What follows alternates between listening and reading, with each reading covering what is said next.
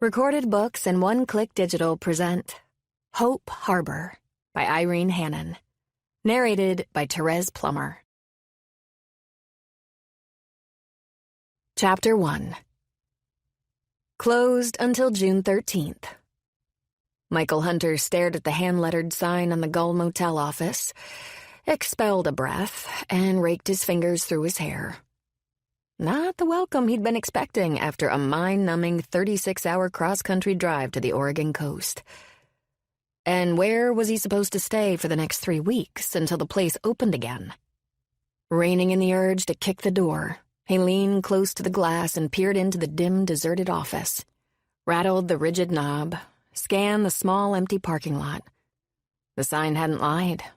This place was out of commission. He swiveled toward the marina down the hill, where boats bobbed in the gentle swells. The motel might be a bust, but at least Hope Harbor was as picturesque as promised. Planters overflowing with colorful flowers served as a buffer between the sidewalk and the sloping pile of boulders that led to the water. Across the wide street from the marina, quaint storefronts faced the sea. A white gazebo occupied a small park where the 2-block-long crescent-shaped frontage road dead-ended at a river. More shops lined the next street back, many adorned with bright awnings and flower boxes. The town was exactly what he'd expected, but with the only motel closed, it didn't appear he'd be calling it home during his stay in the area. A prick of anger penetrated his fatigue. Why had the clerk let him book a room if the motel was going to shut down for several weeks? And why hadn't someone corrected the mistake in the 30 days since he'd put down his deposit? If shoddy business practices like this were indicative of the much-touted laid-back Pacific Northwest lifestyle, the locals could have it, especially since such sloppiness meant he was now going to have to find another place to rest his very weary head. He reached for the phone on his belt, frowning when his fingers met air. Oh, right. He'd taken it off as he'd rolled out of Chicago 2 days ago. A very deliberate strategy to make a clean break from work. Wasn't that the point of a leave of absence, after all? But the cell was close at hand. Back at his car, he opened the trunk, rooted around in the smaller of his 2 bags, and pulled it out. 3 messages popped up once he powered on, all from the Gull Motel. He played the first one back, from a woman named Madeline, who identified herself as the manager. "Mr. Hunter, I'm afraid we've had an electrical fire and will be closing for about 3 weeks for repairs.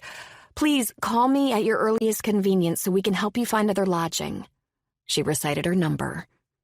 The second and third messages were similar. So, the shutdown had been unexpected, and someone had tried to call him. Slowly, he inhaled a lungful of the fresh sea air, forcing the taut muscles in his shoulders to relax. Driving for 15 hours, 2 days in a row, and getting up at the crack of dawn this morning to finish the trip must have done a number on his tolerance. Giving people the benefit of the doubt was much more his style. Besides, he was used to operating on the fly, finding creative solutions to problems. Glitches never fazed him. His ability to roll with the punches was one of the things Julie had loved about him. Julie. His view of the harbor blurred around the edges, and he clenched his teeth. Let it go, Hunter. Self-pity won't change a thing. Move on. Get your life back. It was the same advice he'd been giving himself for months, and he intended to follow it. As soon as he figured out how. Fighting off a wave of melancholy, he tapped in the number the woman had provided, his index finger less than steady on the keypad. For a moment he examined the tremors, then shoved his hand in his pocket. He was tired, that's all. He needed food and sleep, in that order. The sooner the better. Things would seem brighter tomorrow. They had to. If this trip didn't help him sort out his life, he was out of options. While the phone rang, he looked toward the harbor again, past the long jetty on the left and the pair of rocky islands on the right that tamed the turbulent waves and protected the boats in the marina. His gaze skimmed across the placid surface of the sea, moving all the way to the horizon where cobalt water met deep blue sky. From his perch on the hill, the scene appeared to be picture perfect. But it wasn't. Nothing was. Not up close. That was the illusion of distance. It softened edges, masked flaws, obscured messy detail. It also changed perspective. If he was lucky, this trip would do all those things for him, and more. "Mr. Hunter, this is Madeline King. I've been trying to reach you." He shifted away from the peaceful panorama and adjusted the phone against his ear. "I've been traveling cross-country and my cell was off. I'm at the motel now. What can you suggest as an alternative?" "Unfortunately, there aren't many options in Hope Harbor, but there are a number of very nice places in Coos Bay or Bandon." As she began to rattle off the names of hotels, he stifled a sigh. He hadn't driven all the way out here to stay in either of those towns. He'd come to spend time in Hope Harbor. "Isn't there anything closer?" At his abrupt interruption, the woman stopped speaking. Not anything I'd recommend. I could probably find you a B&B that's closer, but those are on the pricey side. Most people book them for a night or two at most, and I believe you intended to stay for several weeks. Plus, B&Bs tend to be geared to couples." Good point. A cozy inn would only remind him how alone he was. "Okay, why don't you line me up with some place for a few nights while I decide what I want to do? Bandon would be my preference, since it's closer." "I'll get right on it." "Don't rush." He inspected the 2-block-long business district, such as it was. "I'm gonna wander around town for a while and grab a bite to eat." "Sounds like a plan. And again, I'm sorry for the inconvenience." Once they said their goodbyes, he grabbed a jacket from the back seat and locked the car. The midday sun was warm, but the breeze was cool, by his standards anyway. Perhaps a slight nip in the air was normal for Oregon in the 3rd week of May, though. Stomach growling, he started down the hill. If he weren't famished, he'd head the opposite direction and check out the big, empty beach at the base of the bluffs on the outskirts of town that he'd spotted as he drove in. A walk on the sand past the sea stacks arrayed offshore would be far more enjoyable than wandering along. He glanced at the street sign as he arrived at the bottom of the hill. Dockside Drive.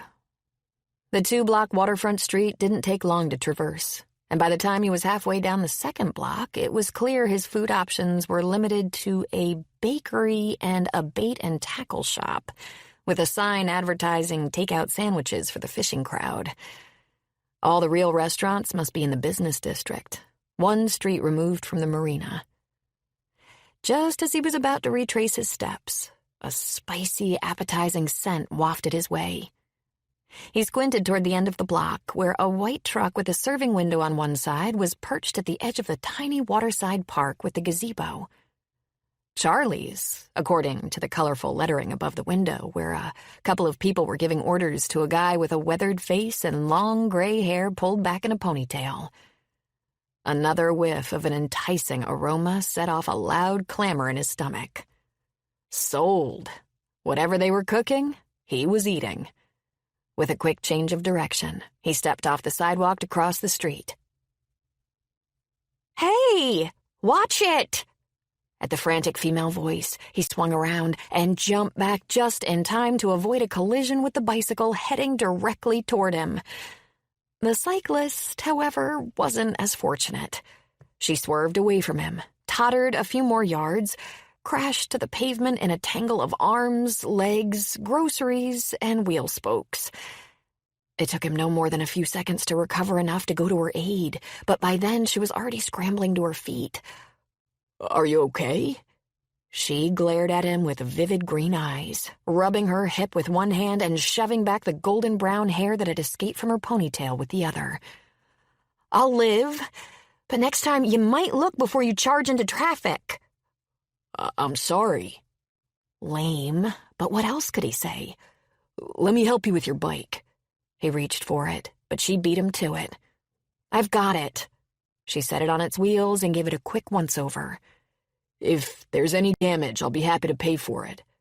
She lowered the kickstand. It's in better shape than my groceries. Expression peeved, she surveyed the broken eggs on the pavement, then began gathering up the canned goods that had rolled a few yards away. While she corralled the wayward tins, he picked up a package of ground beef and a semi-mashed loaf of bread.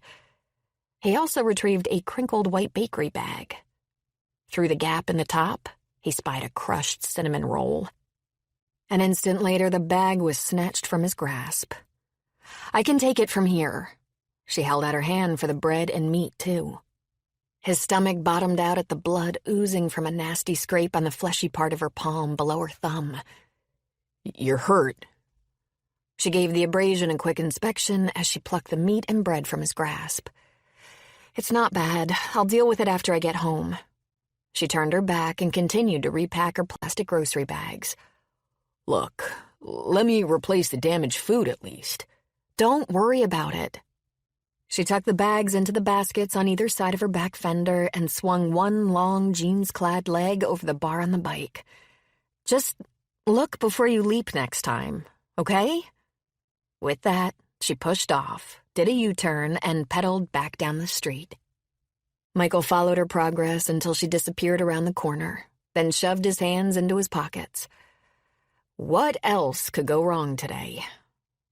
Appetite evaporating, he detoured to one of the benches spaced along the waterfront. Nice of the town to provide a spot for residents and visitors to chill out and let their cares melt away. Except his didn't.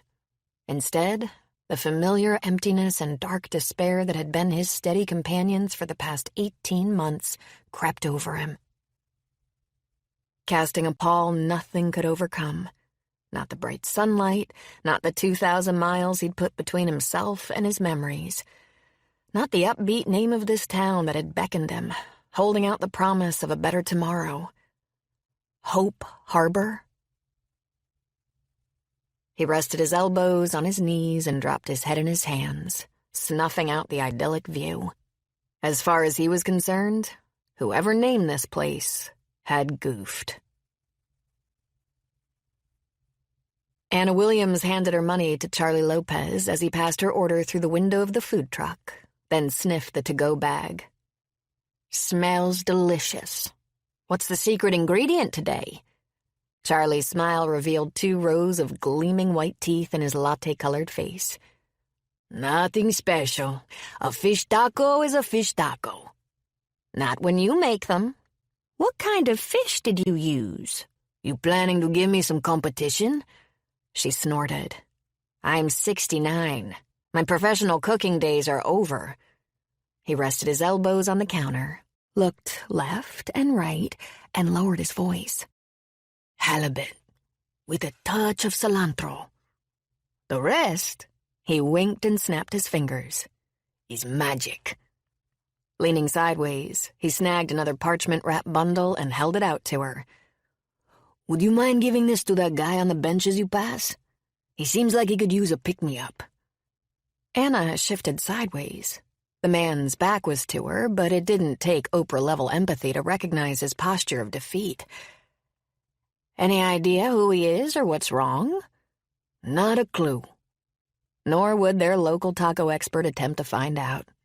The man didn't miss a thing that went on in town, yet he never asked questions, never gossiped, never passed judgment. Maybe that's why they got along. "I guess I could give it to him." She took the extra order. "You want me to pass along a message, too?" "Yeah." Charlie grabbed a slip of paper, scribbled a few words, and folded it in half. Resting an elbow on the counter, he leaned across and tucked it in a fold of the parchment paper. "I take the tacos over myself, but I've got more customers on the way." He gestured behind her as several guys in hard hats crossed the street, heading their way. "That repaving on 101 might be annoying for drivers, but it's been a boon for my business."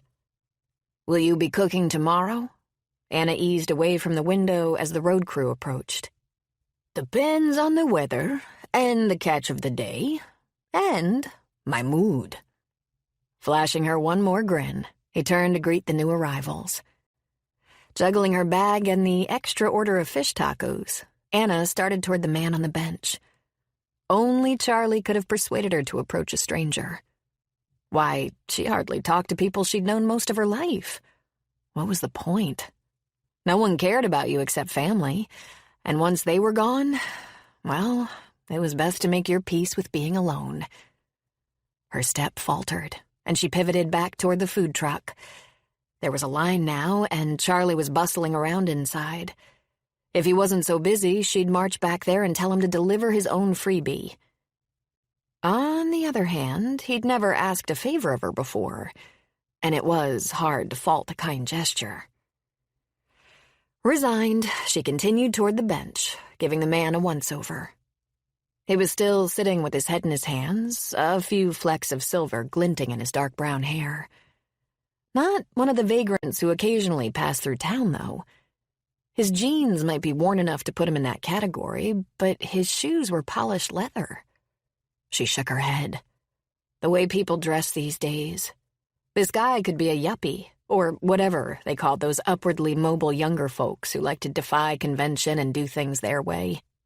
For all she knew, he was some Silicon Valley startup executive who'd taken a road trip up the coast to bemoan the loss of $1 million deal.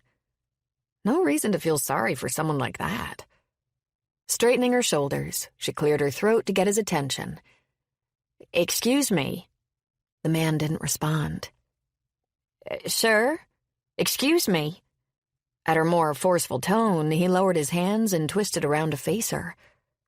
Instantly, the air whooshed out of her lungs. Was that?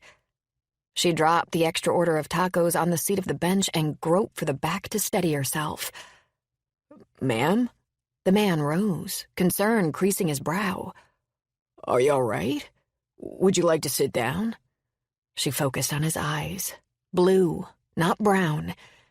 It wasn't John. Of course it wasn't. John hadn't set foot in this town for almost 20 years, nor was he likely to ever again.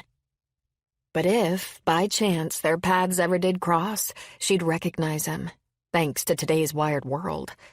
And except for the eyes, this stranger could be his double. Same color hair, same build, same mid to late 30s age, same 6'2" height. What a bizarre coincidence. "Ma'am?" She sucked in a shaky breath. "I'm fine. You just, you remind me of someone I haven't seen in quite a while." "Why don't you sit for a minute?" He picked up the order of tacos she'd dropped, making room on the bench. Easing back, she started to shake her head. She'd be fine as soon as her heart stopped pounding. There was no reason to linger. Yet looking at this man, the resemblance was uncanny. It would be easy to pretend he was John. A powerful yearning crashed over her, stalling her lungs again, but she quashed it at once. Wishing wouldn't change a thing. It was too late for such nonsense. What was done was done. Still, what harm could there be in indulging her little fantasy for a few minutes? "I believe I will." She lowered herself to the bench, perching on the edge. The man retook his seat and held out the order of tacos. She waved it aside. "Those are for you. Compliments of the chef." She hooked a thumb toward the food truck. Surprise flattened his features, and he turned toward Charlie, who touched the brim of his Oregon Ducks baseball cap in salute. "Why?" Her bench partner examined the package. He put a message inside. There. Anna flicked the corner of the folded piece of paper. The man removed it, read the words, and sent Charlie a speculative look. Then he tucked the small slip of paper in his shirt pocket without offering to share the message. Despite her curiosity, Anna curbed the urge to ask him about it. Sticking your nose in other people's business only led to trouble. When the silence lengthened, she opened her bag, pulled out her own parchment wrap bundle, and pointed to his. "Go ahead, dive in. Best fish tacos on the West Coast." As long as she was sitting here, why not eat her own while they were hot and fresh, instead of lugging them home as usual? Besides, eating would give her an excuse to extend their encounter. Slowly, the man unwrapped the paper. They smell great. Charlie's got a magic touch. The man bit into a taco, the tension fading from his features as he chewed. This is amazing. He wolfed down 2 while she worked on her first, slowing only as he picked up the last one. You must have been hungry. She swiped up a glob of sauce that had dropped onto the parchment in her lap.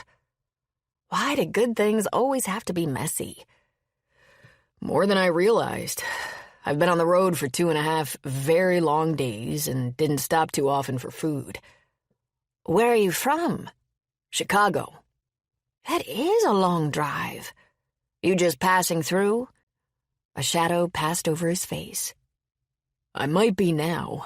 I'd intended to stay for a few weeks, but the motel is closed. They're trying to line up another place in Bandon or Coos Bay, but Hope Harbor was my destination. It won't be the same if I stay somewhere else. I. No mention of a wife, though he wore a ring. Interesting. You've been here before? His eyes shuddered and he went back to eating. No. In the sudden silence, his back-off message came through loud and clear. Fine. People had a right to privacy, especially about painful subjects. They didn't need to be poked and prodded and questioned by nosy strangers, or by well-meaning friends. And pain radiated from this man's pores. Pain that was somehow related to Hope Harbor.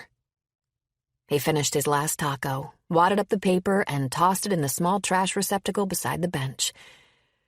Thank you for delivering my lunch. I'll stop by and give my compliments to the chef, too. If I end up staying around, he's got himself a new... He stopped, pulled his phone off his belt, and checked the screen. The manager from the Gull Motel. I guess they found me a place to stay. Excuse me. As he angled away on the seat, Anna finished her second taco and tuned into his side of the conversation. Are you sure there wasn't anything in Bandon? When does it end? But that would mean packing up again Monday. Yeah, I suppose. He sighed and dug through his pockets for a pen and paper. Go ahead and give me the details. While he took notes, Anna rewrapped her third taco for an evening snack. Madeline must have told him about the antique car rally in Bandon this weekend. The way that annual event had grown, every hotel room was probably booked. Her benchmate was going to end up in Coos Bay, much farther away from Hope Harbor than he'd planned. Unless... The idea that popped into her mind was so startling and out of character, she stopped breathing. Where on earth had that preposterous notion come from? Was she crazy? This man was a stranger. He might be a criminal, or a deadbeat, or one of those con men who cozied up to unsuspecting seniors, then took advantage of them. No, scratch that last item. She'd approached him, not vice versa. Nevertheless, why would she even consider making such an offer? Because he looks like John. Her fingers crimped the edges of the package in her lap, the parchment crackling in protest. What a stupid reason to get all good Samaritan-ish.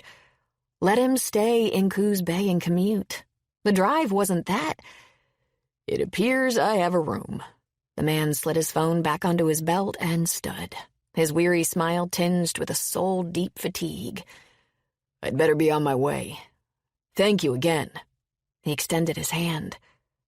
Say goodbye and good luck, Anna, she thought to herself.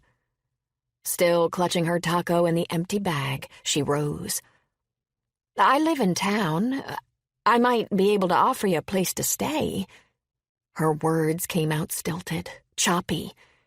His eyes widened slightly and he lowered his hand. I beg your pardon? The man couldn't be any more shocked than she was. That was not what she'd intended to say. Yet for some strange reason, the offer felt right. And in truth, what harm could there be? It wasn't as if he'd be sharing her living space.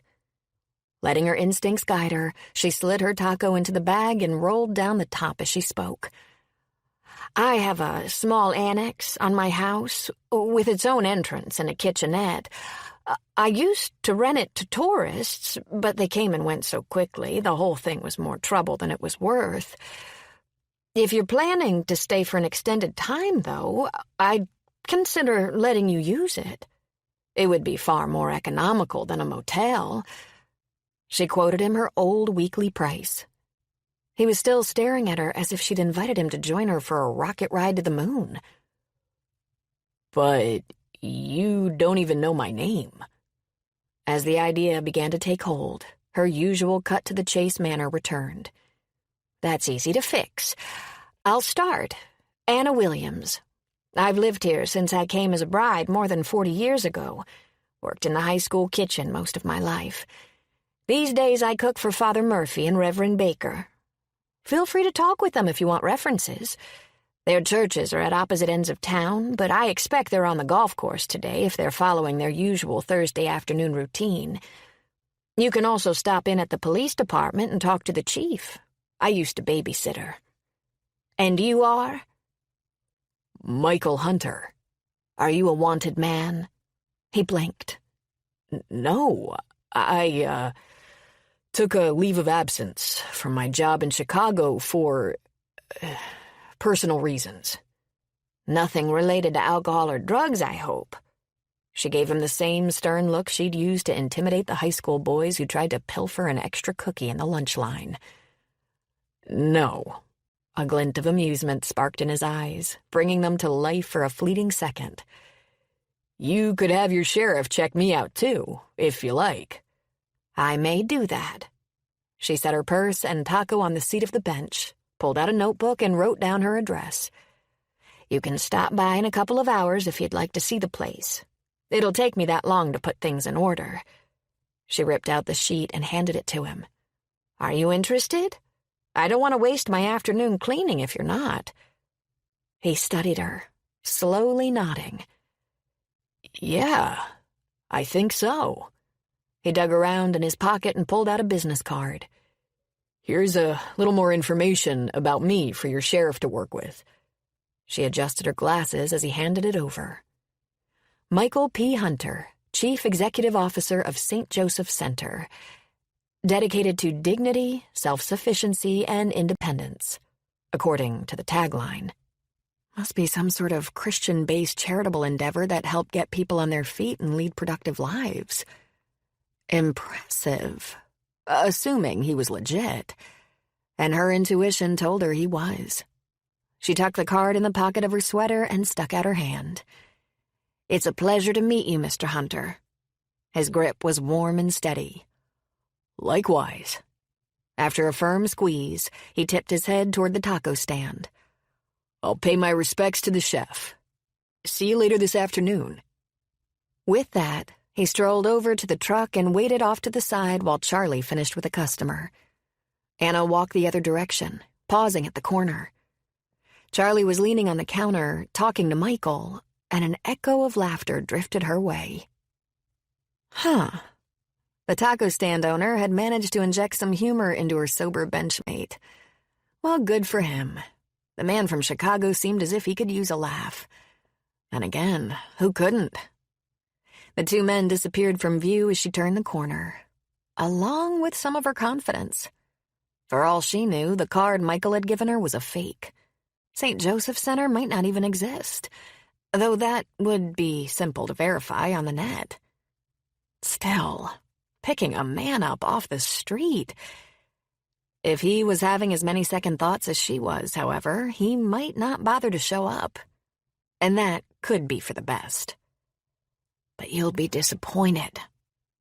Snuffing out the annoying little voice that was the bane of her existence, she picked up her pace. Fine. Maybe she did hope he'd follow through, but his resemblance to John had nothing to do with how she felt. The uncanny similarity might have drawn her to him at first, but the emptiness in his eyes had sucked her in. That young man had come here seeking relief from his pain, searching for answers, perhaps, or resolution or solutions. Why not help him if she could? And if fate was kind, he might succeed far better than she had. because Hope Harbor had offered her none of those things for 20 long years. Chapter 2. Tracy Campbell turned into the drive for Harbor Point Cranberries, wincing as she bounced on the narrow bike seat. Who knew there were so many ruts and grooves on her 2-mile route from town, or that she'd hit every one? And how could she only have noticed them today, after making this trip thousands of times? Then again, she'd never been nursing a black and blue hip or a raw palm, all thanks to an oblivious pedestrian who didn't have enough sense to stay out of traffic. She huffed out of breath and tried to shift her anatomy into a more comfortable position. Unfortunately, there wasn't one. At least she'd almost reached her destination. Keeping one eye on the bumps in the gravel entry road, she surveyed the dike-enclosed cranberry beds on either side, the plants lush with new growth, their pale pink flowers creating a sea of color. Gorgeous. Her favorite season on the farm. Or it would be until fall, when dark red cranberries bobbed to the surface of the flooded beds, creating floating scarlet islands against the brilliant blue sky. Truth be told, every season here had a beauty all its own. For you, anyway. As the stomach-knotting caveat echoed in her mind, she squeezed the handlebars. This wasn't the time to dwell on the past. Not when she was about to share some news with Uncle Bud that had serious ramifications for their future. She spotted him in the bed closest to the house she'd called home for most of her life. It had been sweet of her uncle and his new wife to invite her to move back after they married, but they hadn't put up too much of a protest after she'd teased them that the small bungalow wasn't big enough for her and a couple of honeymooners. Her small rented guest cottage at the edge of town was fine until she had the funds to build her own place here, on this land that had been worked by 3 generations of Sheldons. If the land was still theirs by then. As the kink in her stomach tightened, she raised a hand in response to her uncle's wave. He walked over to join her while she stood her bike near one of the wild rhododendron bushes that dotted the farm. "I didn't expect to see you this afternoon, but unexpected pleasures are the best kind." He pulled off his work gloves and gave her a hearty squeeze. Sucking in a breath, she wiggled free. "What?" He backed off to scrutinize her. "You don't like your uncle's hugs anymore?" "I love them, but I had a close encounter with the pavement after dodging a pedestrian this morning while I was riding my bike home from the grocery store. It left me with assorted colorful souvenirs." She patted her hip and held up her bandaged palm. A shock of gray-streaked brown hair fell across his forehead as he cocooned her fingers between his work-roughened hands, lines of worry creasing his forehead. "You sure you're okay? You didn't hit your head, did you?" Tenderness welled up inside her. From the day he and Aunt Carol had taken her in 22 years ago, they'd treated her like their own daughter. Her birth parents couldn't have loved her more. "No, I'm fine." "The other victim anyone we know?" "Nope, some guy I'd never seen before. A tourist, probably. And he wasn't a victim. He jumped back after I yelled at him and emerged unscathed, which is more than I can say for my eggs." I was going to ask you if you wanted to help me with an insecticide application, but in light of your injuries, I'll let you off the hook. The fireworms thank you." He gave her a mock bow, his clear blue irises twinkling. "You going up to the house to see Nancy? I smelled some sweet treat baking at lunch that ought to be cooling by now." "I might do that, but I need to talk to you first." He gave her a keen look, his weathered face testament to the half-century he'd spent tending these beds day in and day out, no matter the whims of Mother Nature. "We're in serious trouble, aren't we?" At his quiet comment, she squinted at him. "How did you know what the topic was?" The corners of his mouth lifted, but his eyes were sad. "I've never been a numbers guy, but I read the industry news. I may not know the exact dollar amount of our bottom line on a day-to-day basis. That's your department. But I've seen the trend. The price of cranberries keeps falling, and costs keep going up. It doesn't take Einstein to figure out that's a big problem. More and more family-run cranberry farms like ours are disappearing every year." He tightened his grip on his gloves. How bad is it? She gestured to the dike. Why don't we sit? That bad, huh? Let's just say I want to indulge my aching hip. Besides, I brought some financial statements. They're in my bike basket. We could go to the house if you'd rather. No, let's stay here. She gazed out over the terraced beds, the faint droning buzz of the pollinating bees as familiar and comforting as the sea stacks off the beach and the smell of fish tacos at Charlie's. All constants in her life for as long as she could remember. None of them ever changed. Too bad other things did. Here is fine by me. He took a seat on the dike. Refocusing on the present, she retrieved the folder and dropped down beside him.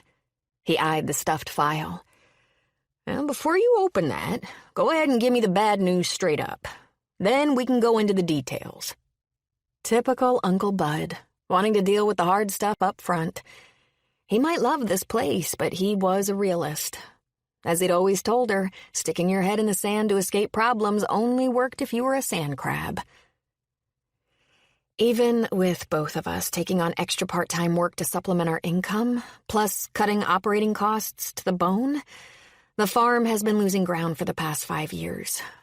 If that trend continues, we'll barely break even this year. And next year, we'll be in the red. She rubbed her forehead. I love this place as much as you do, but I don't know how we can continue to operate on these margins. Are you thinking we should sell out to a bigger grower who's all about economies of scale and mechanization? His tone remained conversational, but his nostrils flared. She tugged at a renegade runner from one of the plants. That's one option, but I'd like to keep it as a last resort. I won't argue with that. These 70 acres are my life. He scanned the fields around them. I can't imagine letting some big, faceless operation take over. Your grandfather and grandmother sweated blood 60 years ago to plant their first 8 beds, and the next 4 weren't any easier. All I ever knew growing up was cranberries. Even as kids, your father and I weeded in the spring and summer and harvested in the fall. You did the same. He shook his head. It'd be a shame to let that legacy die. I agree. She smoothed a finger along the dog-eared edge of the file she'd been working on late into the night for the past few days. But the numbers don't lie, and there's nowhere to cut. We already run a bare-bones operation, and our equipment is getting old. Aren't we all? Much as I hate to admit it, the work seems harder with every new growing season. Uncle Bud sighed and surveyed the blossoming beds around them. You know, maybe we should let this place go. I don't want to saddle you with a losing proposition, plus a boatload of debt. You're young and smart and well-educated. There's a whole world out there that could offer you an easier, better life. She shook her head. I've sampled that world.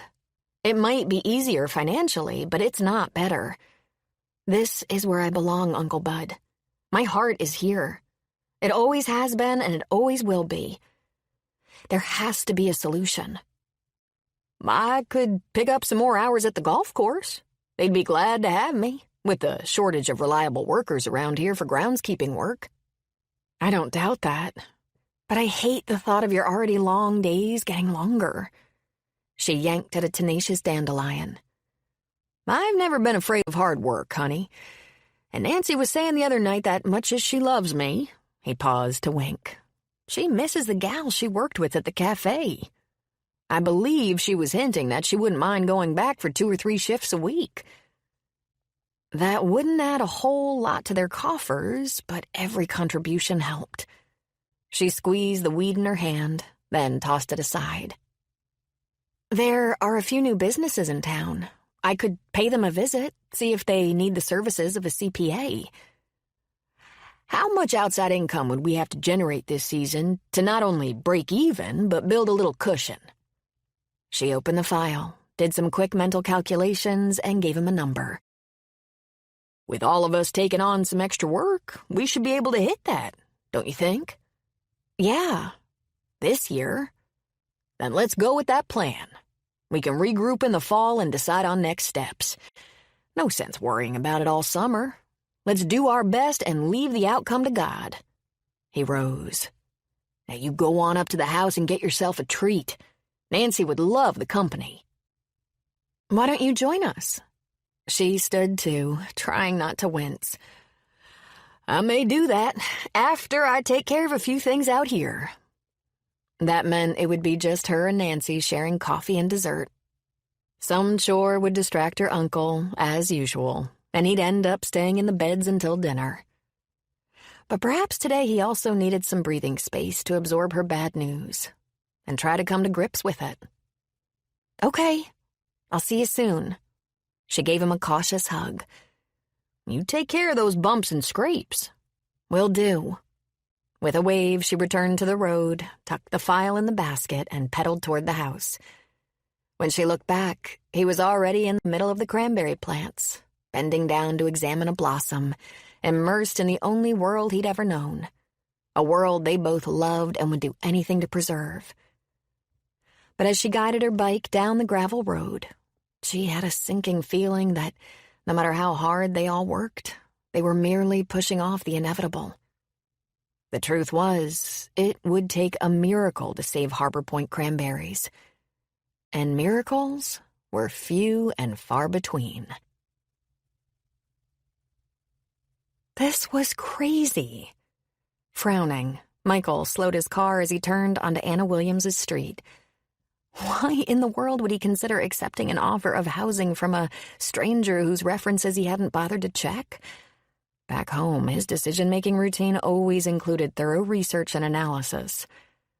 But Hope Harbor wasn't Chicago. Nor was it the quiet, peaceful destination he'd expected to find at the end of his long journey. Instead, he'd been greeted with an unwelcome surprise at the motel, a near calamity with a bicyclist, a free lunch from a philanthropic taco maker, and a lodging proposition from a stranger. No wonder he was feeling off balance. He dug in his shirt pocket for the slip of paper with Anna's street number, but pulled out the cryptic message from Charlie instead. Easing to the side of the road, he flipped it open with one hand and reread the Bible citation. Job, chapter 14, verse 7 through 9. Strange. The man hadn't struck him as the religious type during their chat. Curiosity piqued, he pulled out his phone. Might be interesting to see what that passage was all about while he dithered over Anna Williams's offer. Once the chapter opened, he scrolled down and read the verses Charlie had called out. For a tree there is hope. If it is cut down, it will sprout again. Its tender shoots will not cease. Even though its root grow old in the earth and its stump die in the dust, yet at the first whiff of water it sprouts and puts forth branches like a young plant. Michael skimmed the unfamiliar passage again, his grip tightening on his cell. How had the taco man discerned that a stranger on a bench was nursing a withered heart and spirit? And how had he known the perfect passage to offer? It was far more uplifting than the oft-quoted verses from Psalms or Matthew that were typically cited when words of consolation or hope were needed. Weird. If every day in Hope Harbor was this unnerving, it might be best to move on after all. He tucked the slip of paper back in his pocket, pulled out the one Anna had given him, and tapped it against the steering wheel. Maybe he ought to chuck this whole thing and head for the place the woman from the Gull Motel had found for him. No, it would be rude to stand up a kind stranger who'd spent the past couple of hours cleaning. But he wasn't obliged to rent the place. If he got any more strange vibes, he could and would walk away. Accelerating again, he continued down the street until he spotted the white-frame Cape Cod that matched the address she'd given him. The promised annex on the right side. Roses bloomed beside the columns supporting the small front porch, and the property was surrounded by a weathered picket fence. The street was quiet, and the place was tidy, well-maintained, and within walking distance of the harbor. So far, so good. He set the parking brake, and as he slid from behind the wheel, a movement inside the front window caught his eye. Anna, or the husband indicated by the wedding ring she'd worn, no doubt wondering what had possessed his wife to recruit a lodger from a park bench. In her spouse's place, he'd certainly be on his guard. Michael pushed through the gate and arrived at the porch in a few long strides. Anna answered on the first ring, but only opened the door halfway. "I wasn't sure you'd show." I did have a few second thoughts. Candor deserved candor. "Join the club." She waved a hand toward the side of the house. "I'll meet you by the entrance to the annex. It's in the back." She shut the door in his face. A moment later, the lock clicked. Huh. The woman was as cautious as he was about this arrangement. Some of the tension in his shoulders slackened. If she was wary about him, a reasonable reaction by an honest, law-abiding citizen, she wasn't some nutcase. And in this small seaside town where bicyclists injured in accidents didn't threaten to sue, and taco makers doled out free food along with a healthy helping of hope, an offer of hospitality from a kind but guarded stranger suddenly didn't seem so odd. He turned, descended the steps, and circled the house. At the edge of the annex, he paused. The back of the Cape Cod was as well kept as the front. Grass neatly clipped, a table and solitary chair centered on an uncluttered patio, prune bushes spaced around the yard. If the accommodations were as meticulous as the exterior of the house, he might just quash his big city caution and go for it. Anna pushed open the sliding door at the back of the house, exited, and met him at the annex. After fitting a key in the lock, she opened the door and waved him in. "Take your time. When you make a decision, knock on the back door." With that, she retraced her steps and disappeared into the house. One thing he wouldn't have to worry about, if he stayed, was a talkative landlady. A strong selling point, since he hadn't come here to meet people or make new friends or socialize. Snap decisions might not be his usual forte, but once he crossed the threshold of the annex, he was 95% certain this was the spot for him.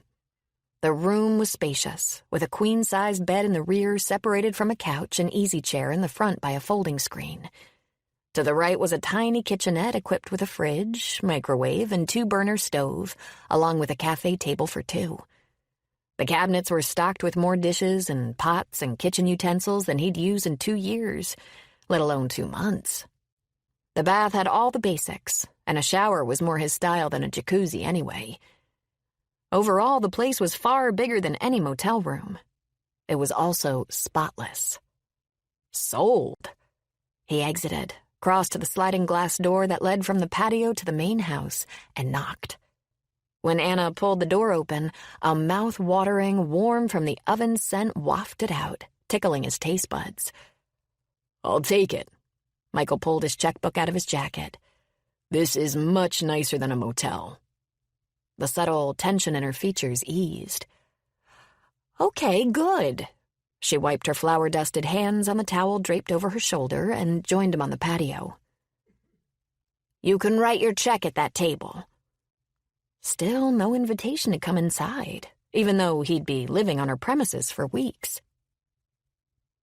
Wary as she was, she'd surely had her friend the police chief run some basic information, and knew he wasn't some reprobate. Yet she didn't want him in her house. Curious. He moved to the chair, sat, and flipped open the cover of the checkbook. "How much would you like up front? I'm planning to stay about 6 weeks, give or take a few days." "Let's go 2 weeks out, in case one of us changes our mind." A sensible suggestion, but he doubted any change of heart would be on his end. "Fair enough." He wrote in the amount, signed the check, and handed it over.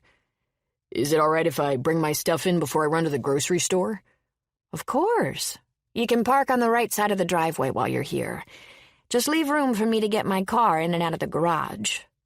Oh, the rental also includes weekly house cleaning, on Saturday afternoons, unless that day is a problem." An unexpected bonus.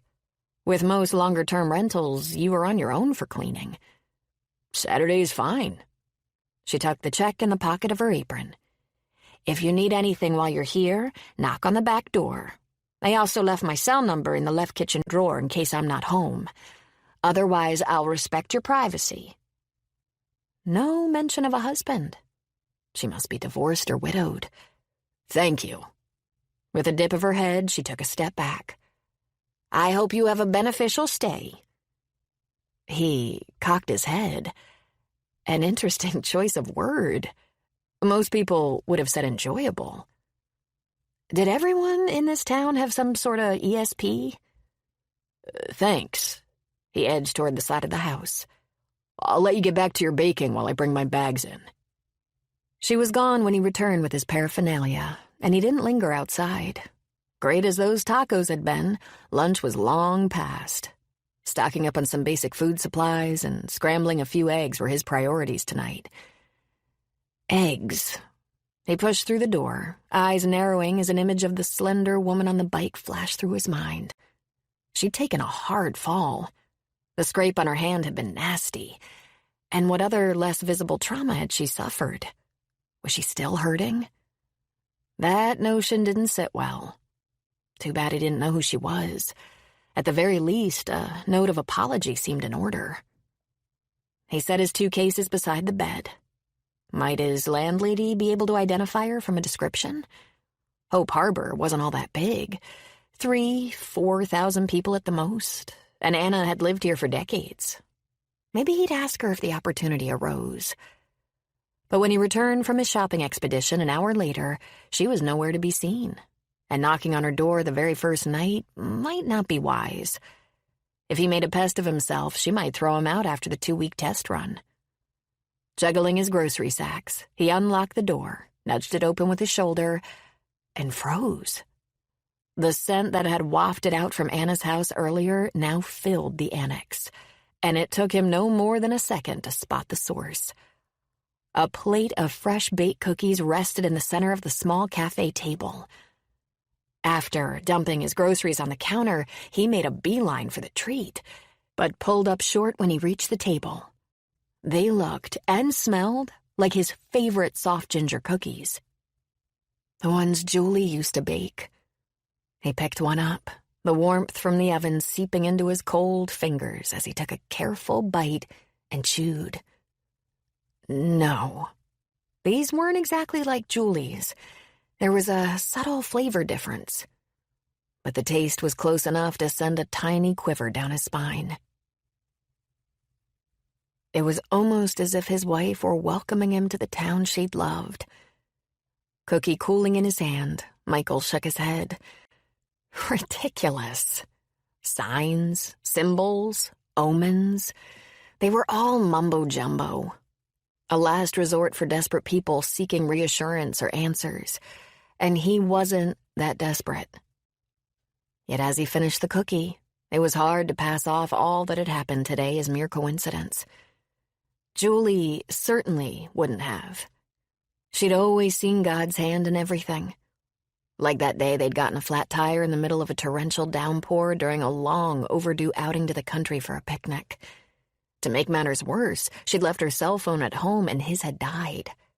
The icing on the cake? Their spare tire had been low on air. While he'd griped and grumbled, she'd patted his arm and reassured him it wasn't the end of the world. The rain would stop eventually, and meanwhile, why not turn on the emergency flashers and enjoy their picnic in the car? She'd finally coaxed him back into a better humor, and as they'd started on dessert, the rain did taper off. A passing motorist stopped to see if they needed help, then called a road service for them. "This may have been your lucky day." The older man had pocketed his phone as he spoke. Michael hadn't tried to hide his skepticism. "I can't see how a flat tire qualifies as lucky." Well, I don't know where you folks were going, but there's a bad accident about 14 miles up the road. Real bad. He grimaced, shaking his head the direction he'd come from. The way they were heading. Multi-car. It looked to me like there were fatalities. If nothing else, the flat kept you out of that traffic snarl. But it might also have kept you out of the accident. Julie hadn't said a word, but in the silence that fell while they waited for the road service truck to arrive, he'd known she was thanking God for keeping them safe. and praying for those in the accident who hadn't fared as well. And as he moved to the cabinets in Anna's annex and began putting away his groceries, Michael knew exactly what she'd say to him if she were here now. "I'm sorry your visit has gotten off to a rough start, but give the place a chance. Everything happens for a reason. Trust in God and go with the flow." He slid the eggs into the refrigerator, not certain the woman on the bike would agree with that sentiment as she nursed her bruises and scrapes. But for now, he was going to do his best to chill out, take this visit a day at a time, and give Hope Harbor a chance to live up to its name. Chapter 3. As the congregation launched into the refrain of the final song, Michael gave up any pretense of singing and stuck his hymnal in the slot on the pew in front of him. He didn't belong here. Just because he'd spotted this small church while exploring the town over the past 2 days, and just because this was where he'd have been if Julie were with him, didn't mean he should have come alone. Sunday services hadn't been part of his life for the past 18 months, nor had they been on his itinerary for this trip. The last resounding chords of the organ died away, and he fell in with the crowd exiting the pews. A few people gave him a polite nod and smile, but no one said more than a simple hello. Not a problem. He hadn't come to church today to socialize, nor, in all honesty, had he come to commune with God. He was only here because this was where Julie would have wanted him to be on his first Sunday in Hope Harbor. But without her by his side, the experience had been as flat as a glass of soda that had lost its fizz. The songs had been pleasant, the scripture readings familiar, the sermon well-organized and well-delivered, but he felt emptier now than he had when he'd walked through the door. Because attending church was supposed to uplift, not depress. Next Sunday, he was sleeping in. Shuffling along with the crowd, he emerged into a day as gray as his mood. The coy Oregon sun might poke through at any moment and dispel the gloom, as it had yesterday, but nothing would brighten his world. Spirits plummeting, he stepped out of the line of people waiting to greet the minister and zipped up his windbreaker. Small talk was even lower on his agenda than attending church. A lot of the congregants were surging toward a table on the lawn where coffee and donuts were being served, but he downed his morning allotment of caffeine while he shaved, and the thought of ingesting a sugar-coated lump of fried dough turned his stomach. A walk on the beach sounded much more appealing. As he prepared to make his escape, he glanced toward another table a few feet away from the coffee and bakery treats. The milling congregants blocked most of his view, but it must be the sign-up booth the minister had mentioned for some sort of charitable endeavor the church supported. Smart marketing, to put it close to the free donuts, and... The crowd parted for an instant, and he froze as he caught a quick glimpse of wavy golden-brown hair. The same color as the bicyclist's. Could that be her? Although he leaned sideways to get a better view, the crowd didn't cooperate. Tucking his hands in the pockets of his jacket, he edged closer. If he was patient, a line of sight would eventually open up. Less than 30 seconds later, he had the answer to his question. Yes, it was the same woman. She looked different today, though, with her hair falling in soft waves around her shoulders, her subtle makeup drawing attention to her large eyes and soft lips, her crisp green blouse and slim khaki slacks flattering her slender figure. And if he'd had any lingering doubts about her identity, her bandaged hand, not to mention her slight wince when the other woman behind the table bumped her as she leaned across to retrieve some sort of brochure, chased them away. Maybe his church attendance this morning hadn't been a total loss after all. Now he could issue a better apology than the one he'd offered on the fly in the street on Thursday. Plus, he wouldn't have to bother his reclusive landlady for an ID of the victim. All he had to do was stick around until the crowd thinned, then approach the woman. While he waited for his opportunity, he leaned against a tree trunk and busied himself with his cell to discourage unwanted conversation. 10 minutes later, as the churchgoers began to disperse, he made his move. The woman was alone behind the table now, crouched down as she stowed some material in a box at her feet, most of her body hidden by the "Lend a Hand to Helping Hands" banner that hung in front of the table. Excuse me." Her chin jerked up, and as recognition dawned in her eyes, she tottered.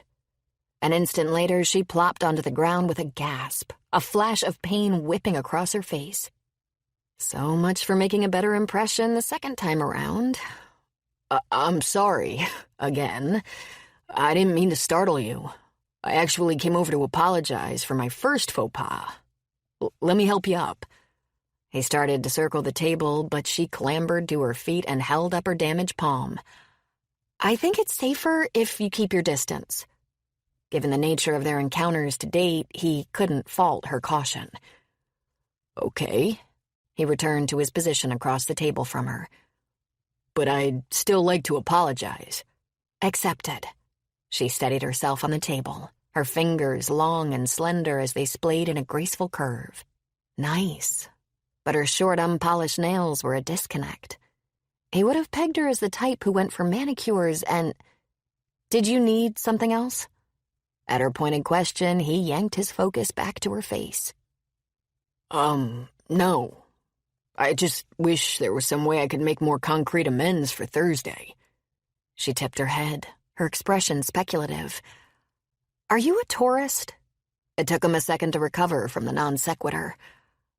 Sort of, but on a longer-term basis. "How long?" I plan to be here for a few weeks." Now it was his turn to be curious. "Why?"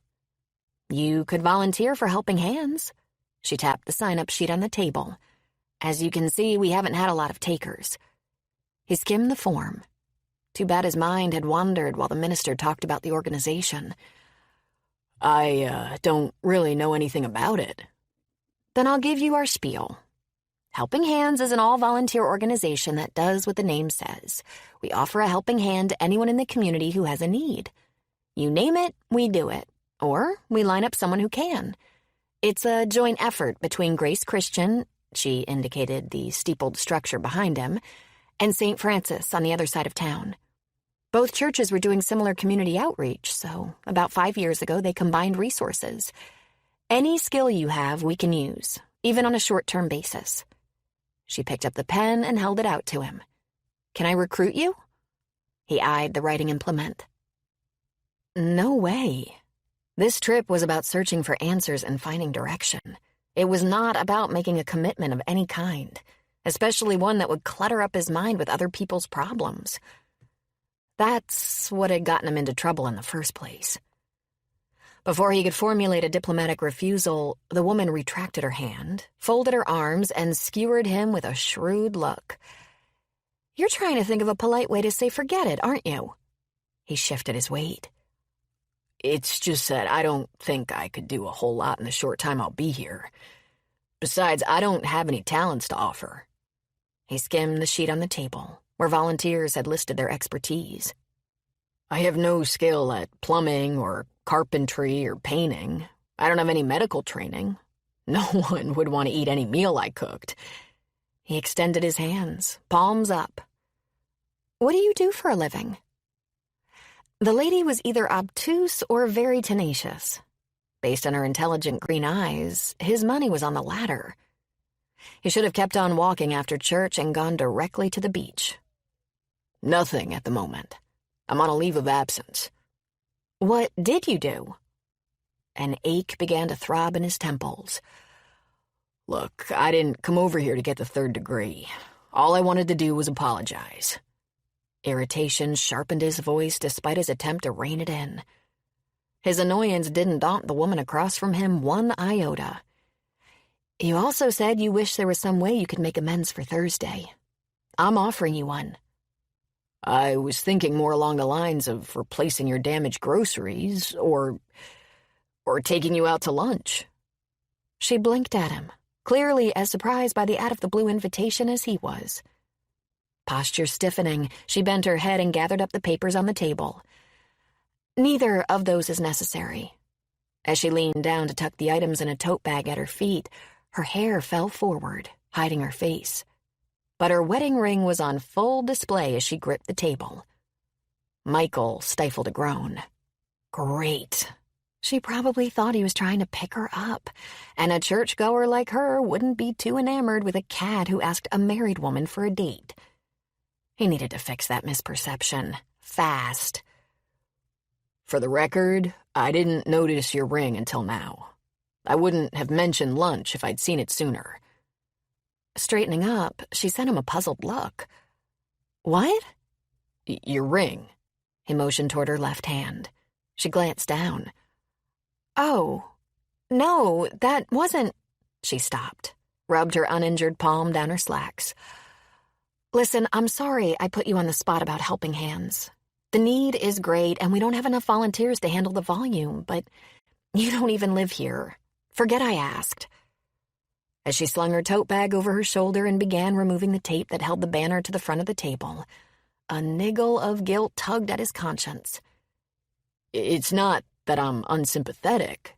He moved to the opposite end of the table and pulled off some tape, too. It sounds like a very worthwhile endeavor. It is. I've been involved for 2 years as a volunteer, but joining the board last year was eye-opening. Even though Reverend Baker and Father Murphy, do their best to provide oversight and coordination, they have a lot of other responsibilities and rely on the lay board to handle most of the day-to-day operation. Frankly, with the requests accelerating, I think we're in over our heads. None of us can give the organization more than a few hours a week, and that's not cutting it. They met at the middle of the table. She removed the last piece of tape, lifted her chin, and his heart stammered. Her green eyes might be troubled, but they were also gorgeous. Another tug of guilt yanked at his conscience, the source entirely different than the first one. He hadn't traveled 2,000 miles to admire another woman, no matter how attractive she was, nor ask her to lunch. There was no room in his heart for anyone except Julie. Merely noticing another woman felt wrong. Dipping her chin, she retreated a few steps. If you'll hold your end, I'll roll this up. Sure. His response came out scratchy and not quite steady. He remained where he was, feeding her the banner in silence. Thanks. She tapped the edge of the roll against the table, secured it with a rubber band, and turned back to him, leaving a gap between them. I hope you have a pleasant stay here. Hope Harbor has a lot to offer. Without giving him a chance to respond, or introduce himself, or apologize again, she did a 180 and crossed to the minister. Within seconds, they were deep in conversation. Get out of here, Hunter. Turning on his heel, he headed the other direction, toward the beach that had already become part of his daily routine. If he was lucky, he'd have the long stretch of sand to himself again today while he strolled. The sea stacked silent sentinels as he stopped to examine an agate or a chunk of driftwood or a piece of kelp. It was a perfect place to relax, think, clear his mind. Except this morning he had a feeling his mind would be occupied with thoughts of the nameless woman from the bicycle incident. The nameless married woman who would be off limits even if he was interested in getting to know her better, which he wasn't. It would be best to forget about her. He'd offered an apology, and she accepted it. That should be sufficient to put the matter to rest, even if he'd rather make more tangible amends. You still can, by volunteering for helping hands, he thought. Picking up his pace, he ignored the prod from his conscience. Not happening. That was the very kind of thing he'd come out here to avoid. It doesn't have to be a huge commitment. Helping with one small task for a few hours might alleviate your guilt about the accident and erase some of the worry from those green eyes. He started up the hill that led to the bluff overlooking the beach, trying to eradicate that suggestion from his brain. It refused to budge. Expelling a breath, he increased his speed. Why had he been born with a conscience that cut him no slack? Especially one that always gave him sound guidance. He could ignore it, as he'd done on occasion, but that usually left him with regrets, and he had enough of those to last a lifetime. The alternative was to do as the woman had asked and pitch in with helping hands. But that didn't feel comfortable either. Why not think about it today, sleep on it tonight? Hope Harbor appeared to be a town filled with surprises. Nothing had gone as expected so far. Who knew what tomorrow might hold? Perhaps even a reprieve from helping hands. Uncle Bud made one final adjustment to the mower and straightened up. She should be ready to roll. I tuned her up over the weekend. You sure you're up to this? Tracy pulled on her baseball cap. With her sore hip, jolting around on the mower over the tops of the dikes wouldn't be her first choice of chores on this Monday morning. But the grass needed cutting, and her uncle was a lot faster at insecticide application than she was. Nevertheless, they'd both be hard at it until sundown. I'm fine. She pulled a pair of work gloves out of the back pocket of her jeans and tugged them on. By the way, I talked to the golf course. No problem on the extra hours, starting later this week. And the cafe was more than happy to put Nancy back on the schedule. Tracy sent him a dismayed look. I feel like a slacker. A helping hands issue came up on Friday, so I didn't get a chance to contact the new businesses in town about accounting work. I'll give it top priority tomorrow. Her uncle cocked his head. Let me guess. Eleanor Cooper ran out of milk or eggs or butter again, then talked your ear off when you delivered whatever she needed. What can I say? She gave him a sheepish shrug. The woman's 87 and mostly housebound. She gets lonely, and no one else on the volunteer list was available. Or willing to give up a chunk of their day. She dismissed his comment with a wave. They're all good people. They were just busy. You are too. Uncle Bud propped his fists on his lean hips. You know, I admire your commitment to that group, but I also worry you're stretched too thin. Your charitable work and this farm can take over your life if you let them. So? She gave him a teasing nudge with her shoulder. I can't think of any better way to spend my days. I can. Or one that's at least as satisfying. Uh-oh. She knew where this was heading.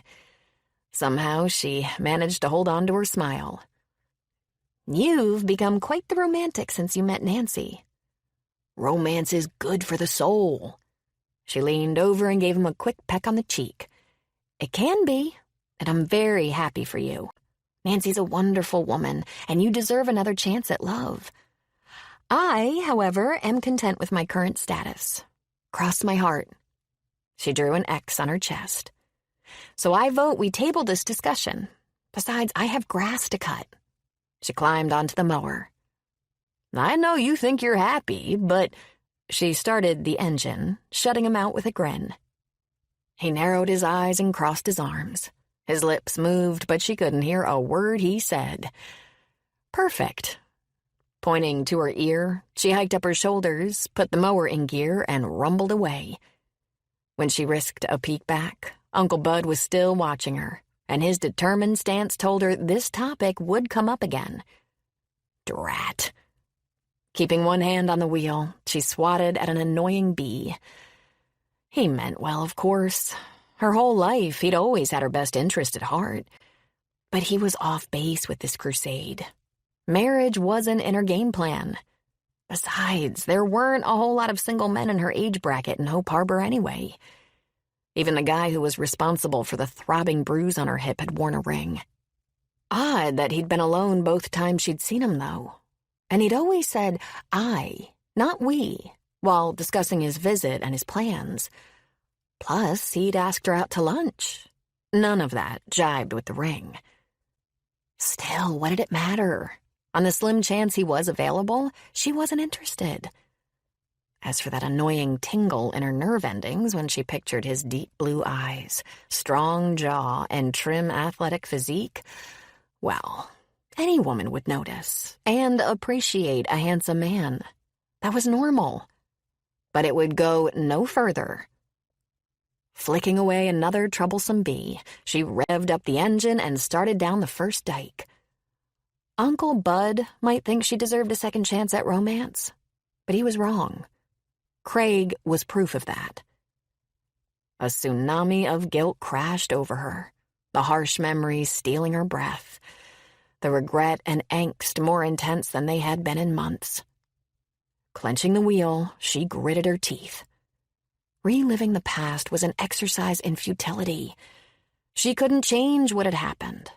All she could do was move on and never forget the painful truth she'd learned from that traumatic experience.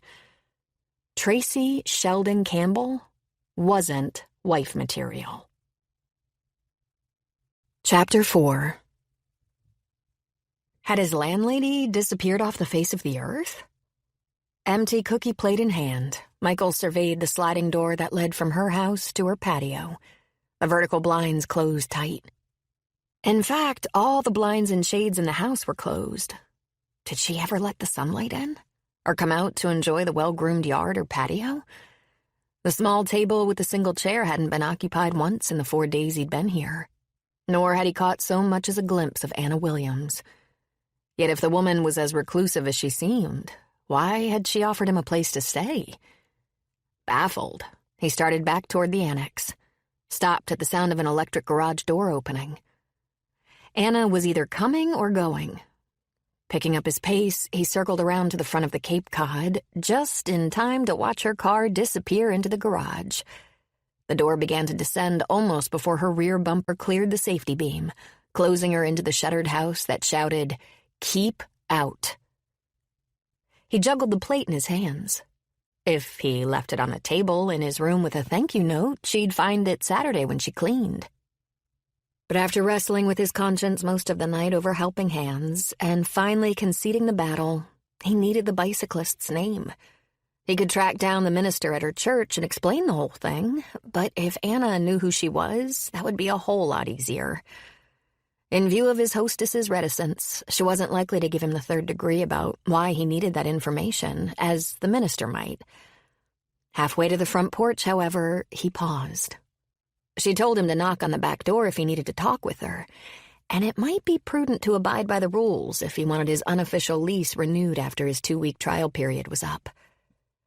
Altering his route, he circled back to her patio and rapped on the sliding door. 30 seconds passed. 45. A minute. Just when he decided she was going to ignore him, the slats on the vertical blinds pivoted and slid to the left. Anna stepped into view, flipped the lock, and opened the door a mere 12 inches. He gave her his friendliest smile. "Sorry to bother you, but I wanted to return this and say thank you. The cookies were great." She took the plate he held out, lips flat. "Father Murphy is partial to that recipe. I bake him some every week, and I didn't think he'd miss a few." She reached for the door to slide it shut. No invitation for further conversation.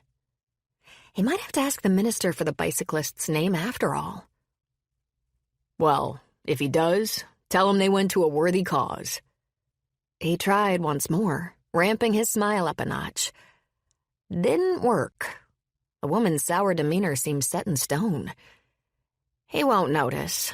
Counting cookies isn't—" A sudden crash from inside the house cut her off. She swung around, hands still on the door. In the murky depths behind her, Michael detected a movement on the floor, peered into the shadows. "Is that a rabbit?" She looked down. "Oh, for goodness sake. I must not have latched the cage properly." Leaving the door cracked, she crossed to the small, quivering cottontail.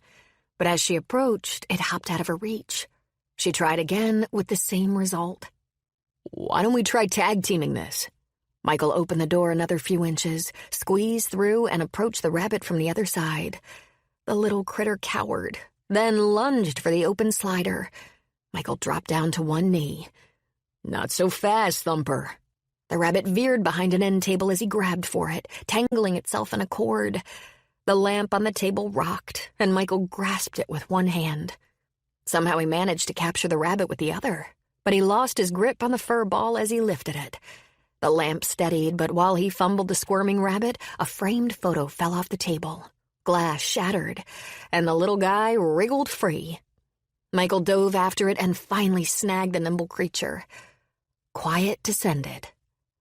After taking a moment to catch his breath, he rose from his prone position, keeping a firm but gentle hold on the bunny. "What this guy lacks in size, he makes up for in speed."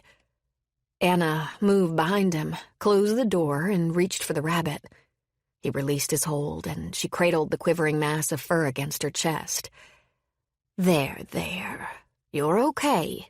She stroked the frightened bunny, her voice soft and comforting. You'll feel much better after you see the treat I got you at the grocery store. Michael stared at the woman. The stern planes of her face, the hard line of her mouth, her no-nonsense manner were gone, replaced with softness, warmth, and affection. Was this the woman she'd once been? And if so, what had happened to steal all the joy and tenderness from her life? I appreciate your help. She transferred her attention from the rabbit to him, and while some of the usual aloofness was back in her tone, a touch of warmth lingered. Enough for him to broach the subject of the bicyclist. No problem. The rabbit began to squirm again, and he tipped his head toward it. He might be happier in his cage until he calms down. Yes, she hesitated. I'll be back in a minute. While she was gone, he straightened the lamp, untangled the cord, and carefully collected the broken glass. Holding the shards in his palm, he picked up the frame, intending to set it back on the table. Instead, he did a slow blink. The young man in the photo could have been him 20 years ago.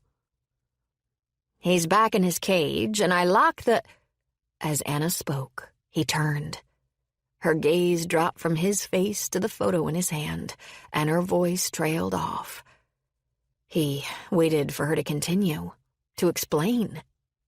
Surely she'd noticed the uncanny resemblance, would comment on it. Yet the silence between them lengthened. At last he set the frame back on the table and held up his handful of broken glass. Is there somewhere I can get rid of this? The trash can, in the kitchen. She twisted her hands in front of her, then angled toward the door behind her, giving him access. He edged past her into a clean but dated room with Formica countertops and avocado appliances. It's on the right, over there. She led him to a plastic trash can beside the counter. As he deposited the glass, he took a quick inventory of what had once been a breakfast room.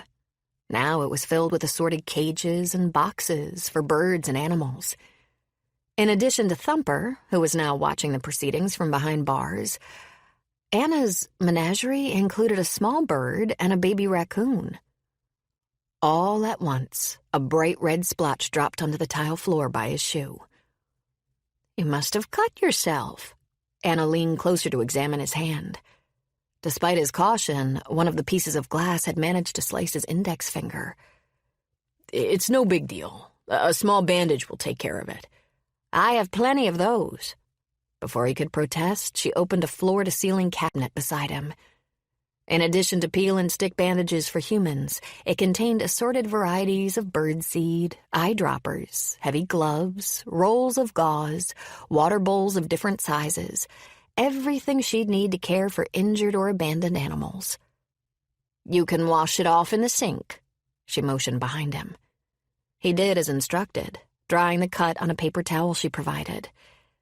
This is an antibiotic cream. She squeezed some onto a bandage, then secured the sterile covering around his finger. Sorry you got dragged into this. I've never had an animal escape. Well, I hope he didn't do too much damage, other than the broken glass in the picture frame. She ignored the opening he gave her to talk about the young man in the photo. Nothing that mattered. I had some flowers on my hearth, but the vase had no sentimental value. Nothing else broke. Except the picture frame. An off-limits topic, it seemed. You have quite a collection here. He gestured to the animal hospital. She shrugged. It's hard to ignore a creature in need, especially the babies. All of these were abandoned in the woods where I walk every day. She gave each of her 3 non-human tenants a brief glance. I'd take them in until they're old enough to survive on their own. I have plenty of room. It's a big house for one person. Have you lived here alone for a long time? Short of asking her directly if she was a widow, he didn't know how else to get that information. Or why it mattered. Except he was curious about this taciturn, reserved woman who had let her guard down for a few brief moments with the rabbit. What lay under the aloof facade she presented to the world? A lifetime. The words quivered, and she turned away to close the supply cabinet. When she spoke again, her voice had regained its usual no-nonsense timbre. Almost 20 years, to be more precise. Thank you again for your help with the rabbit. He was being dismissed, and he hadn't yet broached the subject that had brought him over here in the first place. Glad to be of assistance. He walked through the small den to the sliding glass door, where he stopped. Better spit out his question. Who knew when he'd see her again? I did have another reason for stopping by. I know you've lived in Hope Harbor for decades, and I thought you might be able to give me the name of a woman I need to contact here. I spoke with her after church on Sunday. She volunteers with an organization called Helping Hands.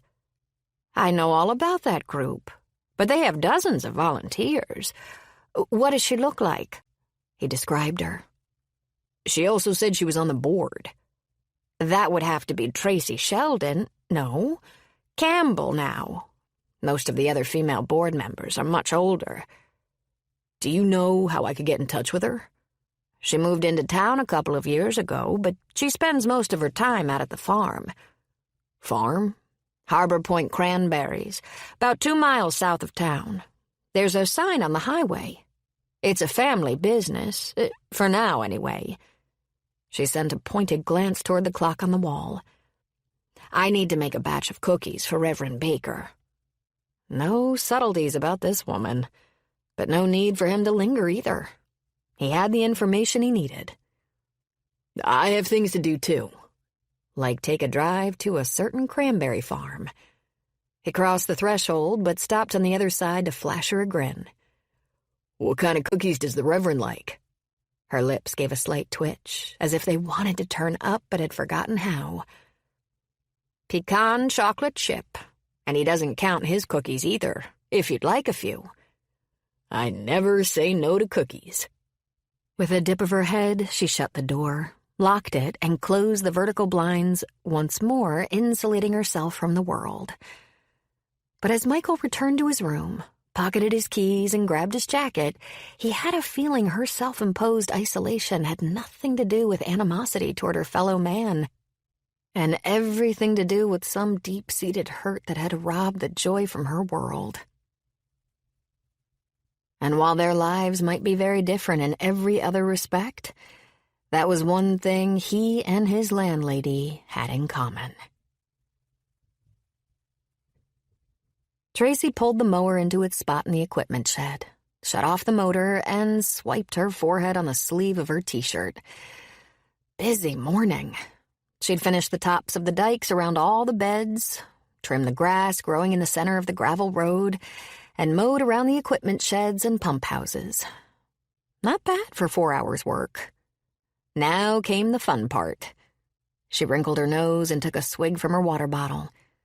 Swinging the weed-eater back and forth on the sides of the dikes might not be on her top 10 list of favorite farm chores, but every bed she and Uncle Bud did themselves saved money, even if they only paid the teenagers they hired from the high school minimum wage. She stretched, took another guzzle of water, and recapped the bottle. In an hour or so, she'd hunt down Uncle Bud and go see what Nancy had on the menu for lunch. First, however, she needed to weed whack. Picking up the weed-eater, she weighed it in her hand. It wasn't all that heavy, and once she got into the swinging rhythm, she'd be able to cover a lot of ground. But there was no way to avoid the sore muscles she'd be nursing tomorrow, thanks to her first grass gig of the season. After hoisting the tool over her shoulder, she exited the equipment shed and trekked toward the first bed, letting the soothing drone of the bees and the occasional call of a bird lull her. Could any place on earth be more peaceful? Or it was peaceful until the faint crunch of tires on gravel intruded on the serenity, followed by barks from Shep and Ziggy as they abandoned their bog rat pursuit to investigate the intruder. She lifted her hand to shade her eyes against the midday sun.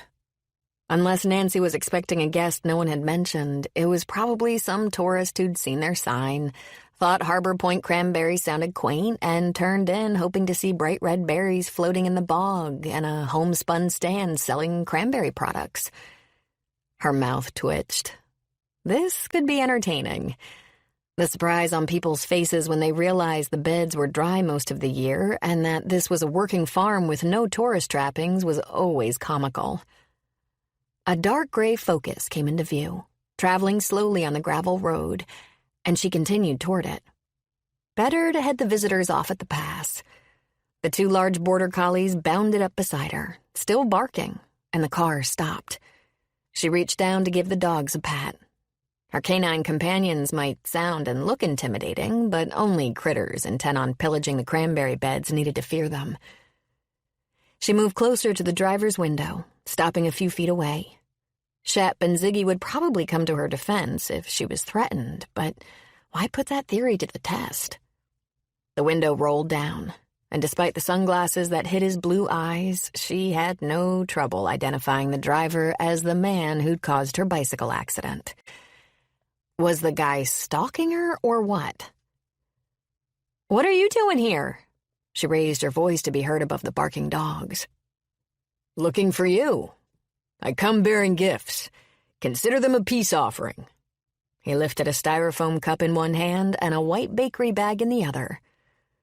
"Will I be risking life and limb if I get out of the car?" He eyed her yapping bookends. "Maybe." She squinted at him. "How did you know where to find me?" "I have my sources. Aren't you curious about what's in here?" He swung the bag back and forth. "No." He studied her for a couple of seconds, sized up the dogs, and pushed the car door open. She took a step back. The 2 collies closed in on him, sniffed around, then muzzled their barks and plopped on their haunches while he gave them a pat. So much for her security shield. But there was no reason to be nervous.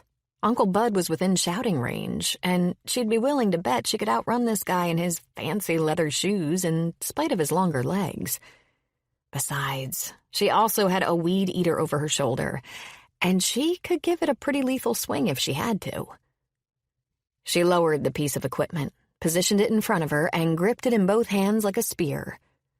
Twin grooves creasing his forehead, the man set the cup on the hood of his car and removed his dark glasses.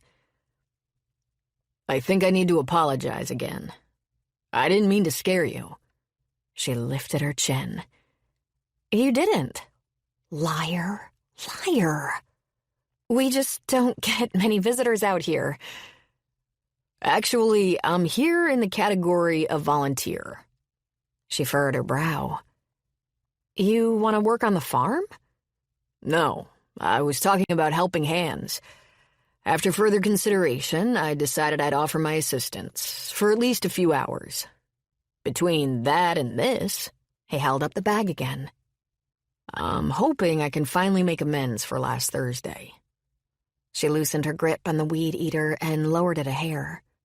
If the man was serious about volunteering, it would behoove her to be a bit more welcoming. "Why did you change your mind?" The question came out conversational rather than confrontational. Good. It seemed like the right thing to do. Not that I have many handy skills, but if you can find one you can use, I'm willing to sign up for a few hours. He held out the bag. We could talk about it while you eat this. She lowered the weed eater to the ground, propped it against her hip, and took the peace offering. The dogs nosed in, but she nudged them back with her legs as she peeked in the bag. A cinnamon roll from Sweet Dreams Bakery, her favorite indulgence.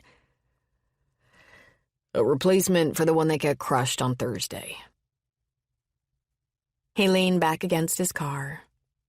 I felt bad about the bread and the eggs, too, but destroying your dessert, that definitely needed to be rectified. No reason to tell him she'd eaten the smashed roll anyway. Thanks. He picked up the cup of coffee and held it out. In case you want to eat it while we talk about helping hands. Shep and Ziggy wandered back toward the cranberry beds, obviously more interested in chasing four-legged interlopers than listening to a human conversation. I don't even know your name. He transferred the cup to his left hand and extended his right. Michael Hunter, from Chicago. I'm staying in town with Anna Williams. I understand she cooks for your pastor." She did a double take. This guy was staying with Anna Williams? How on earth did you manage that? She hasn't rented out her annex in years. I have no idea. I was sitting on a park bench on the wharf, and she joined me. The offer of a place to stay came out of the blue. Not computing. The man might have charisma, not to mention a killer smile, but Anna wouldn't be susceptible to either. Nor would she invite a stranger home. He lowered his hand. You could call her if you want to check my story. Warmth crept across her cheeks. Was she that easy to read? I don't blame you for being skeptical. I would be too in your place. Anna's not the most gregarious person I've ever met. I'll admit I was more than a little suspicious about her offer at first. In hindsight, however, I think it was providential. Once more, he offered his hand. Shall we try again? She wiped her palm on her jeans and took it. Tracy Campbell. His larger hand swallowed her fingers, his grip firm, warm, and somehow reassuring. Is there somewhere we could sit while we talk about helping hands? He glanced around. The dike's my usual spot. She gestured to the earthen wall around the nearest bed and inspected his spotless jeans and crisp cotton shirt. But you're not dressed for sitting on the ground. Dirt washes out. Without waiting for her to respond, he walked over to the earthen bank she'd indicated and sat. Nice to know the man wasn't worried about getting his clothes or his hands dirty. She gave him another discreet perusal as she joined him. He appeared to be in excellent physical condition, a perfect candidate to reattach Eleanor Cooper's guttering, which had been on the helping hands to-do list way too long.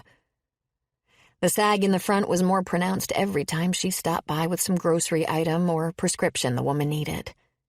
It didn't take a lot of skill to tackle a job like that. She'd do it herself if she had a spare minute, and didn't hate ladders. After dropping down beside him, she opened the bag again. The aroma of cinnamon wafted up, setting off a rumble in her stomach, and she slowly inhaled. Nirvana. She'd ruin her appetite for the lunch Nancy was preparing if she ate the whole thing. But a few bites couldn't hurt. I can hold the coffee while you tackle that. Michael inspected the huge cinnamon roll as she pulled it out and set it on the bag.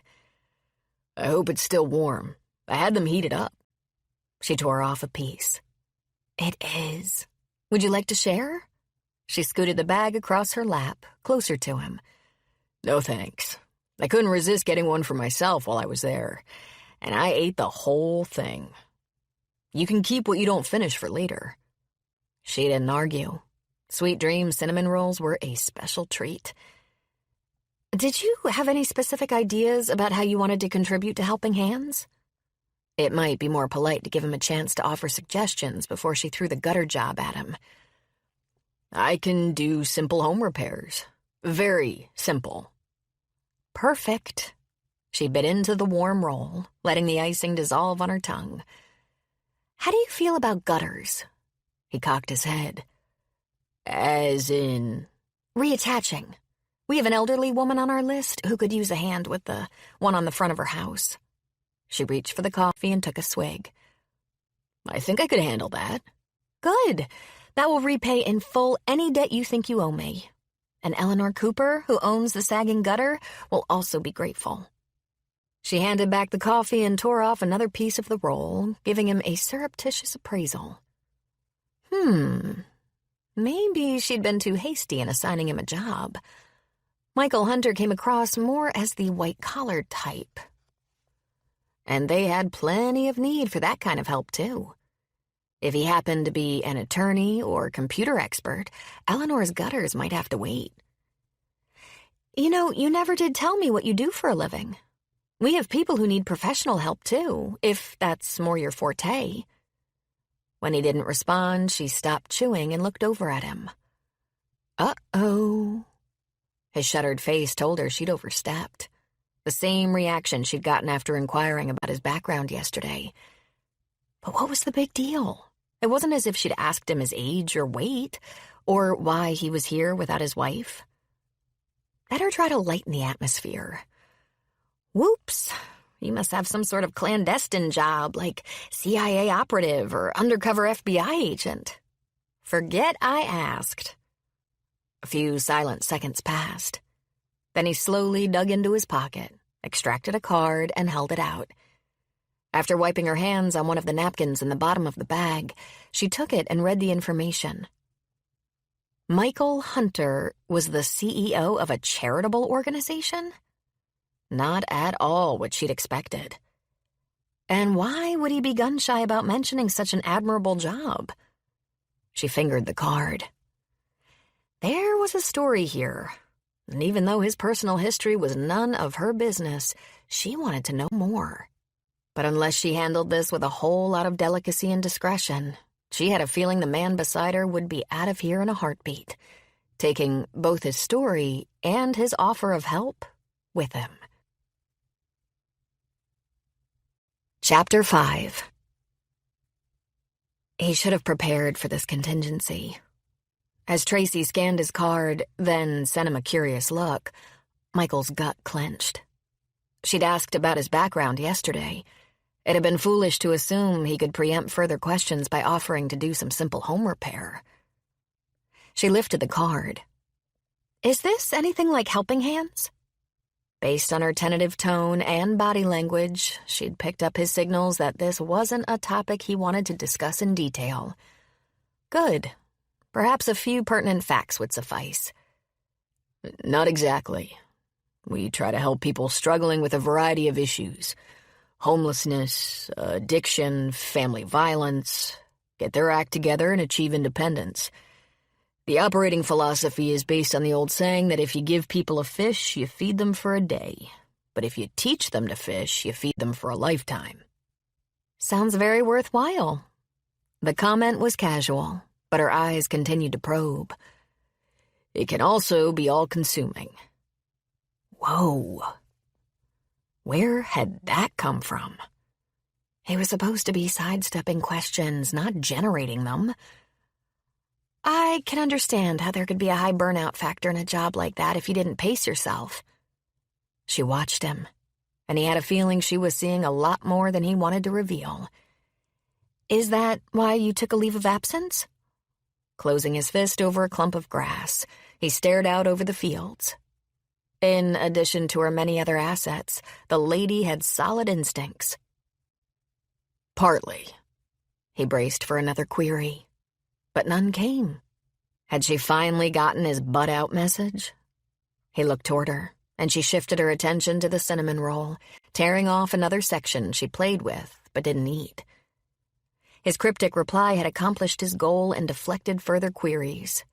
But based on her blush, he'd also made her feel like an annoying busybody.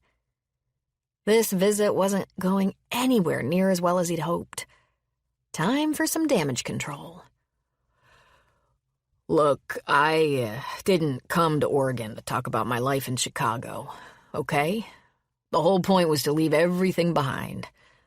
But yes, I burned out in my job, and I also lost my wife 18 months ago. Her head jerked toward him, her eyes wide and filled with shock. Michael blinked. He rarely spoke about that heartbreak even with family or friends.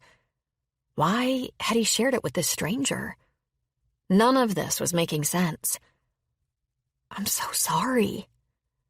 At her hushed, caring comment, his emotions swelled, followed at once by a sweeping sense of panic. How had this woman managed to free feelings he'd kept on a tight leash for months? The answer eluded him, and until he found it, he needed to put some distance between them. Thank you. He stood, juggling her coffee. My cell number is on the card. Let me know when you'd like me to take care of that gutter. He held out the cup. She took it, rising as he began to turn away. Listen, I don't want to push, but would you be willing to consider a different kind of assignment? Hesitating, he angled back to her. Such as? I mentioned yesterday that our volunteer board is in over its head. We could benefit from a professional appraisal and some recommendations to improve our effectiveness. With your experience running a large nonprofit organization, an evaluation from you would be a lot more valuable to us than a gutter repair. Her words came out in a breathless, nervous rush. A bee buzzed his ear, and he lifted his hand to shoo it away. Too bad he couldn't shoo away her request as easily. Unfortunately, she was right. Even with a paid staff and significant budget, St. Joseph Center had faced its share of challenges. Running an all-volunteer organization with limited funding had to be very tough. If he reviewed the helping hand structure and operational system, he might be able to offer some constructive ideas. And a big-picture review shouldn't take all that long. Best of all, most of it could be done in the privacy of his room. I guess I could do that. His acquiescence came out more grudging than he intended. Nevertheless, her face lit up. Thank you. Let me talk to our board members, solicit their ideas, and establish some clear goals for the review before we pull you into it. I don't want to waste your time. Sounds reasonable. You have my number. A bee began to buzz around the cinnamon roll in her hand, undeterred by her evasive maneuvers. He moved back toward her and waved it off while he relieved her of her coffee cup. You better put what's left in the bag unless you're going to eat it now. I'll save the rest for later. It took her a couple of tries to slide the sticky bun back in, and the tremors running through her fingers weren't helping. Had he caused them? Could be. He hadn't exactly been Mr. Congeniality for much of their conversation. I can take that back now. She reached for the coffee. He passed the cup to her, trying to find some neutral topic that would put her at ease and conclude today's encounter on a more relaxed, upbeat note. This is quite a layout. How many acres do you have? 70, 16 planted in cranberries. Our 12 beds range in size from 1 to 2 acres and are spread out over the land to take advantage of the terrain for terracing. She surveyed the property, pride shining in her eyes. This farm has been in my family for 3 generations. On your father's or mother's side? Father. So you and your husband inherited the business? Her shoulders stiffened. I work the land with my uncle. My husband is... He died 2 years ago. Michael's lungs stalled. The vibrant young woman beside him was a widow? He grappled with that bombshell for a few moments, then sucked in a breath. Apparently, he wasn't the only one with some serious grief in his recent past. Now it's my turn to say I'm sorry. She dipped her chin in acknowledgement.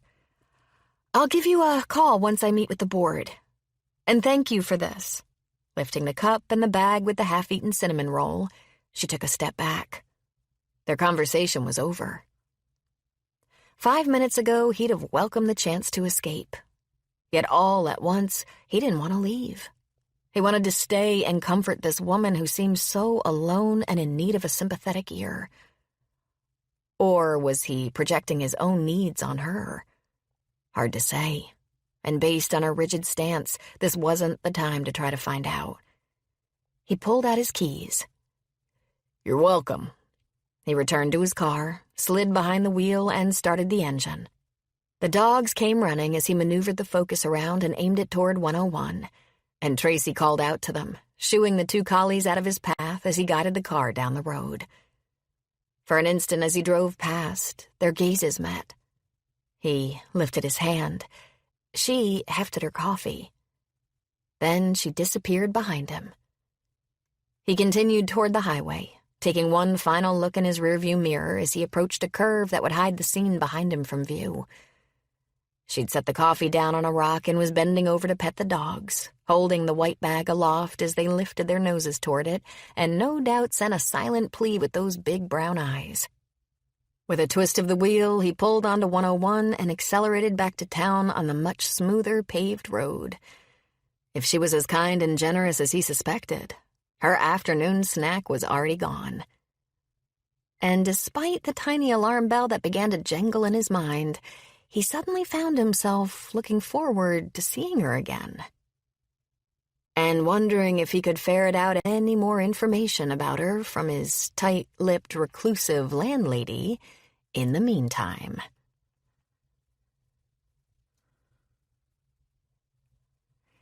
Taking care not to leave any smudges, Anna fitted the new piece of glass into the picture frame, set the photo on top, and slid the back into position. Then she turned it over and studied the smiling young man. John Philip Williams, her son. Frame in hand, she lowered herself into the chair at the cafe table tucked against the kitchen wall, next to the animal rehab center occupying the space that had once held the dinette set where she and George and John had shared so many meals. Getting rid of the big family table had been harder than she'd expected. But why keep it when it would never be needed again? When sitting at it only hammered home the loneliness of her solitary life. Far better to use the space for a productive purpose. The chickadee let out a soft whistle. Long, short, and she glanced over at the bird she'd nursed to adulthood. Soon she'd have to set her feathered friend free. Anna sighed. Letting go was always difficult. All the creatures that found refuge in her house had their charms and unique, endearing personalities. But once they were ready to test their wings, literally or figuratively, all you could do was set them free and hope for the best. She refocused on the photo, the image misting as she inventoried John's features. From George, he'd inherited the supple lips that smiled often and merry, sparkling eyes. Her contribution had been the too thin nose and make that stubborn chin. How often had the two of them clashed because of that shared trait? Too many times to count. Yet George, with his kind, gentle manner, had always been able to tease them out of their mulishness if they dug in their heels over some issue that wasn't important in the big scheme of things. She traced a finger over John's square jaw. Would the two of them have fared better if George had been alive when the crisis arose that drove the divisive wedge between them? An issue so acrimonious neither had ever attempted to resolve it? Maybe. In fact, mediator that he was, George would no doubt have found a way to avert the final scene that had led to ultimatums and accusations and words said in anger that could never be retracted or forgotten. Instead, their clash had escalated, and she'd lost both husband and son in the space of 6 months. If only it was possible to...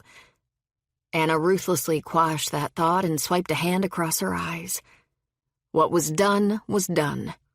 It was foolish to get weepy over events that had happened almost 2 decades ago. Even if a reconciliation had been possible in the beginning, it was too late now to change anything. Straightening her shoulders, she returned to the den, crossed the dim room, and replaced the photo on the end table. As she set it down, the faint sound of a door opening and closing came through the far wall, and she paused. Her tenant was either coming or going. Taking a quick detour to the vertical blinds, she tilted one to peek out. No sign of anyone. Hard to say if he was... All at once, the sound of running water came from the annex. Question answered. Her boarder was here. Releasing the blind, she swiveled back toward the picture. Michael had noticed the resemblance yesterday, after he'd chased the rabbit. He might not have voiced the question in his eyes, but his curiosity had been piqued. Finding a photo of someone who could be your twin brother had to be disconcerting. Too bad. John wasn't a subject she intended to discuss with anyone. What had happened all those years ago was no one's... All at once, faint music seeped through the wall, and she strained her ears. Was that Rhapsody in Blue? The piece John had played so masterfully at his last piano recital before he went away to college, and his focus shifted from music to more practical pursuits. Yes. How proud they'd been of him that night, and the well-deserved accolades he'd received. But encouraging a professional interest in music would have done him a disservice, as both she and George had agreed. To his credit, John had accepted the reality that music wasn't the most lucrative or stable career and majored in business instead. And he had done well at it. Very well. Anna swiveled toward the computer on the far wall, the screen caught in a shaft of sunlight streaming through the slat in the blind that hadn't fully closed. No reason to do a Google search on her son today. Unless he'd been promoted again since January, there wouldn't be anything new. Still, seeing his photo on the screen would be comforting, even if the connection was ephemeral, and one way. She clenched her fingers, struggling to summon up the self-discipline that confined her to a twice-a-year net search on him. Doing it more often would be self-indulgent. Yet what harm would there be in giving herself this small treat before she dropped off Reverend Baker's cookies and swung by the St. Francis Rectory to take an inventory of the kitchen and compile her weekly shopping list? With the beam of sunlight pointing the way and the driving beat of Rhapsody in Blue urging her forward, she gave up the fight. It would be nice to see if there was anything new in John's life, and pretend, for a few minutes, she was still part of it. For someone who's been hard at it since the crack of dawn, you don't have much of an appetite. At Uncle Bud's comment, Tracy looked up from her barely touched plate to find him and Nancy watching her. "Are you feeling okay, honey? You always scarf down my pot roast." "I'm fine, and it's great, Nancy." She forked a piece of carrot. Eating too much of the cinnamon roll Michael Hunter had brought her an hour ago was no excuse for skimping on the meal Nancy had worked hard to prepare. "I just have a lot of things on my mind today." Uncle Bud took a roll from the basket beside him and began buttering it. Is that young man you were talking with earlier one of them? She smothered a groan. "I didn't see you around while he was here." She chewed the carrot and cut a piece of meat, giving the food her full attention. "I was having some trouble with the copper spray and had to duck into the equipment shed. I saw you in the distance." She speared the meat with the tines of her fork, trying to come up with a way to frame the encounter that would keep her uncle from charging full tilt into matchmaking mode.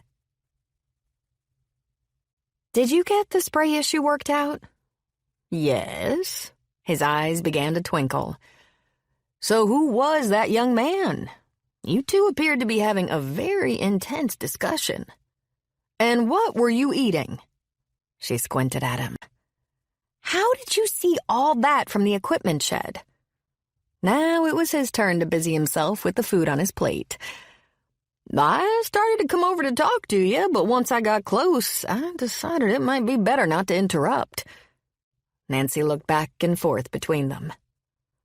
"I seem to have missed out on some very interesting activity happening right under my nose. Tell me more." "You know as much as I do." Uncle Bud swirled a piece of meat in the rich gravy with his fork. "Tracy will have to fill us in on the rest." She gathered her carrots into a nice, neat pile, thinking fast. The best plan might be to give them the basics and try to play down the whole thing. "His name is Michael Hunter, and he's the man to blame for this." She held up her healing palm. "He stopped by to apologize." "Very thoughtful. But how did he find you?" Uncle Bud poured himself another glass of iced tea. "I think Anna Williams told him who I was. He's staying in her annex." Nancy's eyes widened. "You're kidding." "Nope. He says she found him sitting on a bench by the wharf and offered him lodging." Nancy set her fork down. "In the 5 years I've lived in this town, Anna has never so much as said hello to me. I always smile and greet her when our paths cross, but the most I get is a stiff nod." "That's all anyone gets.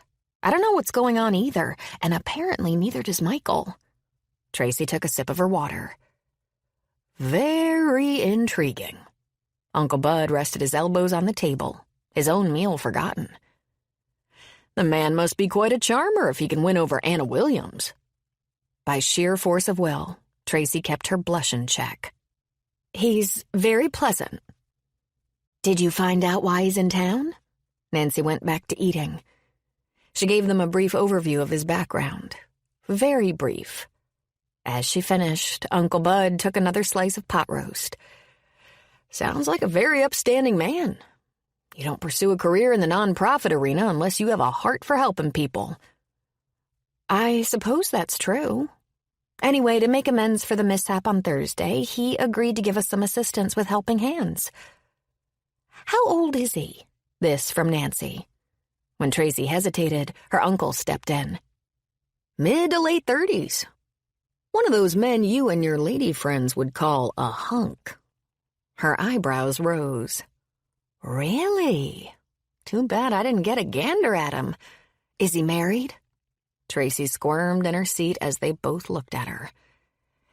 "He's a widower." Sympathy flashed across both their faces, but she didn't miss the subtle gleam in her uncle's blue irises. "Wonderful."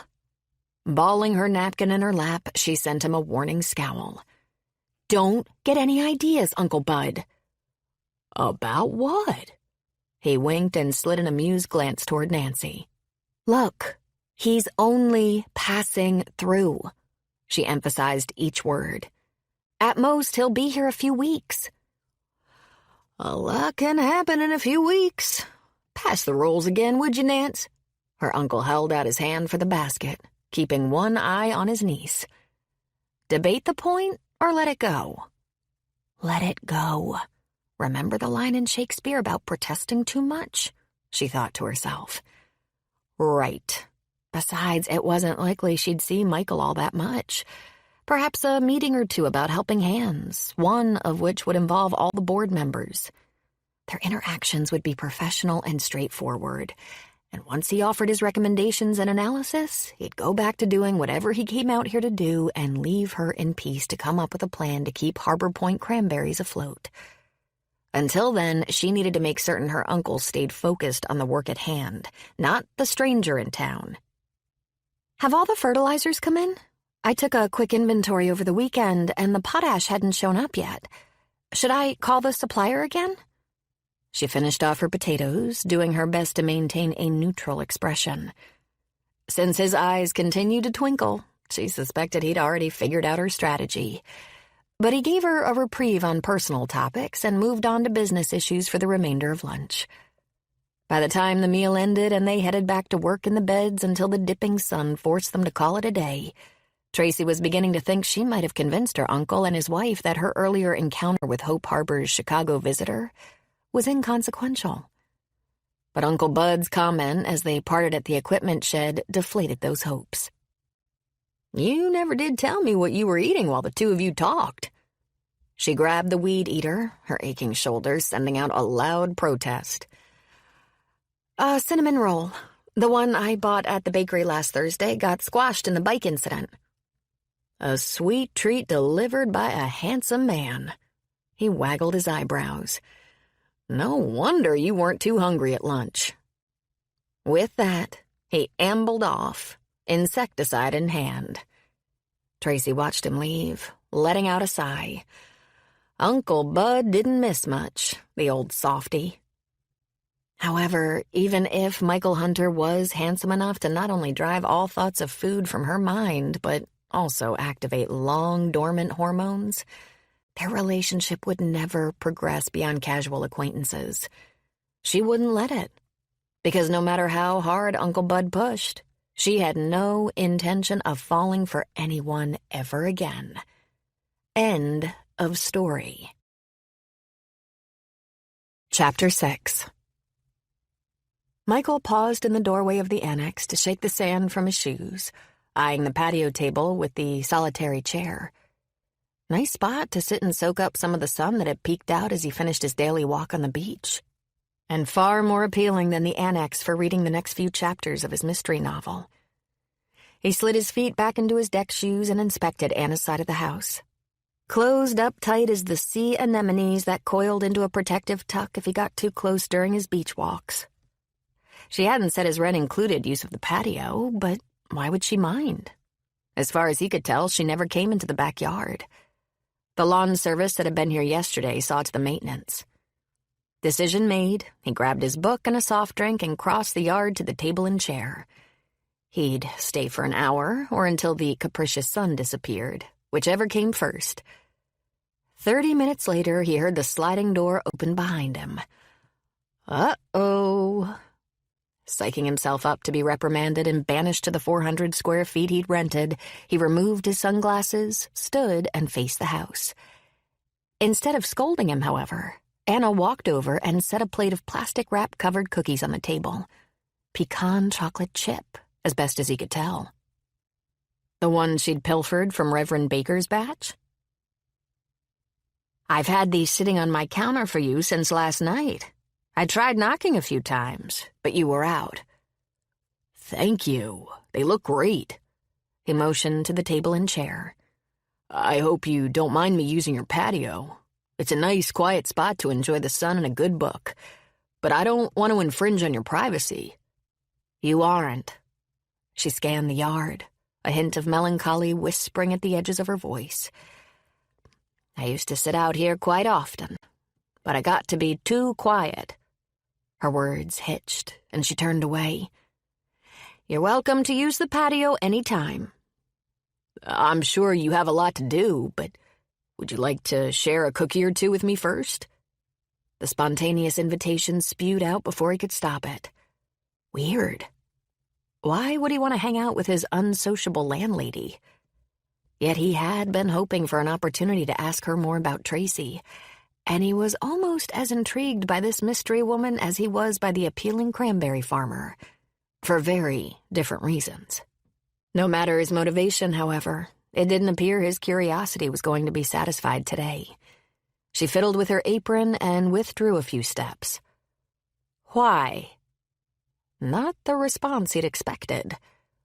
"Why what?" "Why do you want to spend time with me?" "Well," his mind raced, trying to come up with a plausible but vague answer. "Eating by yourself is lonely, and it is pretty quiet out here, as you said." She flicked a hand toward his book as she continued to edge toward the house. "You have that to keep you company." He ran his thumb across the page, a sudden pang of sadness welling up from deep inside him. "To tell you the truth, it's more distraction than company. Sometimes it's easier to put off thinking about the hard stuff." As his admission hung in the air between them, he frowned. What had prompted that revealing comment? Nevertheless, it halted her retreat. "I read a lot, too." He studied her guarded face. Was that an overture for more discussion, or merely a polite reply? Only one way to find out. Getting lost in someone else's story can be a great escape. He closed the book. Perhaps a few more candid disclosures would draw her out. "My own story hasn't been too upbeat these past few months. I lost my wife 18 months ago, and I'm still dealing with a lot of regrets." A shadow passed over her eyes. "Regrets have a habit of lingering, sometimes a lot longer than 18 months, especially if they involve people we love." Did her regrets involve the young man in that picture frame he'd knocked over? Her husband? Both? "I expect that's true. If you have any advice about how to deal with them, I'm open to suggestions." She gave a short, mirthless laugh. "You're asking the wrong person. Maybe Tracy Campbell can offer you some guidance." What was that supposed to mean? "I met with her yesterday, but I'm not sure I understand your suggestion." Anna shrugged. "I expect she has a few regrets, yet she seems to be carrying on fine. She must know a secret we don't." "What kind of regrets?" Anna's shoulders stiffened, and dismay tightened her features. "That's for her to share if she chooses. I've said too much already. I'm not one to talk about other people's troubles behind their backs. I can't imagine what's gotten into me." She clasped her hands in a tight knot in front of her. Michael hesitated. Curious as he was, if he pressed her about Tracy, she'd shut down. Better for the moment to focus on the mystery of the woman standing a few feet away. I can tell you're the kind of person who respects other people's privacy and values your own. I admire that. He searched for a benign topic to keep the conversation going. How's the rabbit doing? Her posture relaxed a bit. None the worse for wear. Glad to hear it, though the same can't be said of your picture frame. He did his best to maintain a casual tone. I'd be happy to replace the glass, since I broke it while in hot pursuit of our furry friend. I already took care of it. She smoothed her palms down her apron, picked off a dried crumb. In case you were wondering, that's my son's senior picture from high school. I'm sure you noticed he looks a lot like you. Yes. If she was willing to talk about the photo, they must be making progress. The resemblance is uncanny. Does he live in the area? No. Seattle. At least he's not too far away. Do you get to see him often? Her face contorted. No. We haven't spoken in 20 years. She and her son had been estranged for 2 decades? No wonder she wore such a heavy cloak of sadness. I'm very sorry to hear that. She angled away from him, toward the shuttered house, her manner once more brisk and impersonal. It's ancient history now. Life goes on. Enjoy the cookies. Before he could respond, she hurried back inside and closed the door. Slowly, Michael retook his seat and regarded the treat she'd given him.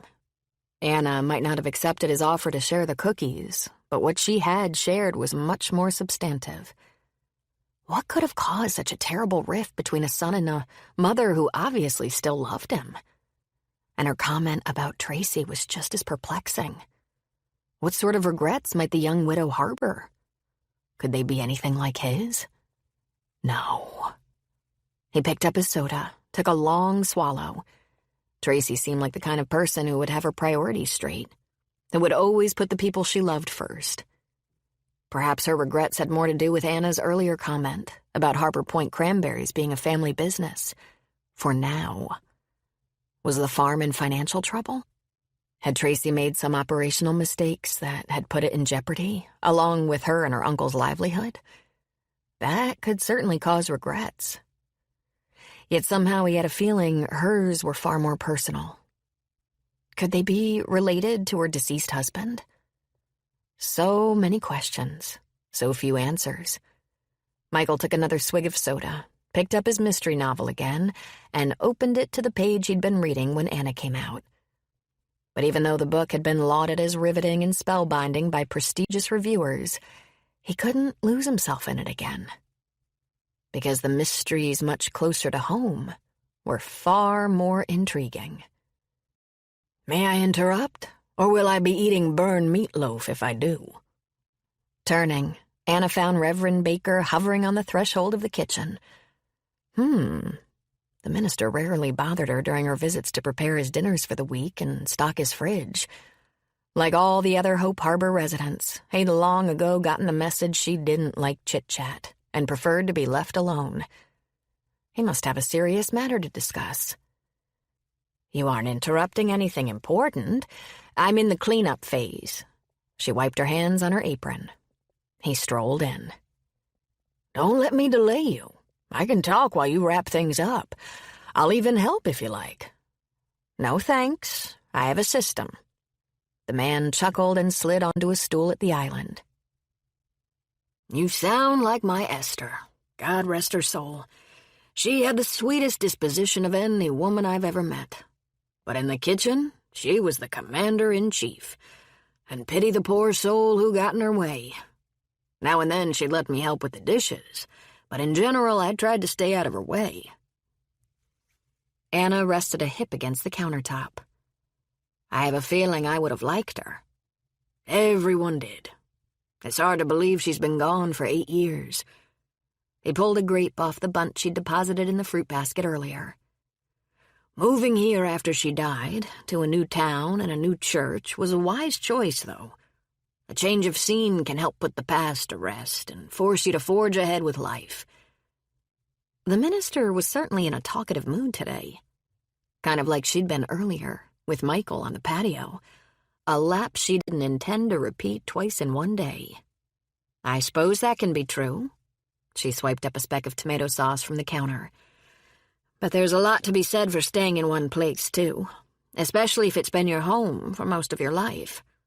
Familiar territory has its pluses. Also true. Leaving behind happy memories would be hard." Yes, it would. As for the unhappy ones, not hard at all. But those would have followed her wherever she went anyway. "So what did you need to talk with me about?" She kept scrubbing the counter. If she stayed busy, she could listen to what he had to say without a lot of eye contact or engagement. "Not talk so much as say thank you." She stopped and glanced over at him. "For what?" "For giving Michael Hunter a place to stay. Did you know he was the CEO of a charitable organization?" "Yes," she resumed scrubbing. "He gave me one of his cards the day we met. Well, Tracy Campbell convinced him to review Helping Hands while he's here and offer some recommendations, which we desperately need. Father Kevin and I had the best of intentions when we created the organization, but neither of us had a clue it would end up being so consuming. We've been at our wits' end about how to deal with the demands. Now, thanks to your generosity, help has arrived. Without your kind gesture, our path might never have crossed Michael Hunter's during his stay. It's a gift from God, and the answer to a lot of prayers." She dismissed her role in the affair with a flip of her hand. It had nothing to do with generosity. The whole thing had started with his uncanny resemblance to John. "You should thank Charlie instead of me. If he hadn't asked me to take a complimentary order of tacos over to the bench, I'd have walked right by. Besides, Michael was looking for Tracy anyway for some reason." "Yes, he caused her to have a slight bicycle accident and wanted to apologize." The minister's expression grew thoughtful. "You know, when you consider all the pieces that had to fit together to bring this about, the whole thing is remarkable. God does amazing work, doesn't he?" Anna sent him a skeptical look. He knew better than to dump a bunch of God talk on her. She and the Almighty had parted ways years ago, a fact she'd shared with Reverend Baker the first time he'd brought up the subject. "Still holding out, I see." The man chomped into the grape, his demeanor amused rather than reproving. "You know where I stand, Reverend." "Yes, you were very clear about that early on, and I've respected your wishes. I must admit, though, I've always wondered what happened. I know you and your family were once active members of this church." He held up a hand as she started to speak. "That was a comment, not a question. However, if you decide at some point you'd like to talk about it, my door's always open. We'd love to have you back in the congregation." She swiped a final speck off the counter and twisted on the faucet to clean the pots too bulky to fit in the dishwasher. "I appreciate the thought, but I'm content with my life as it is." "Are you certain?" She began banging the pots. "Yes." The stool scraped across the floor. "In case that changes, my invitation stands. And whether you choose to accept it or not, I believe your generosity was part of God's plan. So my thank you stands too." Footsteps sounded, faded. Silence fell. She washed 2 pots before casting a surreptitious peek over her shoulder. The minister was gone, along with his God talk. Good. She plunged the brownie pan into the water, working on the crusty edges of batter stuck in the corners. She should have washed it earlier, before the batter hardened. It was always much easier to clean up messes when they were fresh. A principle as applicable to relationships as to pots and pans. Her hands stilled, and she drew in a long, slow breath. Too bad she hadn't realized that years ago, before it was too late. Before the chasm between her and John was so wide, only God himself could bridge it. But at this point, why should he? The Bible was full of verses that condemned hardness of heart, and her heart had hardened long ago, like the remnants of these brownies. She scraped at a particularly stubborn piece of crust. Stubborn. That's what she was, what she'd always been, and it was a bad way to be. Reverend Baker might think of her as a lost soul, but she knew her Bible, knew what it said about hardened hearts, stiff-necked people, and pride, as well as judgment and forgiveness. Knew also that on every single score she'd failed, and that her failures had cost her her son, were still costing her her son. Because even after all these years, she couldn't bring herself to admit that maybe, just maybe, she'd been a little harsh. Not that she'd been wrong to condemn what John had done. No, sin was sin, and he'd admitted his guilt. Yet he'd done nothing to make amends. Steam rose from the water, and Anna lifted her arm to wipe a bead of sweat off her forehead. It wasn't as if she'd cut him off cold, though. Hadn't she hoped and prayed he'd have a change of heart? That he'd call and tell her he was not only sorry for what he'd done, but willing to try to make things right? Yet days went by, weeks, months, years, and not a word from her son. Was it possible he'd been waiting for her to apologize? She shook her head. Why did life have to be so complicated? The final piece of hard crust came loose at last, and she moved the pan under the running water to rinse it, jerked back when the hot liquid burned her hand. Twisting the faucet to cold, she slid the pan onto the counter and stuck her stinging hand under the cool stream. Better, but that red spot would be there for a day or two. Getting burned was a hazard for cooks and mothers. While the water sluiced over her fingers, she watched through the window as two seagulls waged a turf battle with strident cries. Again, like her and John.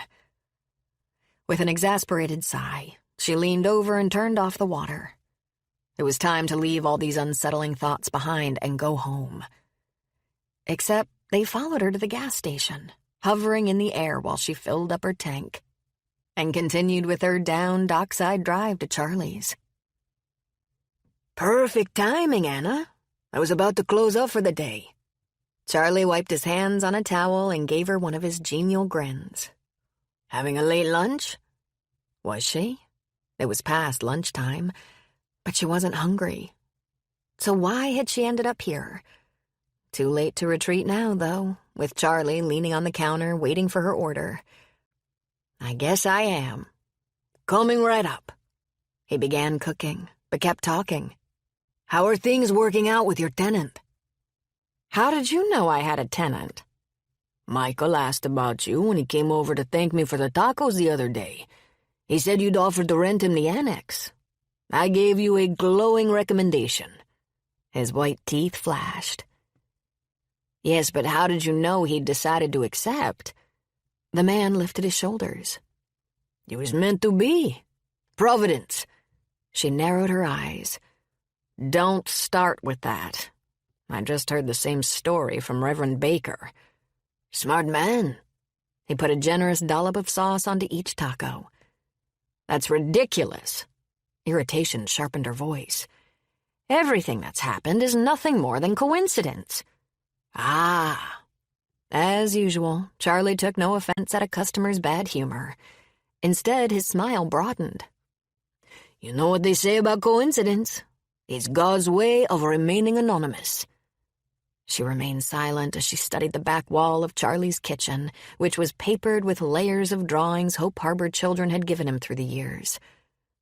Was God's hand in this? Perhaps. The admission was grudging, but there had been too many coincidences to assume they were all random, especially Michael's resemblance to John. Is your new tenant enjoying Hope Harbor? Anna pulled a $10 bill out of her wallet. I have no idea. We don't talk much. No? A pity. You two are very simpatico. The Hope Harbor taco chef was full of surprises today. I hardly know the man, Charlie. He wrapped up her lunch, slid it in a bag, and handed it through the window along with her change. I have a feeling you and he will get to know each other much better. Maybe I don't want to get to know him. What we want and what God sends our way are often two different things. But he always has our best interest at heart. Remember that, see? And now, I'm closing up shop for the day. Without waiting for her to respond, he rolled down the aluminum window. Anna stood for a moment, inspecting the bench she and Michael had shared 5 days ago, when her world was steady and her state of mind resigned, as they'd been for almost 2 decades. Now there was a subtle tension in the air, a disconcerting sense that things were about to change, that the quiet, isolated life she'd grown accustomed to was poised to undergo a radical transformation. All of which was nonsense, of course. She'd given Charlie's fanciful comments far too much credence. What did he know about her anyway? Or Michael either. Certainly not enough to jump to the kind of conclusions he'd shared with her. Yet, as she slid behind the wheel of her car, the spicy aroma of the tacos tickling her nose, she had the oddest feeling that the spice in her life wasn't going to be confined to Charlie's cooking anymore. And while she pulled away from the taco stand with a tingle of apprehension thrumming through her nerve endings, a healthy dose of anticipation seasoned the trepidation, along with an emotion she hadn't experienced in a very long time. Hope. Chapter 7. Michael Hunter was fast and good. Leaning back from her laptop, Tracy tapped a finger on the kitchen table and reread the final paragraph of the Helping Hands comments he'd attached to his email. Insightful, concise, thoughtful, and his preliminary ideas, along with his questions, were smart and practical. Plus, he'd managed to put this analysis together in a day and a half, far less time than it had taken her to get the board together for a special session to discuss their goals for his review. She scanned his questions again. Some would require board input, preferably with him present, but why not tackle the ones she could handle right now? Uncle Bud wasn't likely to bend his no work on Sundays except during harvest rule, and the 2 second-quarter tax estimates she needed to complete for clients could wait until after dinner. Besides, it would be nice to hear Michael's voice. A twinge of guilt tugged at her conscience. But hiding from the truth, much as she was tempted to do so, wouldn't change it. The fact was, she liked Hope Harbor's newest temporary resident. He was considerate, kind, compassionate, handsome, and single. That last item was the problem. She shouldn't want to hang around any man, especially one who was unattached and much too appealing. It could only lead to trouble. She didn't need or want romance in her life. She might have failed Craig in a lot of ways, but she could at least be true to his memory. Rising, she shoved her fingers into the pockets of her jeans and wandered over to the window that framed the sea. Fog swirled about, reducing visibility and obscuring most of the view, but the relentless, restless waves were out there, surging against the sea stacks, just as guilt and grief surged against her conscience. More so since Michael Hunter had entered her life. A shiver rippled through her, and she freed her hands to rub her arms. She was letting the gray weather stir up unhappy memories, unnerve her, and that was foolish. She straightened her shoulders. Michael didn't have to be a problem. Her contact with him wasn't personal, after all. It was business. As long as she remembered that, there was no need to worry. Suppressing a niggle of doubt about that conclusion, she returned to the table, double-checked his email for the phone number he'd provided, and tapped it into her cell. He answered on the second ring, though his voice was faint. "Michael? It's Tracy Campbell." Much to her relief, her greeting came out composed and professional, despite the tremor in her fingers. "I've read your initial report and wanted to try to answer some of the questions you raised. Is this a convenient time?" "Yes, I was planning to—" The next words were garbled. If that's all right with you, it shouldn't...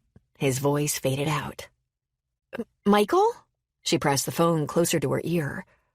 I can't hear half of what you're saying. Sorry, my reception... and spotty here. I'm in town, so... In person? She missed a lot of his words, but she got the gist. He wanted to get together. Her pulse took a slight uptick. Not the best idea. On the other hand, the man was doing them a favor, and given his phone issues, it would be easier to communicate face-to-face. She'd just have to deal with it. That's fine. Where would you like to meet? Why don't I drop by your place? That comment came through loud and clear. Her hand tightened on the phone. Michael Hunter, here, in her cottage? That could be a problem. Say no, Tracy, she thought. Okay. What in the... I've got my pen in hand. Go ahead and give me your address.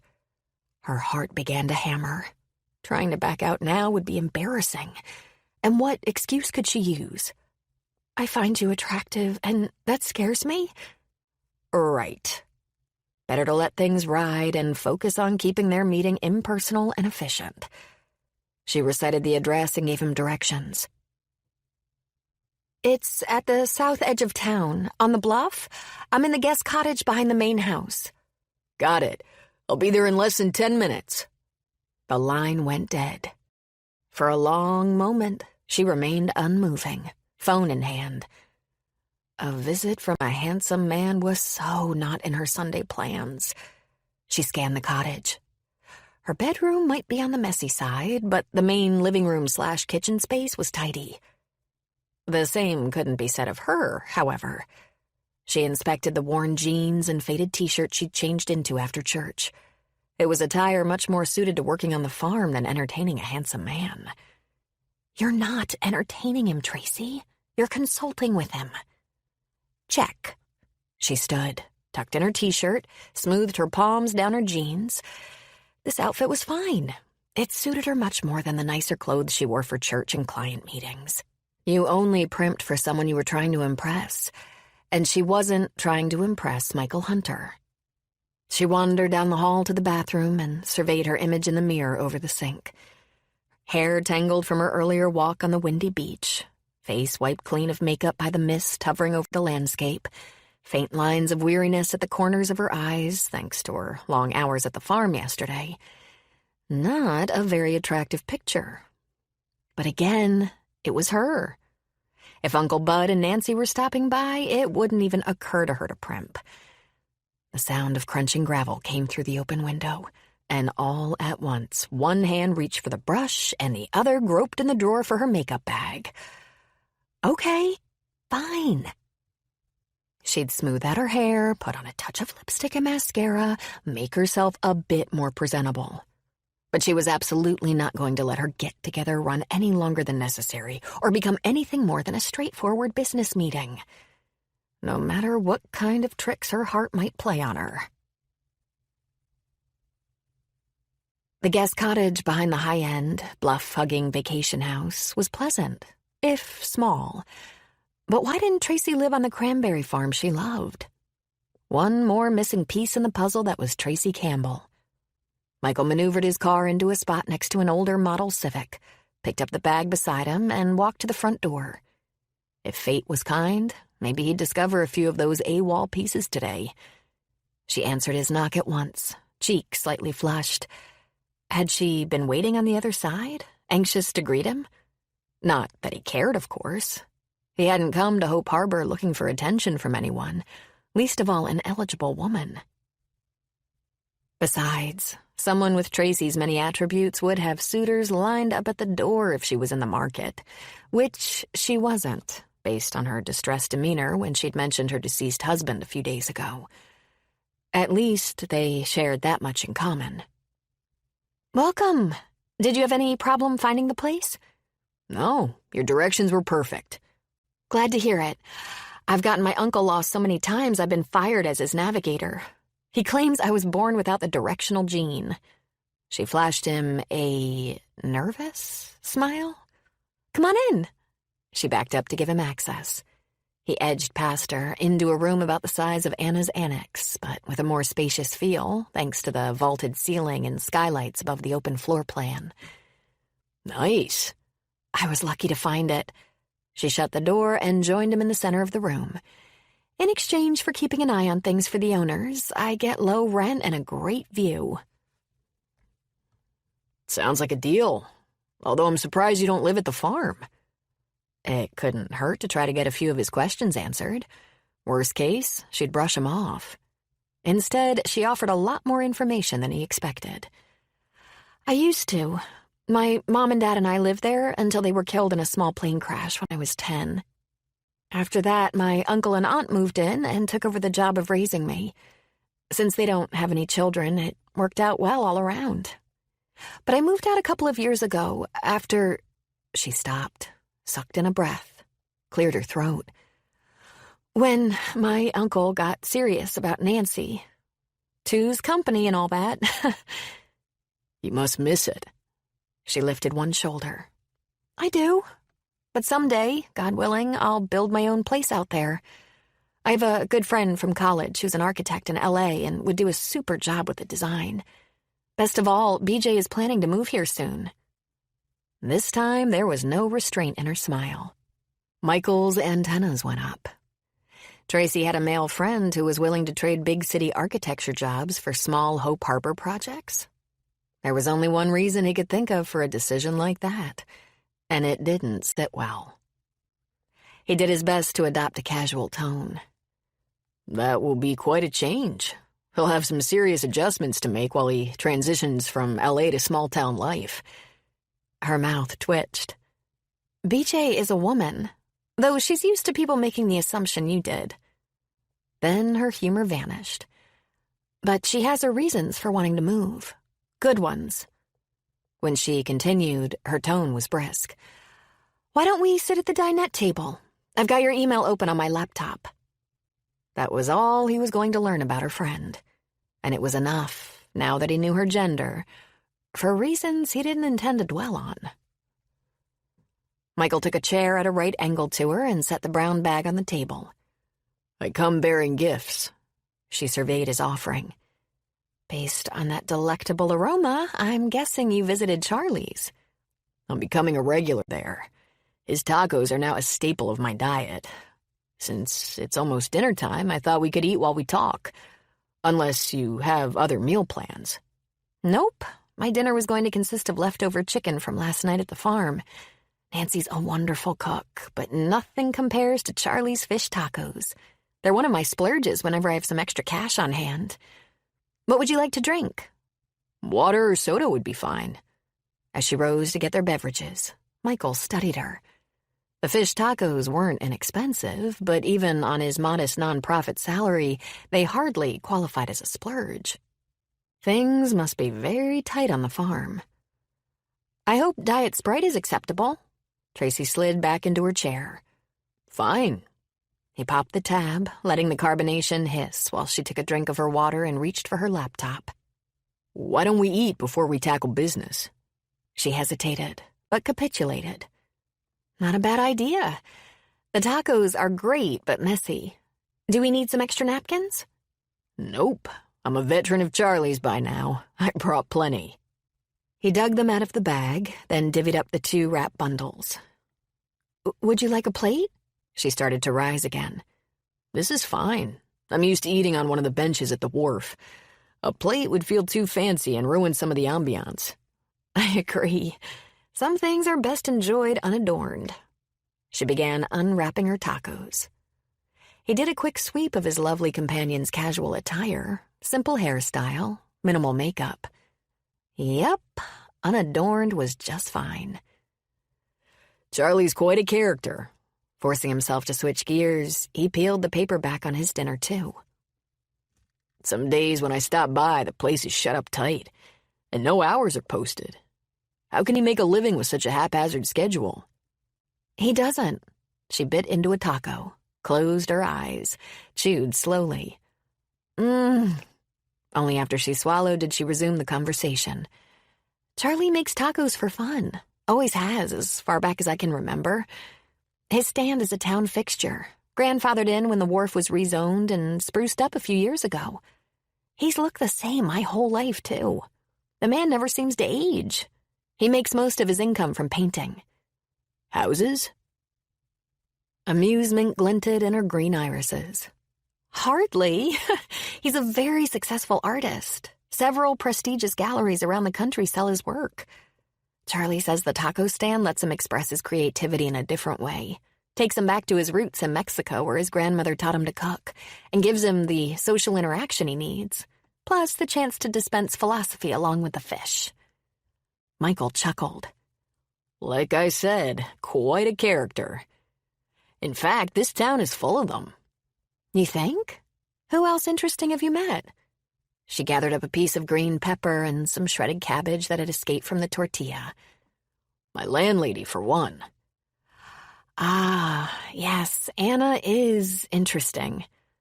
Have you had much opportunity to talk with her? She's not a talker. No kidding. Still, you must have found a way to get her to open up. It would take some serious charm to wrangle an invitation to stay at the annex.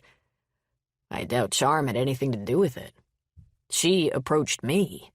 I think it had more to do with my resemblance to her son. She stopped, unwrapping her second taco. You know about her son? Only that she has one. How did you find out that much? I knocked over his photo while I was helping her catch one of the critters that escaped from her menagerie. Tracy's eyes widened. She let you in her house? Not exactly. I was standing in the doorway when a rabbit got loose, and I invited myself in. It took two of us to catch the frisky little guy. I've heard she kept animals, but I don't know of any eyewitnesses other than you. No one's been in her house in years. Then how did you hear about the animals? She lifted one shoulder. Hope Harbor is a very small town, meaning privacy is in short supply. There are very few secrets here. If Anna's background was common knowledge, maybe he could ask a few questions without sounding too nosy. So tell me about her son. It's kind of weird to find a photo in a stranger's house that could be you in your younger days. I imagine it would be. She took another bite of her taco, silent as she chewed. I guess I lied about there being no secrets here. No one knows what happened with her son. He'd be close to 40 now, I think. He was ahead of me in school, so I never knew him, but from the stories I've heard, he was a nice guy. As far as anyone knew, the Williamses were a normal, happy family. Then her son John went away to college, her husband died, and a few months later, John stopped coming home. Michael cocked his head. That's weird. Tell me about it. She dived into her third taco. After that, Anna began closing up. She still went to work every day as a cook at the high school until she retired, but she stopped going to church, cut out all social activities, and became sort of a hermit. An unfriendly one at that. Trust me, her inviting you to stay in the annex is the talk of the town. She inspected him. Do you really think it's because you remind her of her son? I can't think of any other reason. He started on his last taco, too. Interesting. A mystery in Hope Harbor. More than one. Whoops. Dumb comment. What do you mean? She took a big bite of her taco and watched him while she chewed. Since he couldn't very well tell her she was the other one, he blurted out the first thing that came to mind. Well, the way you all have managed to keep an organization like Helping Hands running on a volunteer basis, in spite of the accelerating demand for services, is pretty mystifying. True. Which is why the board and our two clergy directors all asked me to express their deepest appreciation for your help. She finished off her taco, wiped her hands on a napkin, and pulled her laptop closer. Shall we move on to that topic while you finish? No, I'd rather ask some questions about you first, he thought. Stifling that inappropriate response, he offered the only possible alternative. Sure. For the next 30 minutes, she answered as many of the questions that had come up during his review as she could, deferring a few to board discussion. But in contrast to a lot of the boards he dealt with during his nonprofit career, where members liked to see their names on the roster but never wanted to get their hands dirty dealing with clients, Tracy came across as a hands-on person. She knew the administrative side of the organization in exceptional detail, but she also knew the people side. And if he'd had any doubts about the latter, the phone call that interrupted them as they were winding down, from a client Tracy identified as a Helping Hands regular, confirmed it. "Do you mind if I take this?" She looked up from caller ID. "I should be able to deal with the issue fast." "No problem. I have no agenda for the rest of the day."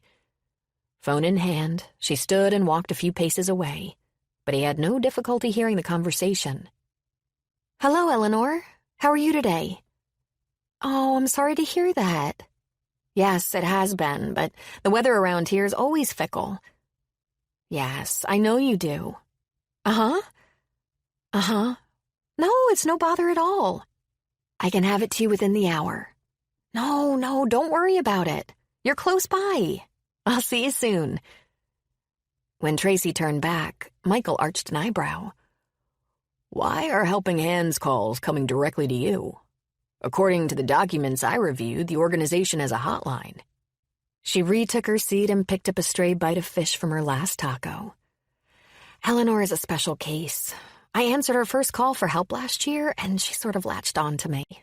She's 87 and mostly housebound with fading eyesight and bad knees, so whenever she gets lonesome, she finds excuses to call. Tonight she ran out of milk, and since the doctor told her to drink 3 glasses every day..." Tracy gave him a sheepish shrug. In other words, the woman across from him was a sucker for a sob story, and people took advantage of that. But it was hard to fault a tender, caring heart. All at once, the name and age of the caller clicked. "Is this the same woman who has the sagging gutter?" "Yes. I'm working on that problem, too. One of the new volunteers from our drive at church last week is a carpenter. I already called on him for an emergency ceiling repair this week, but I'm going to tap him again in a couple of days for Eleanor's job. We try not to overdo requests for help, though. It burns people out." "Eleanor hasn't burned you out?" "The truth? There are days my patience wears a little thin, but I try to put myself in her place and be grateful for youth and health." Michael finished the last bite of his taco, debating. All he had waiting for him at the annex was his mystery book and a landlady who was probably barricaded in her closed-up house. He might have come to Hope Harbor to be by himself, but an evening alone suddenly held zero appeal. "I'll tell you what. Why don't I follow you over there and take care of the problem?" She blinked. "But you've done enough already. Your review is far more valuable to us than a gutter repair." "Well, 2 good deeds have to be better than 1. And as I said, my evening is free." "Are you certain?" "Yes." He gathered up the remnants of their meal. "We're about finished with that, aren't we?" He nodded toward her laptop.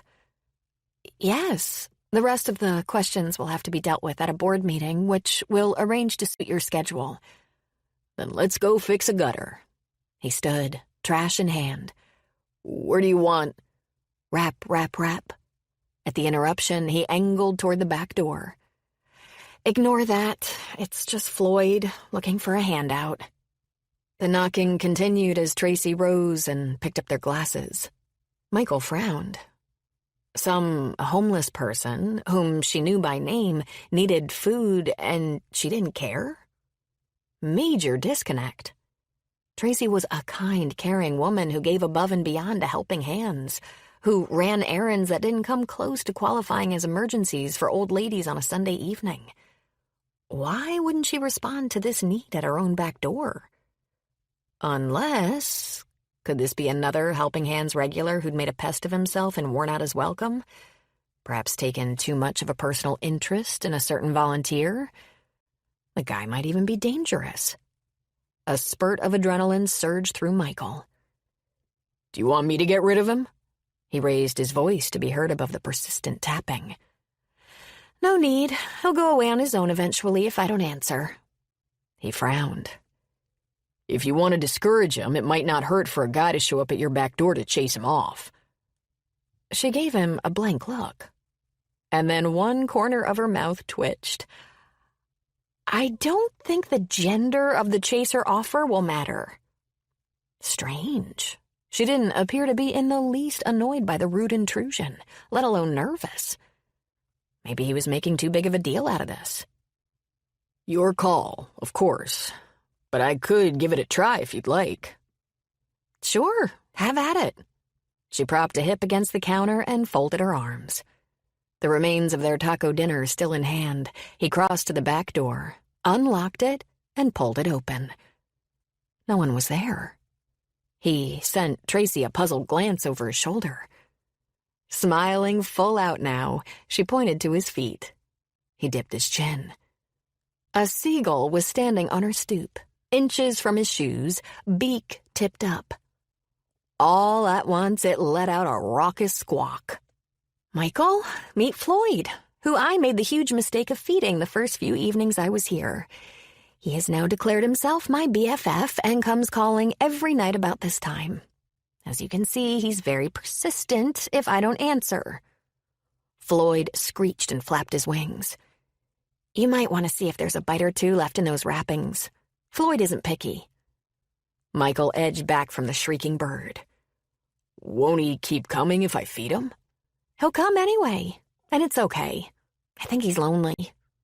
In the beginning, he brought his wife, but he's been coming by himself for the past 4 months. I guess something happened to her." A husband and wife seagull pair. Tickled by that fanciful notion, Michael dug out a few stray pieces of taco filling and tossed them to Floyd, who scarfed down the treat. "Maybe he'll get married again." "He might, down the road. But gulls mate for life, and this one's still in mourning. On the plus side, though, he eats more than he used to." She wandered over, stopping near his shoulder, a faint, pleasing scent wafting his way. At first, after he started showing up alone, he wouldn't eat at all, no matter what I offered. I think he just wanted to be in a familiar place, was trying to stick to his normal routine. Not a bad grief plan, actually. Some nuance in her inflection told him she wasn't only talking about seagulls anymore. That she and her friend Floyd had gone through similar trauma. He could relate.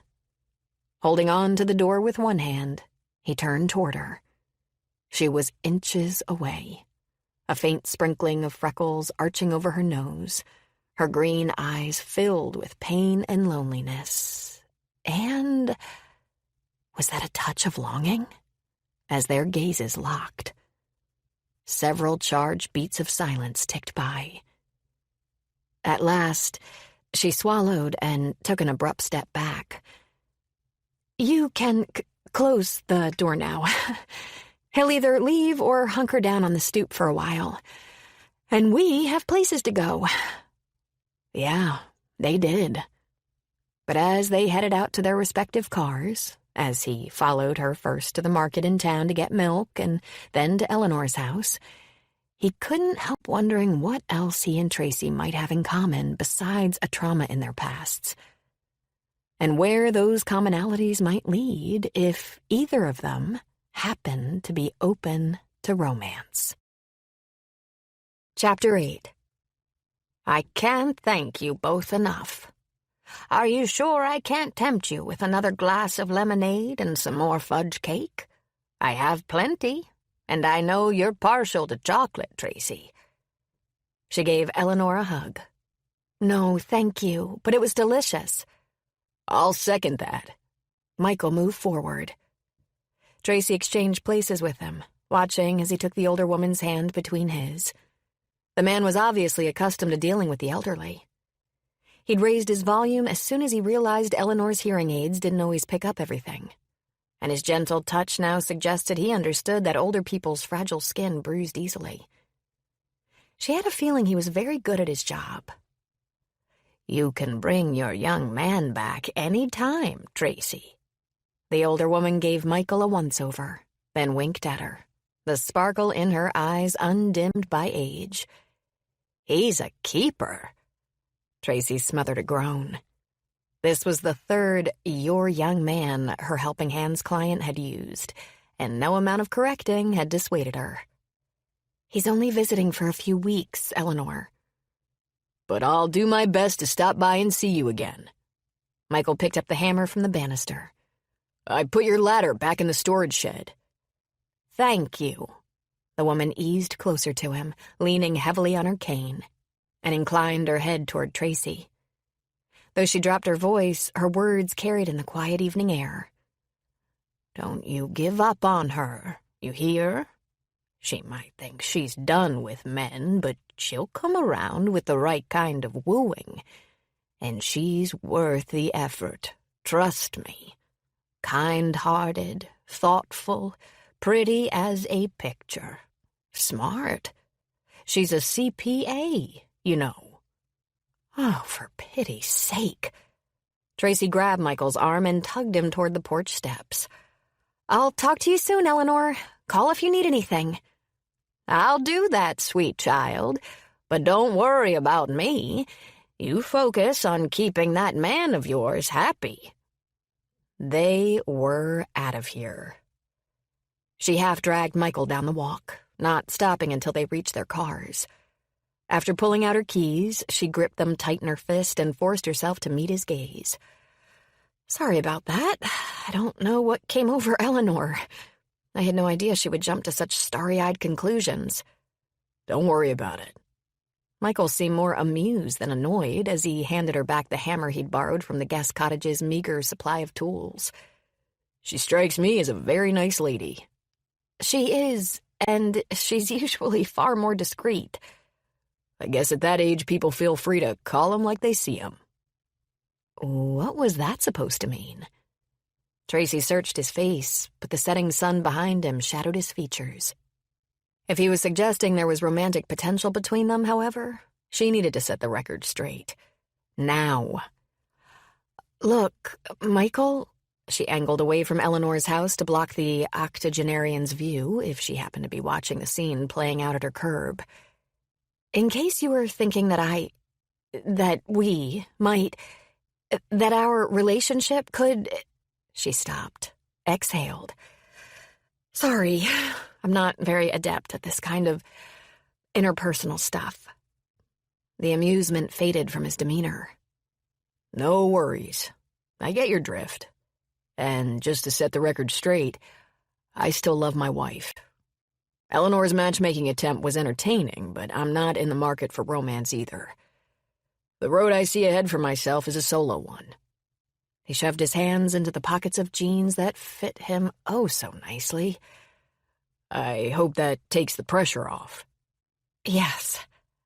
And something more, though she couldn't put her finger on what had suddenly vanished, leaving a barren spot in its place. "I appreciate your candor." A ribbon of mist swirled between them, and Michael nodded toward the sea. "I have a feeling we're about to get socked in. I better get back to Anna's while I can still see the road. Let me know when the board is ready to meet to discuss the rest of the questions I raised. I can have final recommendations to you within a day or two after that."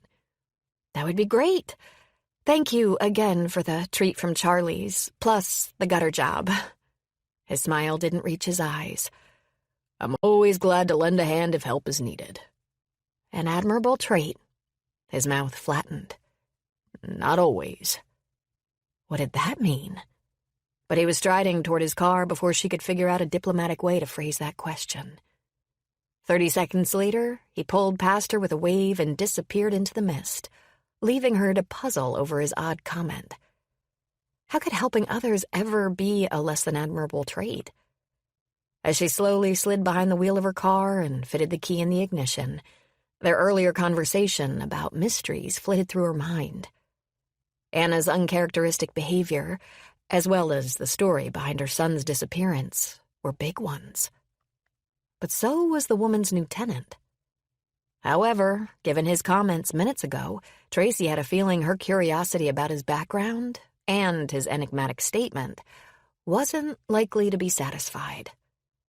Those kinds of confidences were only shared with very close, trusted friends, or a romantic interest. and he'd been very clear that wasn't where their relationship was headed. The exact conclusion she'd already come to herself. How lucky was that? Now she wouldn't have to worry about things getting messy or complicated. Straightening her shoulders, she put the car in gear and pulled away from Eleanor's curb. Yet, as the house receded, along with the older woman's romanticism, why did she suddenly feel bereft instead of relieved? Helping Hands board meeting set for Thursday at 7 p.m. Please advise if this is acceptable. Michael skimmed the email message from Tracy again. It was professional, businesslike, to the point, and as lukewarm as the cooling cup of coffee he'd picked up in town while grocery shopping. But what else should he expect after their strained parting at Eleanor's 2 days ago? Sighing, he put his coffee in the microwave to rewarm, typed in his assent, and punched send. Perhaps he should have been a bit more diplomatic in his response to her stammering rejection on Sunday. Wait. Rejection was too strong a word. She'd simply been trying to clarify that despite Eleanor's insinuations, she had no interest in romance with anyone. It hadn't been personal. And he was of the same mindset. Romance wasn't on his agenda either. So why had he felt miffed when she'd set clear boundaries for their relationship? And why had he overreacted by setting those boundaries in concrete with his "I'm a solo act from now on" speech? He propped a hip against the counter as the turntable in the microwave continued to rotate. Rehashing their exchange was nuts. He'd be out of here in a few weeks, Hope Harbor and its quirky residents left far behind. Her sudden aloofness didn't matter in the big scheme of things. Except she'd look sort of sucker-punched after his little tirade. He closed his eyes, trying to erase the image of her pinched face. It refused to budge. Get over it, Hunter. You'll never see her again once you go back to Chicago. In fact, you might never see her again after Thursday's board meeting. True. So why didn't that make him feel any better? The microwave pinged, and he removed the cup, took a sip, waited for the caffeine to perk him up. It didn't. Instead, the weariness and desolation he'd hoped to leave behind in Chicago seeped more deeply into his bones. How could he trek 2,000 miles in search of answers, only to end up with more questions? The coffee sloshed, and he discovered his hands were trembling. Concrete evidence his trip to Hope Harbor was a bust. Beating back another wave of melancholy, Michael grabbed his book. Maybe if he lost himself in his mystery for an hour or so, his mind would clear and he could untangle his muddled thoughts.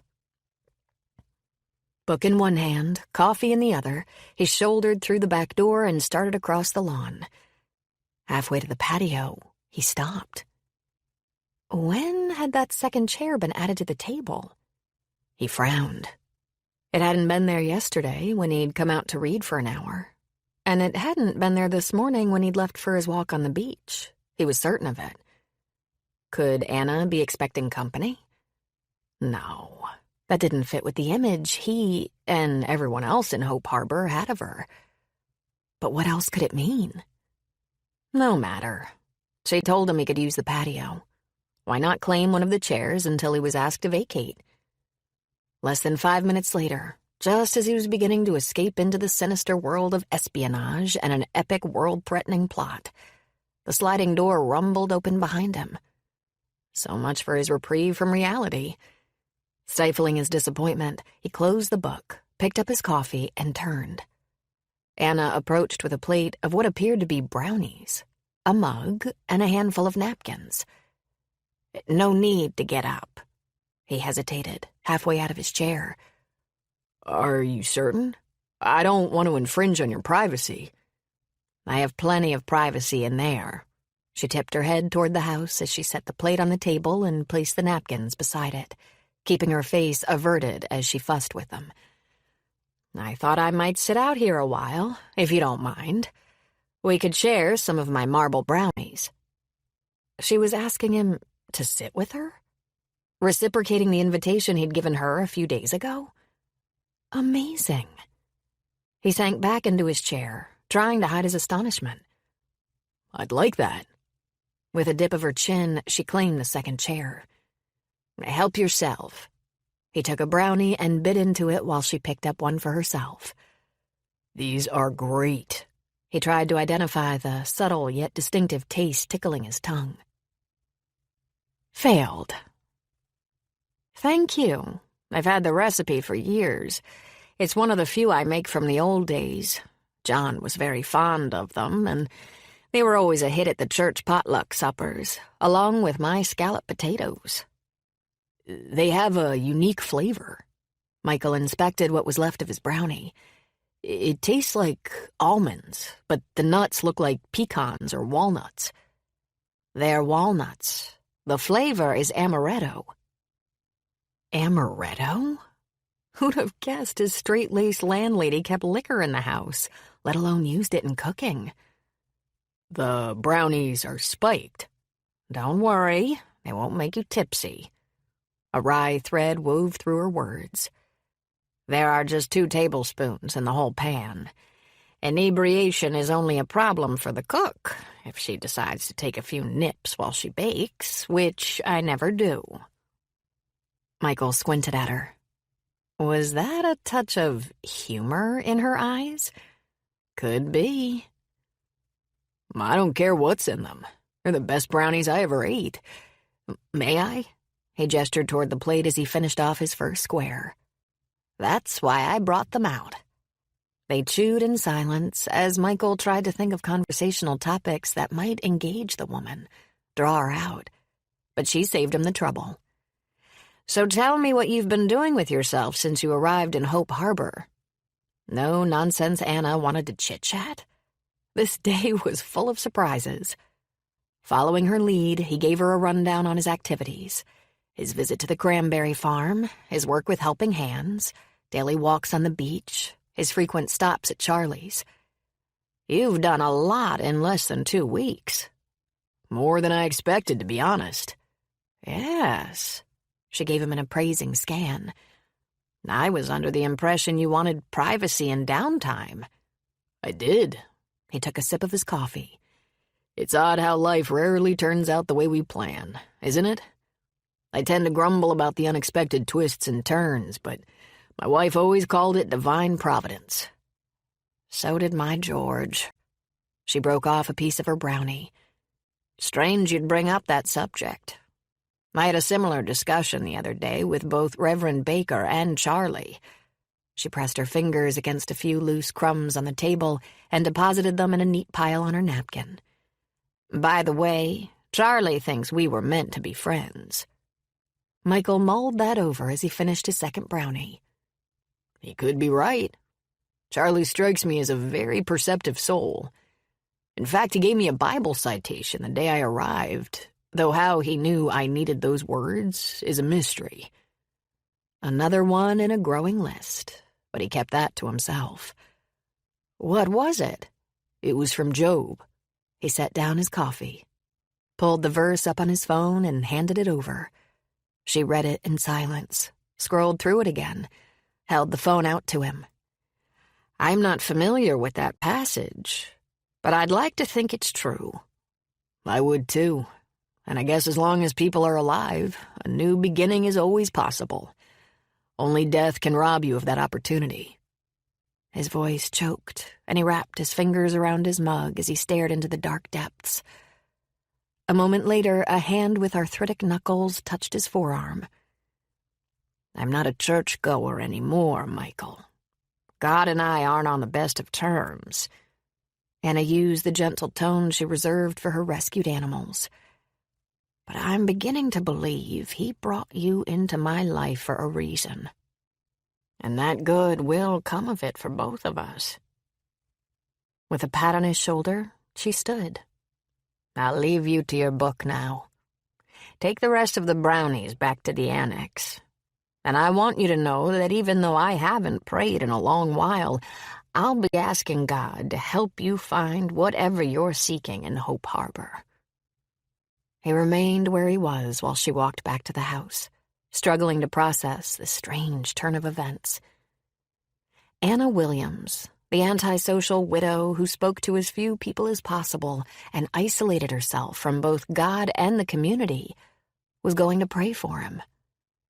And whether or not his own journey gave him the answers he sought, his trip had yielded at least this one small miracle.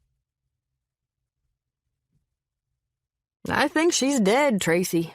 Uncle Bud stood and looked at her across the ailing tractor. "The transmission finally went belly up. And considering old Bessie's age and other ailments, it wouldn't make sense to fork out thousands of dollars for a new part." Doing the mental math, Tracy fought back a wave of panic. They didn't have enough idle money lying around in the farm account to replace Bessie even with a used model. "Nancy and I can help out with the expense from our personal stash, honey." Pressure built behind her eyes.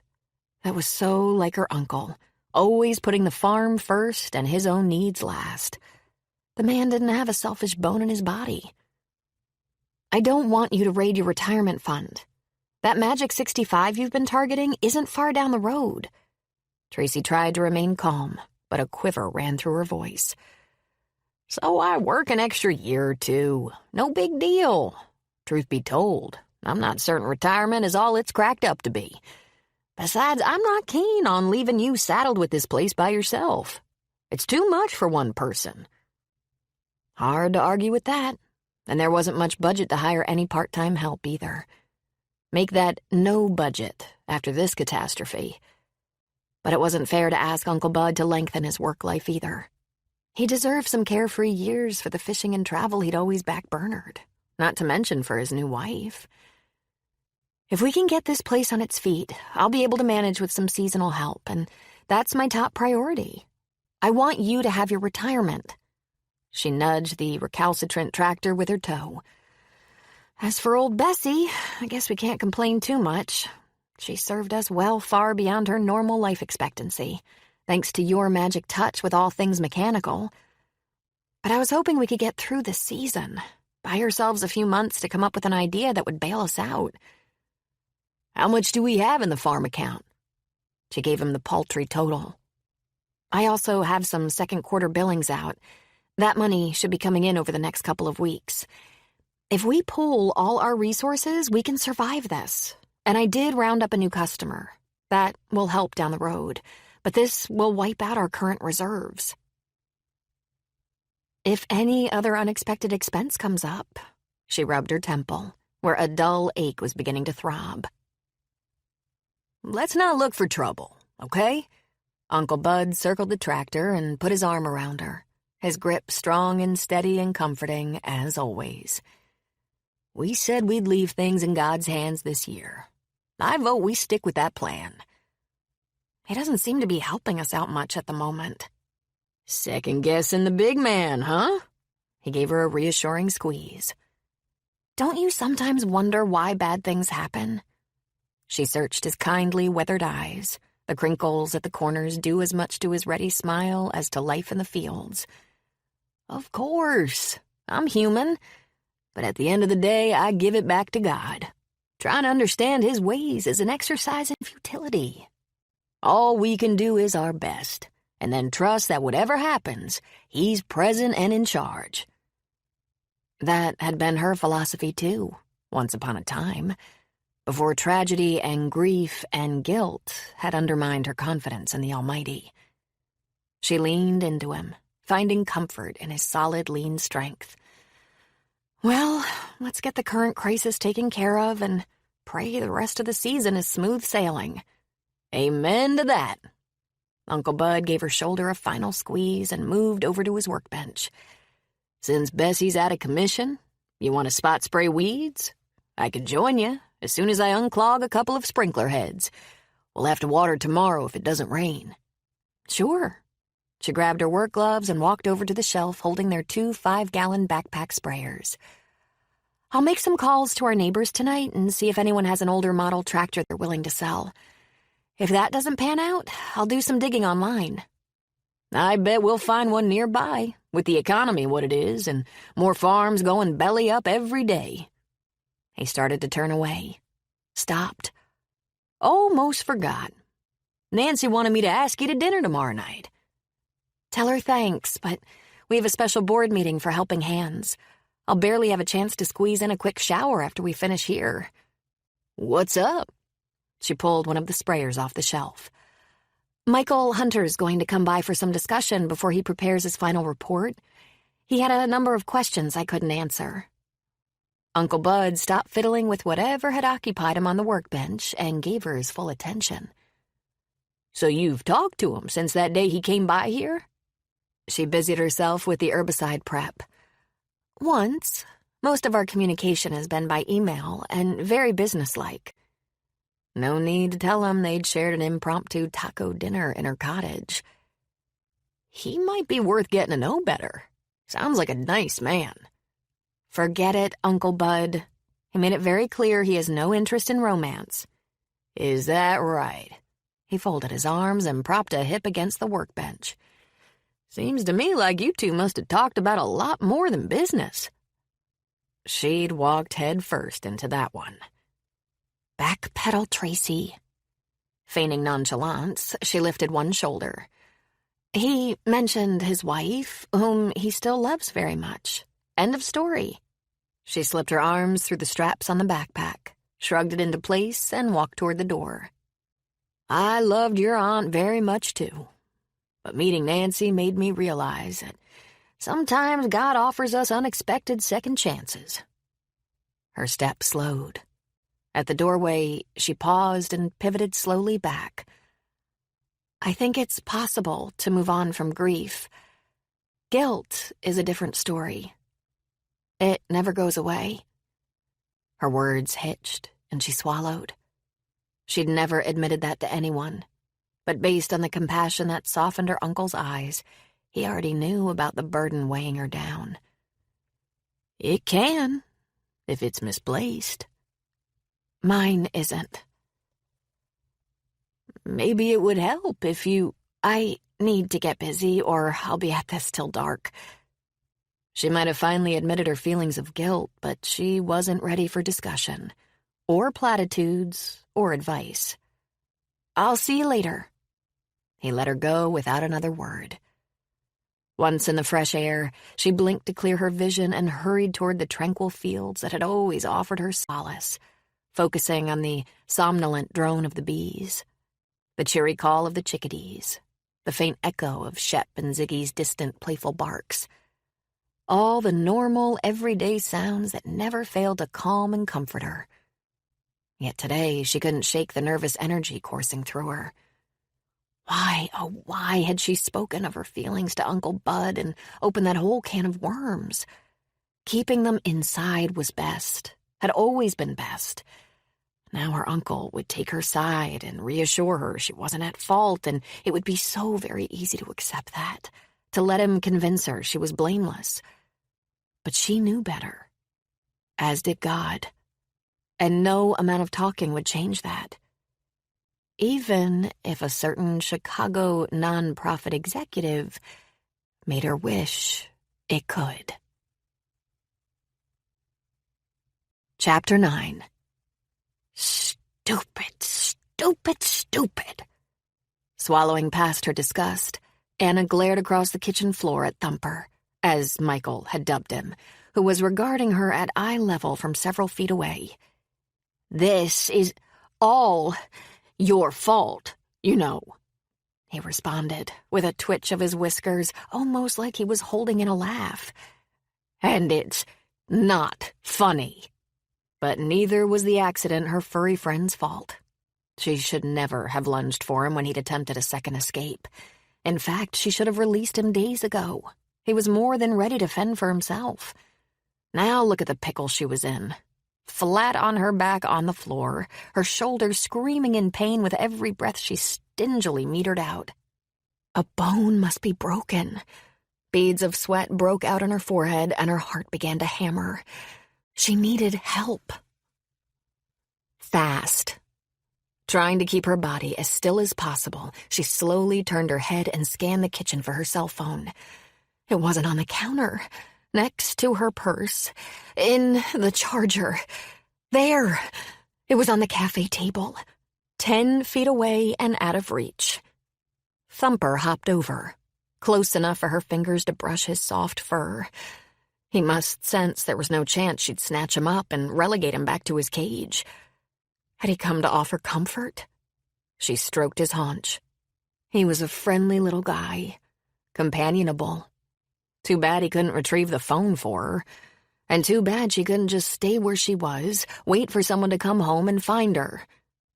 Except no one came home to this house anymore but her.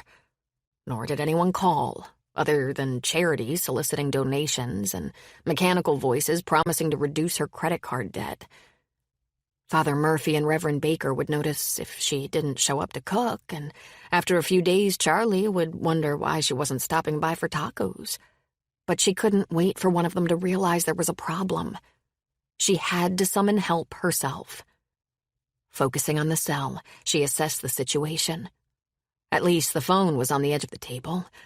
Within grasping distance, if she could manage to sit up and scoot over there. Once she had it in hand, it would be a simple matter of calling 911. She could do this. She had to do this. Bracing for the pain, she rolled to her right side. A moan erupted from deep inside her as knives stabbed her shoulder, sucking the air from her lungs. Her whole body grew clammy, and she began to shake. Badly.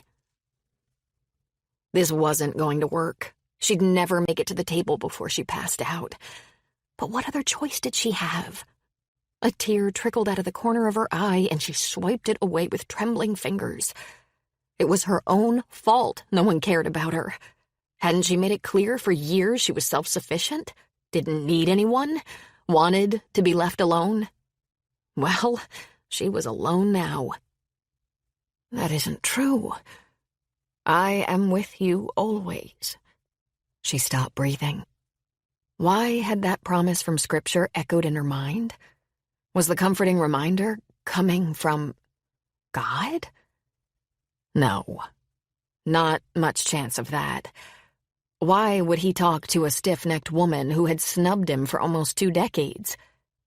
Yet, if God was with her, might he give her the strength to get to that phone? She surveyed the 10-foot chasm separating her from the cell, the distance as formidable as a 10-mile trek. She'd definitely need a source of strength beyond her own to make that trip. And since no one else was going to come to her aid, why not put it in his hands and hope for the best?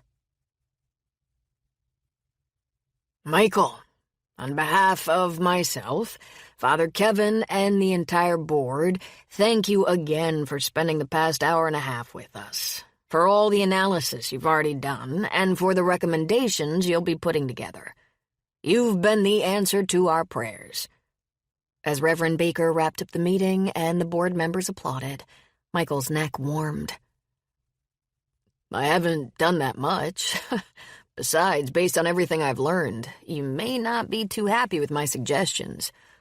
I'll offer several options, but given your finite resources, the most practical one might be to simply scale back. We've toyed with doing that in the past, but it's difficult to say no to people who ask you for help. Father Kevin folded his hands on the church's conference room table and leaned forward, his expression troubled. I understand your dilemma. Far better than they knew. But operating within more limited parameters and helping some people is preferable to closing up shop and helping no one. I know some of your board members are already stretched to the limit with Helping Hand's demands. He scanned the group seated around the table, his gaze lingering for a moment on Tracy. She dipped her chin and gathered up the papers spread in front of her. That's true, Reverend Baker nodded.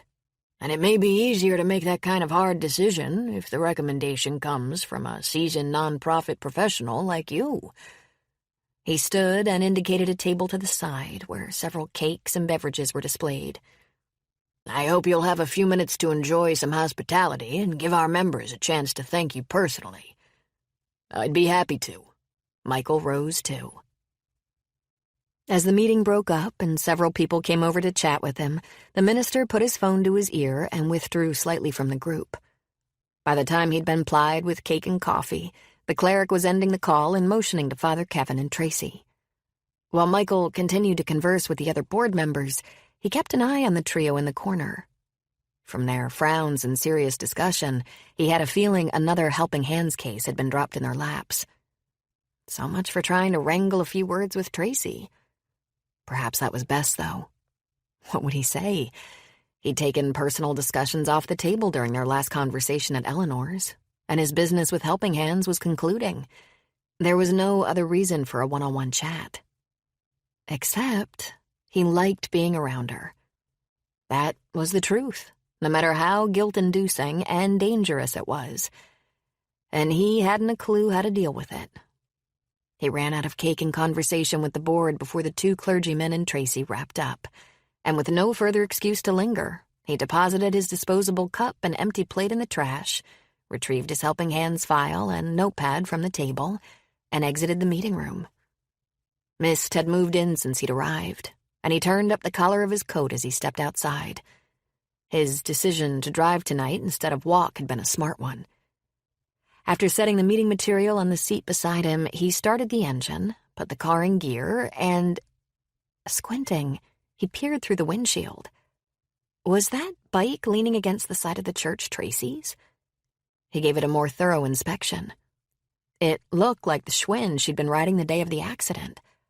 Hard to be certain in the dim light, though. Yet she had rushed into the meeting at the last minute, flushed and out of breath, as if she'd pedaled hard and fast to get there on time. Frowning, he tapped a finger against the steering wheel. The trip home, up the hill to the cottage on the bluff outside of town, would be taxing, not to mention dangerous, with the darkness and mist reducing visibility. He didn't like the whole notion. His engine continued to idle while the remainder of the board members filed out. Father Kevin crossed the lawn to the rectory. Reverend Baker hurried toward his car. Still, he waited. Several more minutes passed, and he cracked his window as the glass began to fog. This really wasn't any of his business. He ought to go home. But he didn't. Instead, he shut off the engine. 10 minutes later, Tracy appeared. She pulled the door of the building shut behind her, tested it, and hurried toward her bike. "Tracy!" He slid out from behind the wheel. She halted and swiveled toward him. Though her exit had triggered a security light, her face remained in shadows. The surprise in her inflection, however, was clear. "Michael?" "Yes." He walked toward her. Too bad he hadn't worked on a game plan while he was waiting. Now he'd have to wing it. I thought this was your bike. It's not the best night for cycling." He stopped a few feet from her, near enough to see the pulse hammering in the hollow of her throat. Had he startled her, or was she happy he'd waited? He tamped down the foolish flush of pleasure triggered by the latter possibility. "I'm used to this kind of weather." "You'll be cold and wet halfway home despite that." He motioned toward her slicker. She positioned her helping hands folder in front of her like a shield. "I'm fine, and I have to go. A situation came up that I need to work on ASAP." "I noticed you and the two clerics huddled in the corner. A helping hands issue?" "Yes, a complicated one." "Want to talk about it?" She hesitated. "It's too damp to stand out here and chat, and I locked the church hall behind me." "We could sit in my car." Maybe if he could get her that far, she'd agree to let him drive her home. She could always retrieve her bike in the morning. "Thanks, but there's not much to talk about. A call came in on the hotline from a mother who just learned her 16-year-old daughter is pregnant. She's a basket case. Her husband is ranting, and the daughter is threatening to run away. She's trying to find a neutral place for her daughter to stay until everyone calms down and they figure out how to deal with this." "Messy." "Yeah. The girl's locked herself in her room and is holding off on her threat until she sees what kind of options we can offer." "What are you supposed to do?" "Go through the Helping Hands resource list and see if I can come up with someone willing to take her in for a couple of weeks." "Doesn't this family have any relatives?" "Not in the area. They're recent transplants. Besides, they don't want to broadcast the news." Tracy massaged her temple. "I really need to go. I have payroll to do for one of my clients tonight, too." "Payroll?" Eleanor had said Tracy was a CPA, but I thought you worked on the cranberry farm.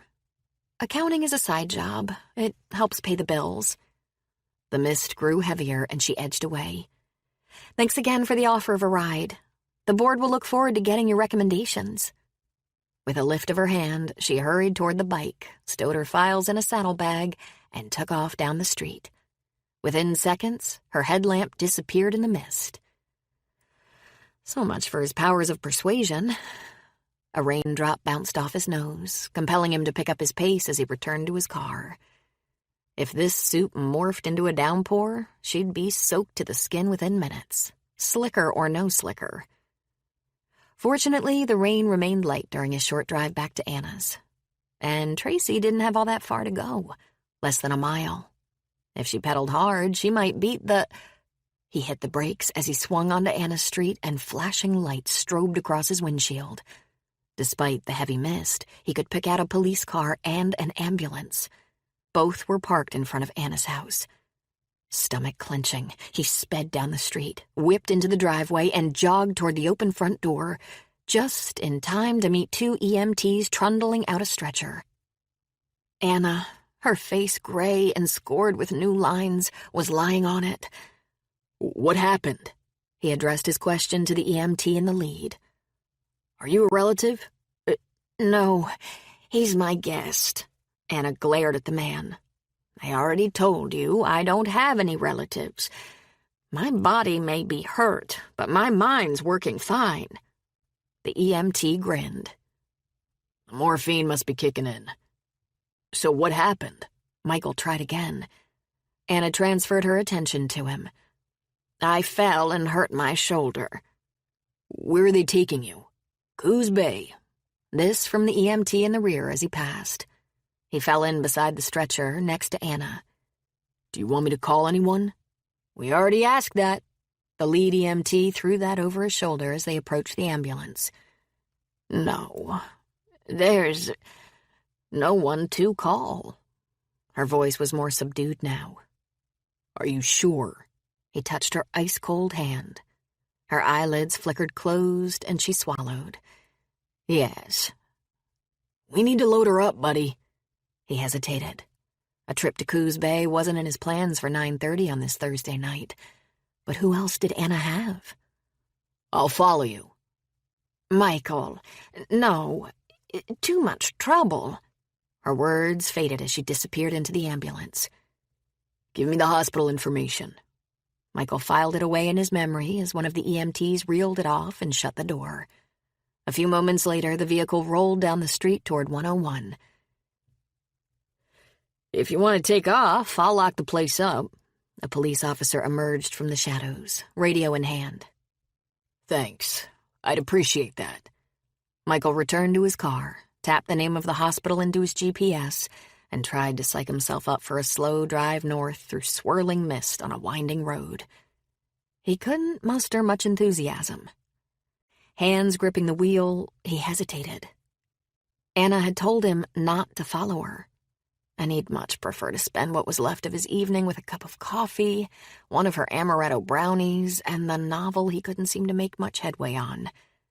That held far more appeal than a sterile, antiseptic-smelling ER.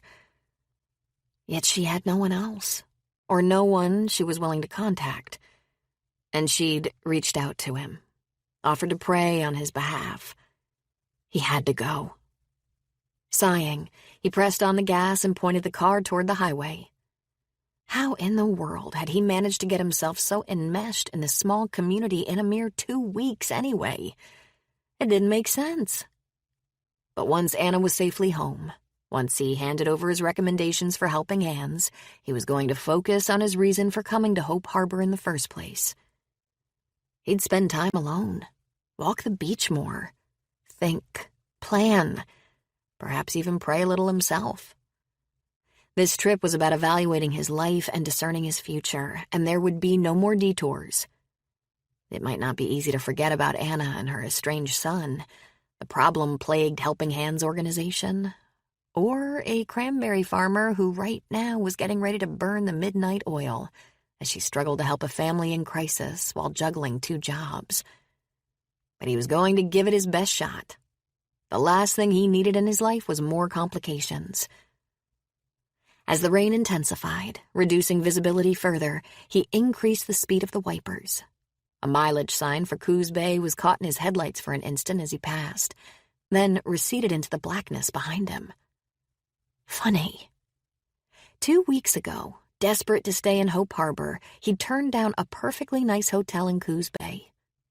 Anna's invitation had seemed like a godsend.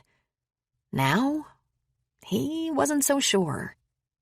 Because if staying in this town continued to distract him from his real purpose for being here, maybe her generosity hadn't been such a blessing after all. Chapter 10. I think she's coming back to us. As the unfamiliar female voice spoke, Anna struggled to lift her eyelids, a gargantuan task. Once she managed to prop them open, the world was a blur. She squinted at the 2 figures hovering over her, a woman she didn't know, and her heart stumbled. Could that be John?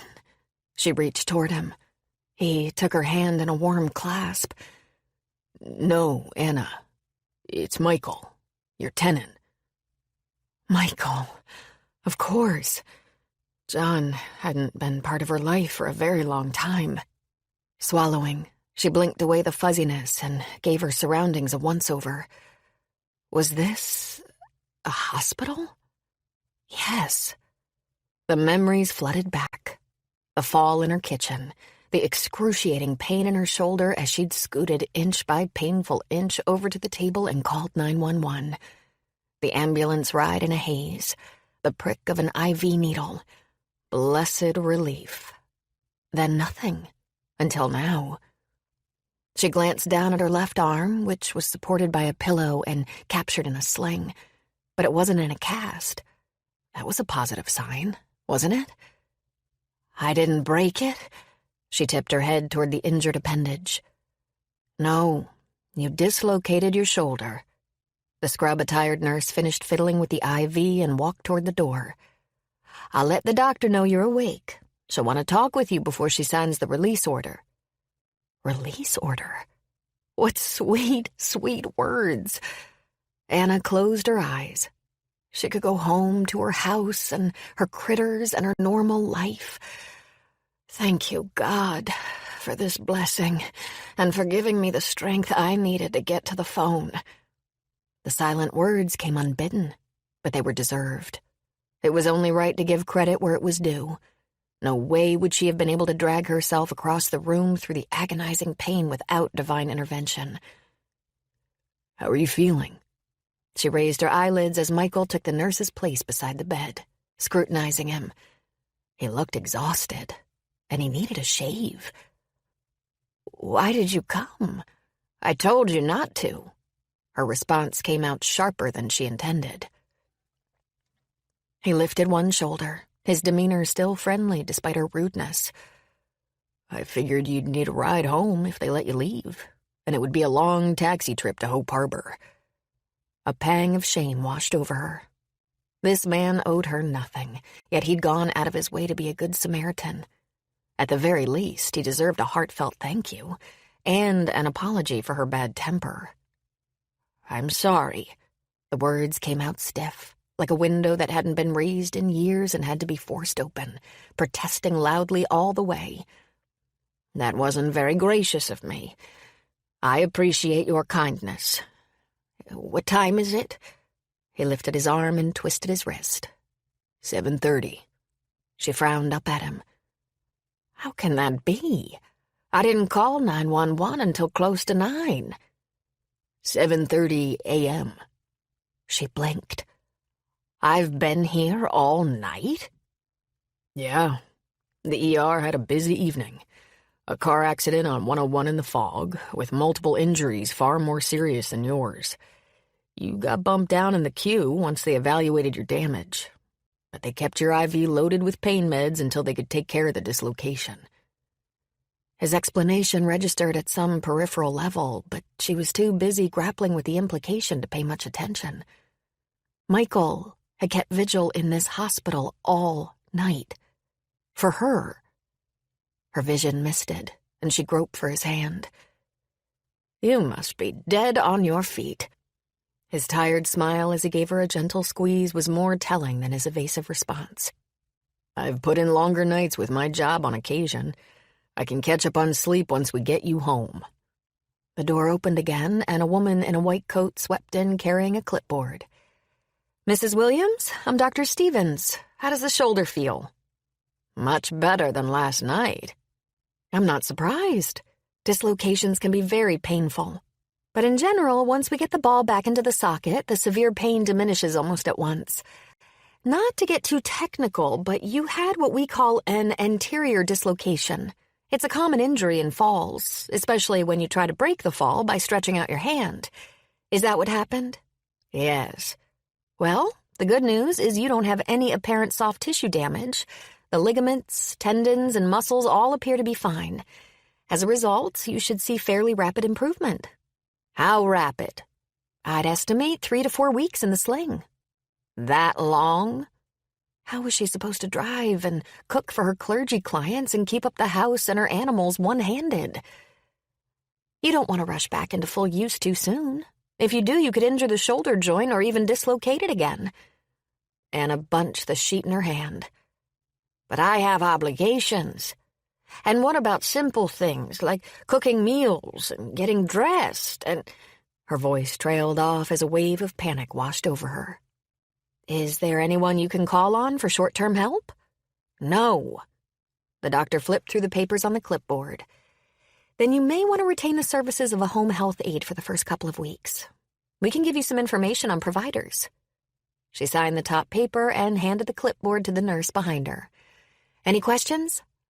Anna's mind was spinning too fast to form a coherent thought. "No."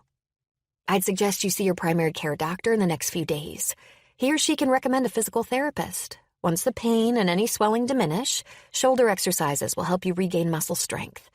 In the meantime, over-the-counter pain meds should take care of any discomfort. But I've written a prescription for something stronger in case you need it. We'll give you all that paperwork. I hope you have a speedy recovery." She finished her rapid-fire download with a quick smile and whooshed out the door toward the next patient. "I have most of your paperwork right here." The nurse moved in closer to the bed. "There are a few things for you to sign, then I'll help you get dressed." Michael had stayed in the background during the doctor's briefing, but now he stepped forward. "I'll wait outside while you finish up in here. Once you're ready to leave, I'll bring the car around to the door." "We won't be long." The nurse was already elevating the head of the bed and preparing to remove the IV. "Stay close." "I'll do that." He transferred his attention to her. "Hang in, Anna. You'll get through this. It's just a matter of logistics at the house. Nothing that can't be handled with a few phone calls."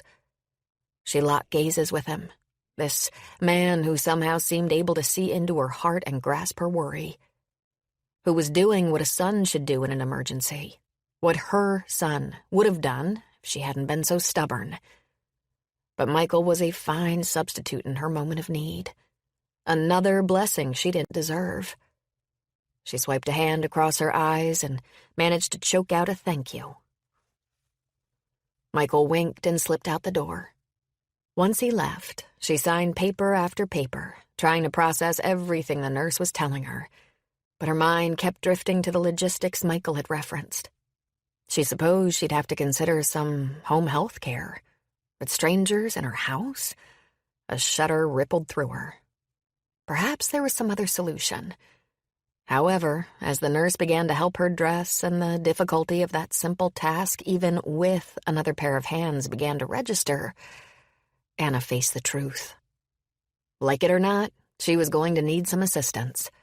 And since John was lost to her, and she had no real friends in town, her only option would be to pay a stranger to do tasks a friend or family member would have done out of love. Michael wiped a weary hand down his face, exited the ER, and drew in a cleansing lungful of the crisp morning air. Hospitals were the pits, and ERs were worse. They were suffocating, anxiety-ridden hellholes. With fingers that weren't quite steady, he unscrewed the cap on the bottle of OJ the nurse in the intake area had offered him and took a swig. Coffee would be better, but the sweet juice did help chase away some of the bitter taste on his tongue. Too bad it couldn't chase away the bitter memories as well. Recapping the bottle, he slowly exhaled. Leave the past in the past, Hunter. Focus on today, on the positives. Right. Today's big positive was that Anna's injuries weren't serious, and once they healed, she could resume her normal life. Until she reached that point, however, she would need help. He uncapped the bottle and took another drink, leaning back against the wall of the building as the evaporating mist began to offer glimpses of clear blue sky. His resolution to get back on course with his own quest might have to be put on hold for a day or two while he helped Anna line up a service that would... He froze. Wait. Might there be another option? Slowly, the seed of an idea took root in his mind. Grew. Blossomed. It was an ideal solution. Except he doubted Anna would agree. Still, it was preferable to hiring some stranger who would invade her home and rob her of the privacy she cherished. Though convincing her of that might take every ounce of his persuasive powers. If the option was even available at this point. But that was easy enough to check. He finished off his juice in 3 long gulps, tossed the empty container into the trash bin near the ER entrance, and pulled out his cell. It was too early for phone calls. Bleary-eyed, Tracy peered at her bedside clock. Almost 8? Maybe it wasn't too early. Unless you'd been up until 2 in the morning working on a helping hands crisis. Finishing the payroll for a client and trying to round up a used tractor to replace old Bessie. Another few minutes of sleep would have been nice before she cycled out to the farm for a full day of manual labor. Sighing, she grabbed her phone off the nightstand and croaked out a greeting.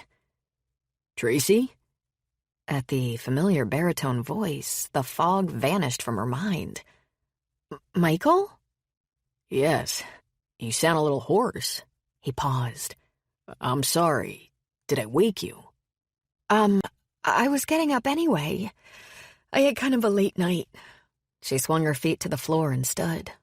He probably thought she was a lazy slug, still in bed on a workday at this hour. Not an impression she wanted to leave, for reasons she didn't care to analyze. On top of the helping hands crisis and that payroll project I mentioned, I was scouring the net for a used tractor. Ours died this week. Since I succeeded on 2 of the 3, the late hours paid off. What's up with you? 2 out of 3. Does that mean you haven't found anyone to take the teen yet? No, but I only managed to connect with 6 of the 10 candidates I called off the master volunteer list. She wandered into the bathroom, looked in the mirror, grimaced. She needed a caffeine infusion bad. I'll try the others this morning. I'd take her in myself, except her parents are adamant she have supervision, and my long days at the farm wouldn't allow me to monitor her activities. She padded down the hall toward the kitchen. Well, I think I may have a candidate for you. She jerked to a stop at the counter, her big toe connecting with the kick plate underneath. Ouch! What's wrong? She balanced on one foot and inspected the injury. I stubbed my toe. What did you just say? I think I found someone to take the girl. Anna Williams. She lowered her foot to the floor. You're kidding. No. Let me tell you the story. She listened as he recounted the events of the previous evening and his all-night vigil. Are you still at the hospital? Yes. And she thought she'd had a tough evening. He must be exhausted. I'll catch up on sleep later. Here's the thing. The girl needs a place to stay with supervision from a responsible adult. Anna certainly qualifies, and she's going to need some help with daily chores for the next 2 weeks. However, she isn't keen about some stranger from a home health service invading her space. Tracy lifted her foot again and massaged her throbbing toe. She doesn't know this girl either, or her parents. But the girl wouldn't be paid help. They'd be doing each other a favor. I think that would sit better with Anna. Have you mentioned it to her yet? No, I wanted to make sure the job hadn't been filled. It hasn't, but I need to find someone fast or throw in the towel so the family can seek help elsewhere. I'll talk to Anna on the drive back and call you within the hour. We're about to leave the hospital. Can you wait that long? Yes, but I'm not holding my breath. Tracy lowered her foot to the floor and dumped some coffee into a filter. Though she hardly needed the caffeine infusion now, her brain was percolating at full strength. Home health care people come and go. They don't live at your house. Anna doesn't even invite anyone over for coffee, let alone an overnight stay. It can't hurt to give it a shot. I suppose not. Do you know any details about this girl's situation? I expect Anna will ask. Yes. She shoved the filter into the coffee maker and poured water in the top while she talked. Reverend Baker got the whole story from the mother, or her perspective on it anyway. They relocated to the area about 6 months ago from the Midwest. Job transfer. Grace, that's the daughter, hated having to leave in the middle of high school, and she had difficulty breaking into the established cliques here. A lonely teen plus a bunch of unruly hormones. Not a great combination. That about sums up the problem. The parents' names are Ellen and Ken Lewis, if Anna asks. Does the girl have any other issues? Drugs, alcohol, smoking? Not according to her parents. Got it. I'll call you back within an hour. I'll keep my phone handy. The soothing aroma of coffee began to fill the cottage, and she inhaled a lungful. And thank you for trying, no matter the outcome. Let's hope it's positive, for everyone. Talk to you soon. Clapping her hand over a lingering yawn, Tracy set the phone on the counter and pulled out a box of cereal. Talk about a strange turn of events. Wouldn't it be amazing if the town hermit agreed to end her self-imposed isolation? And Michael's kindness to the unsociable woman who'd offered him lodging was just as extraordinary. Kindness, however, seemed to be part of his DNA. Making amends with cinnamon rolls, plying her with tacos, fixing Eleanor's gutter, lending his expertise to helping hands, a sleepless night in the ER, and now stepping in to offer a potential solution to the current crisis with the teen and her family. The word remarkable hardly did him justice. But remarkable as he was, and persuasive as he might be, Tracy had a feeling that getting Anna to agree to house-sit a pregnant teen in exchange for assistance with daily chores was going to be one very tough sell. Chapter 11. Absolutely not. I won't have a girl like that in my house. Anna narrowed her eyes at Michael as she juggled the remains of her fast food meal in her lap. Is that why you bought me breakfast? To butter me up? Her chauffeur kept his attention on the road, his expression neutral, his tone mild. No, we both needed to eat. I'm sure you were hungry, and I was starving. She winced. Of course he was. The man had spent a sleepless night in the ER. She should have bought breakfast for him, not the other way around. Sorry. No problem. I'd be out of sorts, too, if I'd spent a night hooked up to an IV. What did you mean by a girl like that? Her hackles rose again, despite his conversational manner. Isn't it obvious? A good girl wouldn't get herself pregnant at 16. She must be the loose type. From what I gathered, she was more lonely than loose. Anna sent him a disapproving scowl. Are you condoning her behavior? No, but I guess I've gotten more tolerant of mistakes as I've grown older and made plenty of my own.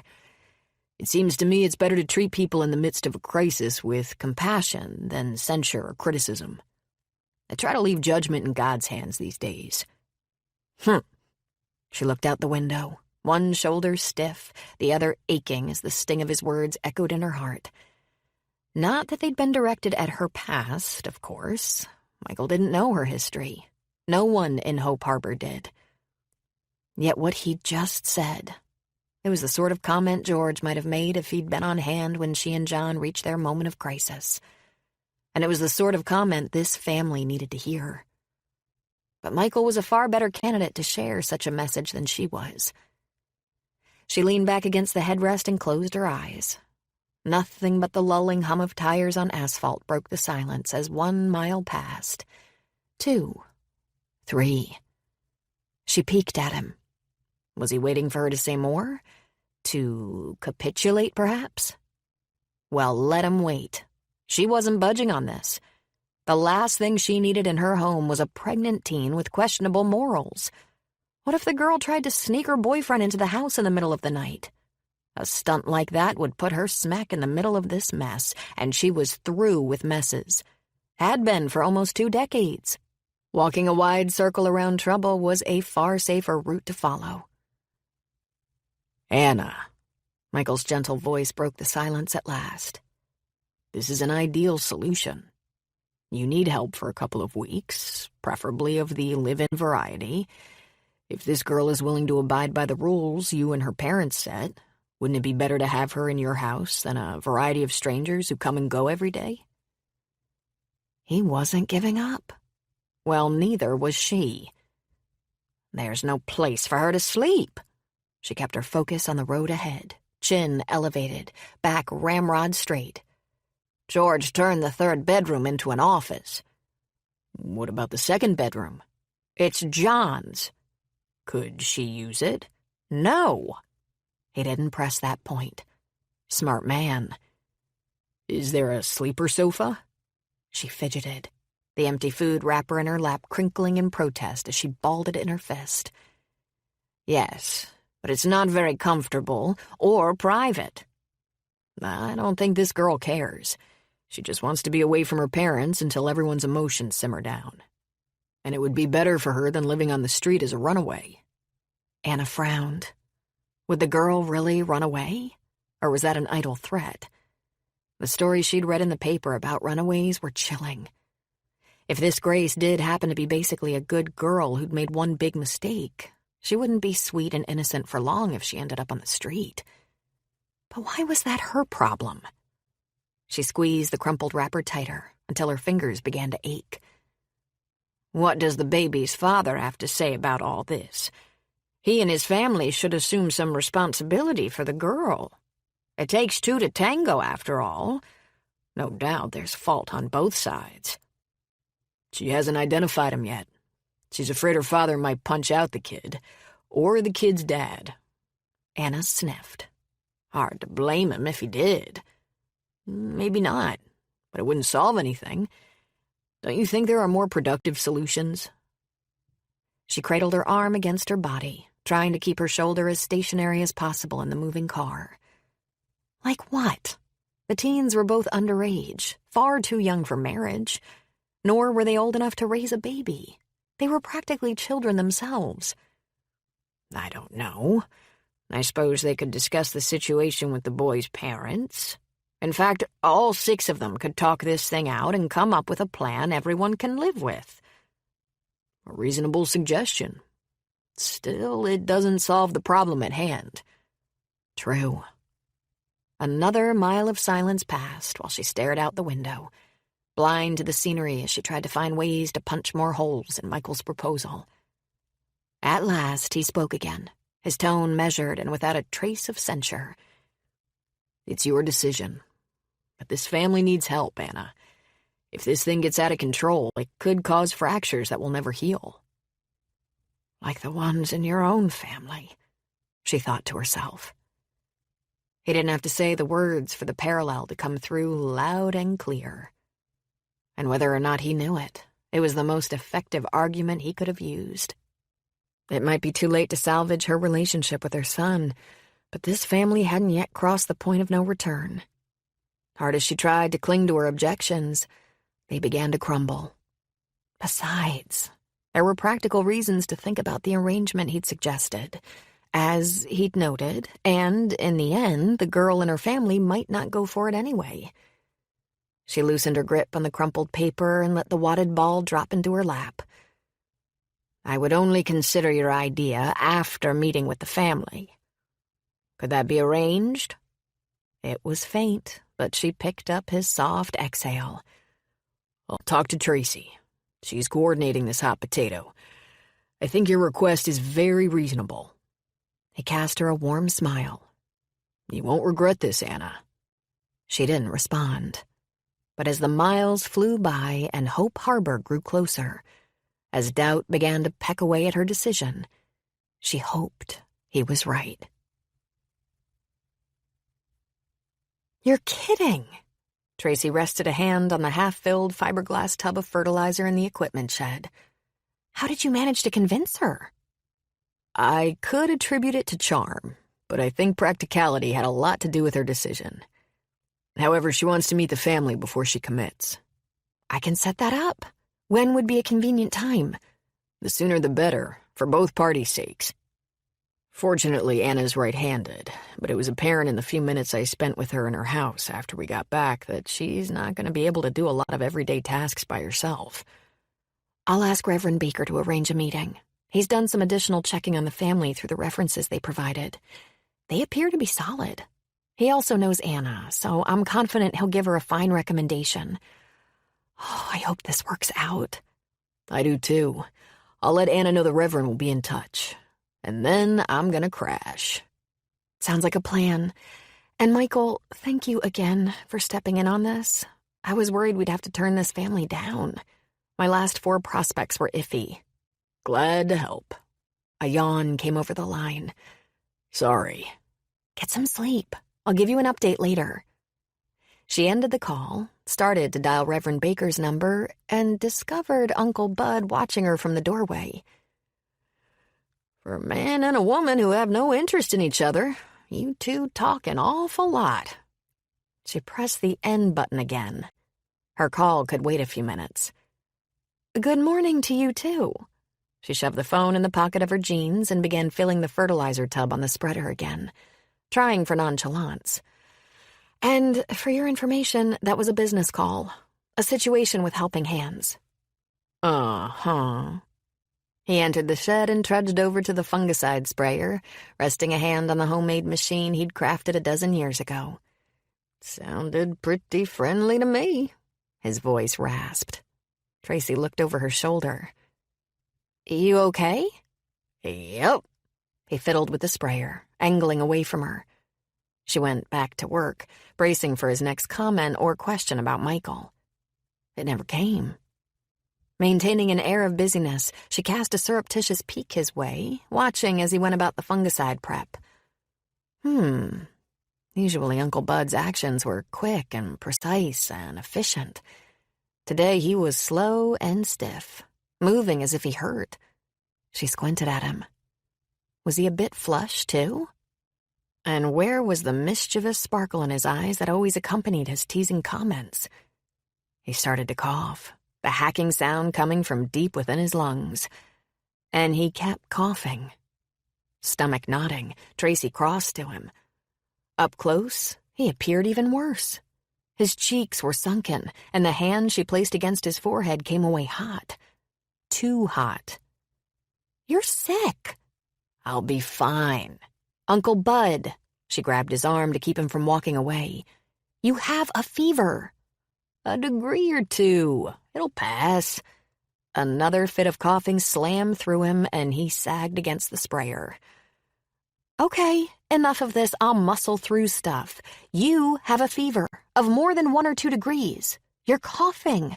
I'm guessing by your stiff movements that your whole body aches. What have I missed? He felt behind him for the seat on the sprayer and sank down. Headache, sore throat, fatigue. You have the flu. Nobody gets the flu in June. I guess you're special. Does Nancy know? No. I got up early and came outside. Can't afford to be sick. There's too much to do. I'll admit it's not ideal timing, but let's be glad it isn't harvest season. She tried to sound as upbeat as possible, but he was right. She might have found them a new tractor at a reasonable price, but that purchase would leave them 0 budget for emergency help, meaning her long days had just gotten a whole lot longer for the next couple of weeks. The mowing, fungicide and fertilizer application, spot spraying weeds, watering, a few fence repairs would all be on her shoulders. Unless she could find a way to earn some extra cash pronto that would allow her to hire a high school kid for 10 or 15 hours a week. And somewhere in there, she had to take care of her accounting clients, too. I can hear those gears grinding at warp speed in your brain. Uncle Bud pushed himself to his feet. I might not be able to stand on the fertilizer spreader for hours, but I can sit on the sprayer and get the fungicide application done. Forget it. She put her arm around his shoulder and guided him to the door. I'm walking you back to the house and turning you over to Nancy. I can get there on my own. Nope, I don't trust you. You'll sneak off to work on one of those fence breaks. She kept walking. His shoulders drooped. You want the truth? That wouldn't happen. I hardly have the energy to get back to the house. He plodded along beside her, none of the usual spring in his step. He stopped once to cough, the warmth of his skin singeing her fingers through the sleeve of his t-shirt. Nancy came out on the porch to meet them as they drew close, twin creases embedded in her forehead. I saw you two from the window. What's wrong? Our fearless leader has the flu. Tracy gave her uncle's arm a squeeze, then released him to Nancy as Shep and Ziggy raced up. His new wife helped him up the steps, did the hand-on-the-forehead test, and shook her head. Bud Sheldon, what were you thinking, going out in the fields in this condition? The dogs nuzzled his fingers, and he gave them each a pat. I was thinking cranberries. Well, you're going to be thinking chicken soup for the next few days. Nancy propelled him toward the door. Good luck keeping him in bed. He hates being sick even worse than he hates fireworms and bog rats. Tracy rested one foot on the bottom step and pulled her baseball cap more firmly over her hair. Don't you worry about that. I know how to deal with problem patients. Nancy winked over her shoulder. If you hold down the fort, I'll hold down your uncle. Deal. The two disappeared into the house, and Shep and Ziggy trotted over to her. After a quick pat, they raced off, leaving her alone. Very alone. Taking a deep breath, Tracy slowly retraced her steps to the equipment shed, trying to psych herself up for the marathon to come. A cloud scurried over the sun, casting a shadow on the earth. Appropriate. This whole season had been filled with shadows. Bad news on the balance sheet, the loss of old Bessie, Uncle Bud being felled by the flu, and no rescue in sight for their longer-term financial problem. She paused and looked up at the sky, now more gray than blue. Are all these minor catastrophes a message, Lord? Are you telling us it's time to let the farm go? To give up the place our family has loved and nurtured and worked for 3 generations? Are you trying to tell us we're just postponing the inevitable? She waited, watching the clouds. The bees continued to drone. The dogs continued to bark. The birds continued to chirp. God remained silent. No surprise there. Booming commands from above only happened in the Bible. But how were you supposed to follow his guidance and discern his will if you couldn't hear his voice? Let's do our best and leave the outcome to God. Uncle Bud's advice echoed in her mind, and it was sound. Besides, what other choice did she have? So she straightened her shoulders, picked up her pace, and prepared to do her best. The tension in the air was as thick as it had been the day John walked out the front door with 2 packed suitcases and never came back. Anna surveyed the group assembled in her living room. Ellen and Ken Lewis were sitting on the sofa across from her, close to each other, but not touching. The mother's eyes were distraught and confused, her face etched with concern, her hands clenched in her lap. Beside her, the father's dark irises smoldered, and his posture was taut as a rubber band about to snap.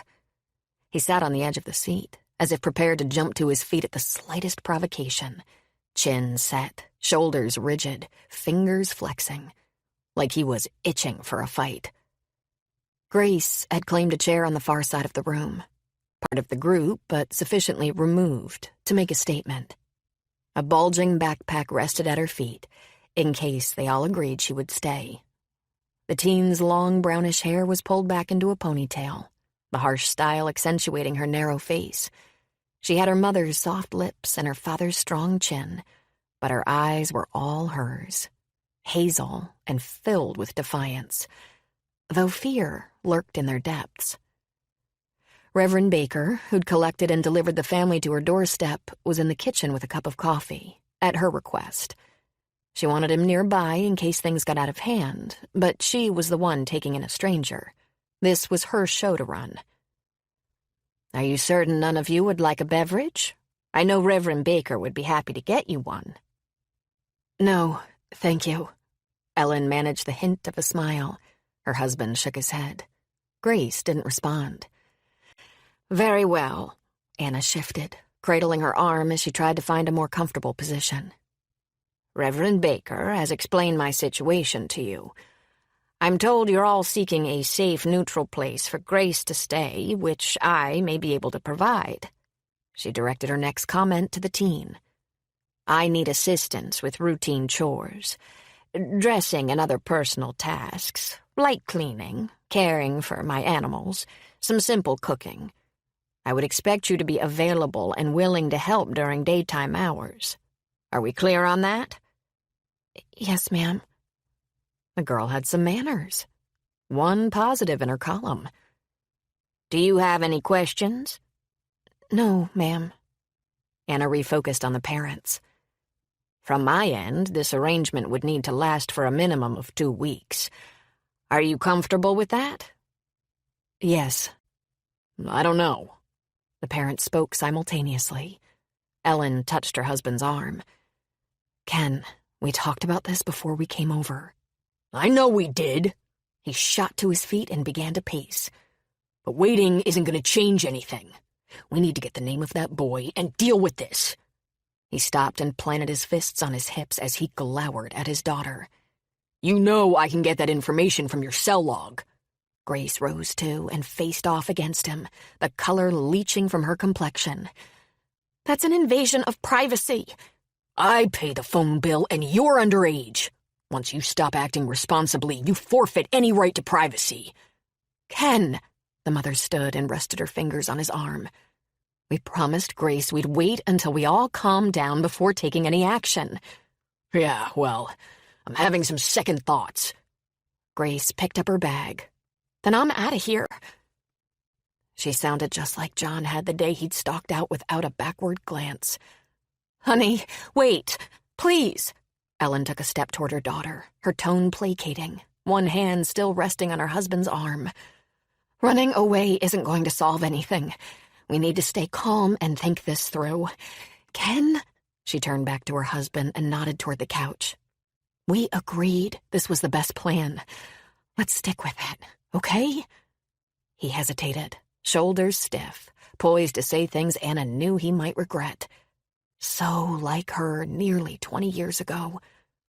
But at his wife's urging, he retook his seat. So did Grace. All thanks to Ellen's intervention, the voice of reason, as George would have been on that long-ago day. Perhaps with the mother's peacekeeping efforts and some outside help, this family would survive. And she could provide that help. "I'm sorry." Ellen sent her an apologetic look. "Emotions are running high all around, as you can see." "That's understandable." Anna cradled her injured arm to take some of the pressure from the sling off her neck. "It's a difficult situation. To put it mildly." Anger flashed in Ken's eyes. "But we'll figure out a way to deal with it once we're all thinking more clearly." Ellen stroked his arm and spoke across the coffee table. "That's why we thought a short separation might be beneficial. If you're willing to take Grace." From the moment Michael had broached the idea until the family walked in her door, Anna had been nervous about the whole notion. Yet all at once, a gentle calm infused her, and the choice seemed obvious. "I'll be happy to.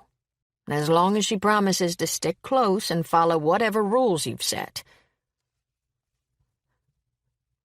The rules are simple. No computer or cell phone, no talking to this boy while she's here, and no running away.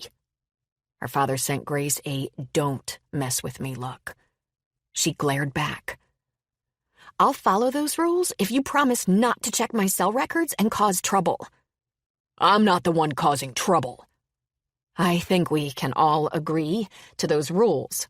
Ellen glanced from her husband to her daughter. And I don't want you guys calling here constantly either. Grace lowered her chin and picked at some peeling polish on her thumbnail. I need some time to think, too. Ken started to speak, but Anna intervened. I think that's a wise suggestion. Distance can help restore perspective. However, I'll be happy to call you every day to let you know how things are going. That would be perfect. Gratitude softened Ellen's features. Then I guess there's nothing else to discuss. Anna spoke again to Grace. Would you let Reverend Baker know we're wrapping up in here? The girl rose without a word and disappeared down the hall. We can't thank you enough for offering your hospitality, Mrs. Williams. Ellen stood and came around the coffee table, hand extended. Things have been so volatile. This is new territory for us. Grace has always been such a good girl. Ken pushed to his feet, too. That's why I want to get my hands on the punk who did this to her and lock her in her room until she's 18. And you wonder why I threatened to run away? Grace stormed back into the room, the minister on her heels. He didn't do anything to me I didn't fully cooperate with. Was it a mistake? Yes. Am I sorry about it? Yes. But it's done. And if we can't find a solution we can all live with, I'm out of here. Grace, you're only 16. Where would you go? Besides, we're a family. We stick together. Ellen moved toward her. She backed away from her mother. I just want to be left alone right now, okay? I'll stay here. We'll all think. Maybe we can work this out. The last word caught on a sob. Reverend Baker scanned the group. Does that mean you're taking Grace in, Anna? Yes. Splendid. A sound plan all around, I'd say. We'll leave the two of you to work out your living arrangements. Daughter and parents faced each other across the room. Grace's shoulders taut, Ellen's eyes shimmering, and Ken's jaw still chiseled in granite. Finally, he took his wife's arm and they followed Reverend Baker out. Once the door clicked shut behind them, Anna turned to her new houseguest. Would you please lock the front door, Grace? There's a flip lock and a bolt. The girl complied in silence, disappearing down the hall in the wake of her parents. And as the click sounded in the quiet house with an ominous ring of finality, Anna hoped this limb she'd stepped out on wasn't going to crack under the weight of conflict and send her tumbling into disaster. Chapter 12. Was that Tracy? Michael stopped, adjusted his sunglasses against the brilliant glare of the late morning sun, and squinted into the distance. The woman sitting on the sand, leaning against a rock, looked like her. But he walked this beach every day, and they'd never run into each other. He started forward again. It was probably some tourist, maybe the wife of that guy at Water's Edge who was searching for agates or petrified wood or other flotsam. Or she might be part of that picnicking family group a bit farther down. Maintaining an ambling pace, he glanced around. The beach was a lot more crowded than usual, if 24 people could be called a crowd, but it was Sunday after all, a day of rest and relaxation. For some, anyway. He towed a piece of beach kelp, the blades as twisted as his emotions, the bulbous balloon-like bladders that kept the plant afloat as bloated and ready to pop as his taut nerves. This was crazy. Why should he be more stressed now than when he'd arrived? The beginning of his trip might not have been quite as smooth as he'd expected, but he'd finished his helping hands report yesterday. Anna had a live-in helper and didn't need his assistance, and he was now free to devote himself to the solitude and escape he'd craved when he'd left Chicago. Yet the ability to dial things down, to sit on the beach in total relaxation like that woman by the rock, eluded him. He cast another glance at her as he prepared to pass. Froze. It was Tracy. He gave her a quick sweep. Her head was tipped back against the boulder, as if she was enjoying the parade of clouds across the blue sky, her eyes masked by sunglasses. Not an unusual sight on the beach, but the black slacks, crisp green blouse, and blazer draped over her shoulders were more suited to Sunday services than sand. Why was she here, all dressed up like that? He hesitated. Should he interrupt her solitary respite and try to find out, or keep walking? Keep walking, Hunter. His jacket whipped around him as he debated, and all at once a gust of wind caught the frisbee being tossed by the family group and sent it sailing directly toward Tracy. Letting his reflexes take over, he ran toward the soaring disc, leaped, and grabbed it mid-flight. "Sorry about that." One of the kids jogged toward him. "No problem." He threw it back, and the youngster caught it. Given the shouted exchange, she expected to find Tracy watching him once he turned back. She wasn't. In fact, she hadn't moved a muscle. Weird. He walked closer, and her even breathing and slack hands explained her lack of response. She was sound asleep, her purse beside her a tempting target for a fleet-footed thief. Michael did another scan of the beach. Hope Harbor might be a small town, but bad stuff happened everywhere. He couldn't walk away and leave her vulnerable. Could he? Ignoring the voice in his head that reminded him she was a native and would understand better than him the risks, if any, of falling asleep with an unattended purse on the beach, he strode across the sand and dropped down to rouse her. But up close and in repose, her features relaxed. Tracy Campbell short-circuited his lungs. The slender arch of her throat, her soft lips, and the gentle curve of her jaw. Lovely. And much too appealing. He needed to get out of here before... She stirred, and from his position beside her he could see her eyelids flutter open behind the dark glasses. No chance of escape now. Better warn her she had company before she discovered him watching her. Using the first excuse that came to mind for invading her turf, he grabbed her purse and dangled it in front of her. With a soft gasp, she sat up straighter and twisted toward him. "I could have walked off with this." "Michael," she said his name in a voice husky with sleep that stirred his long, dormant libido. The red alert warning in his mind began to flash with more urgency. He set the purse back down and eased away as a cloud covered the sun, dimming the glare. "You might want to tuck this somewhere safer." With a wry smile, she relaxed back against the rock. A purse snatcher would be disappointed if he took that. My wallet is in my other bag. Not that he or she would get much even if it was in there. A shadow passed over her face that had nothing to do with the cloud activity above, followed by a yawn. "Sorry. To tell you the truth, I've never passed out on the beach like this before. Instead of detouring here after church, I should have caught a quick nap at home before I tackle my to-do list at the farm." "You work on Sundays, too?" "Not when Uncle Bud is in charge, but what he doesn't know while he's down with the flu won't hurt him. Besides, there isn't much choice.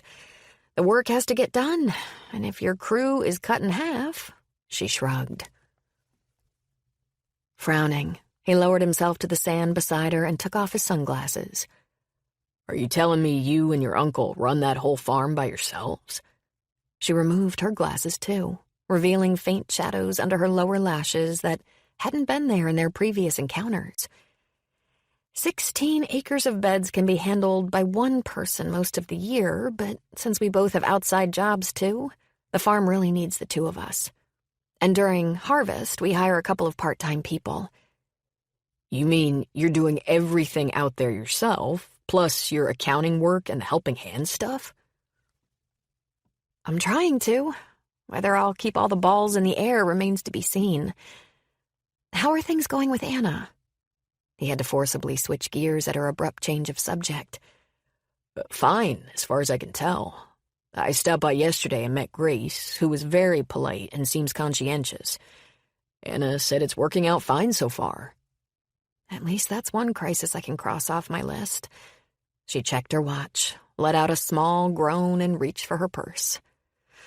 I need to get going. I only meant to sit here and rest for 5 minutes. Somehow that morphed into half an hour. But the sun felt good. It's gone now, though. He scrutinized the sky. The clouds that had been on the horizon were fast covering up the expanse of blue. I haven't yet gotten used to the rapid weather changes out here. 1 minute it's sunny, the next it's gray and gloomy and depressing. I have to admit, I much prefer the sun. She slipped her sunglasses back on, snatched her purse and shoes, and stood, all in the space of a few heartbeats. It took him a second to recover from her sudden move, and by the time he rose, she'd slung her purse over her shoulders and backed off. Bad vibes wafted his way.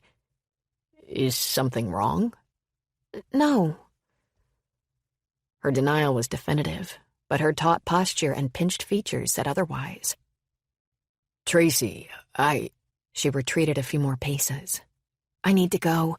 I'll see you around. Shoulders stiff, she swiveled around and hurried toward the steps that led from the beach to the bluff road above. He propped his hands on his hips and followed her progress. What was with that prickly reaction? Could she be mad because he'd startled her? No. She'd been amiable as she'd answered his questions about the farm. After that, they'd talked about Anna and... what? Another gust of wind kicked up some sand at his feet. Weather. The last thing he'd said had been some innocuous comment about the changeable weather. Why would that tick her off? Mystified, he watched as she stopped at the base of the stairs, slipped on her shoes, and began to ascend. Was she annoyed out of some misplaced sense of civic pride, interpreting his comment as an insult to her hometown? That was a stretch. Maybe she was just tired. Fatigue often left people touchy and out of sorts. He certainly hadn't been in top form after his all-nighter at the ER, and sleep seemed to be a luxury in Tracy's life at the moment. Plus, she was under a lot of pressure. Yet as she disappeared over the top of the bluff, never once looking back, he had a feeling there was more behind her reaction than lack of shut-eye or stress. A lot more. Might it be connected to Anna's suggestion early on that he should ask Tracy for advice about how to deal with regrets? Possibly. But given her miffed attitude just now, not to mention a brutal work schedule that wasn't liable to put their paths on a collision course in the near future, there wasn't much chance he'd have an opportunity to say hello, let alone ask her for advice. Unless he could think of some way to make their paths intersect.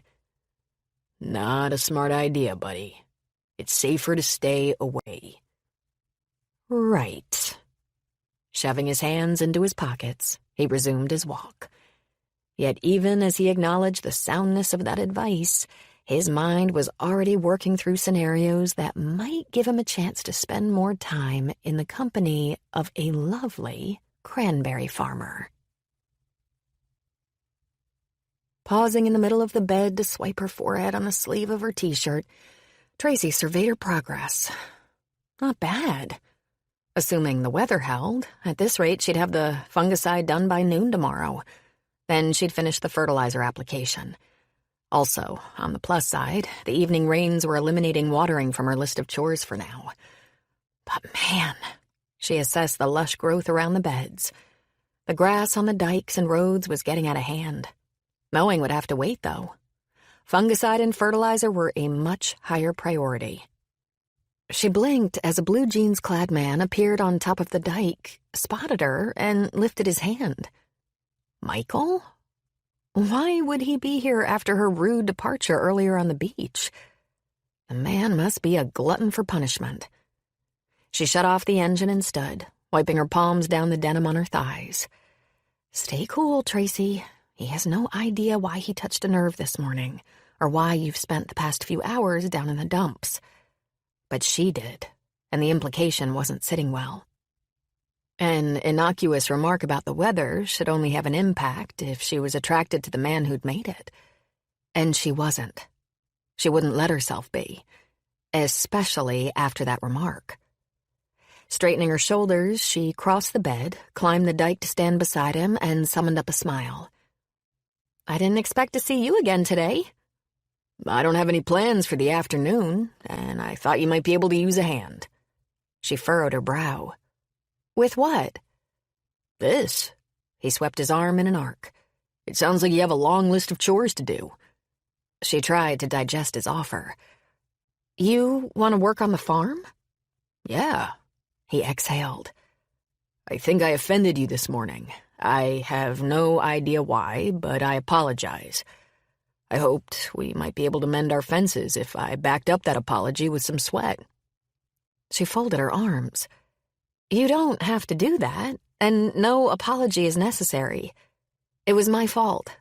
I'm just a little tired. I'm sure you have better things to do on a Sunday than work on a farm." "As a matter of fact, I don't.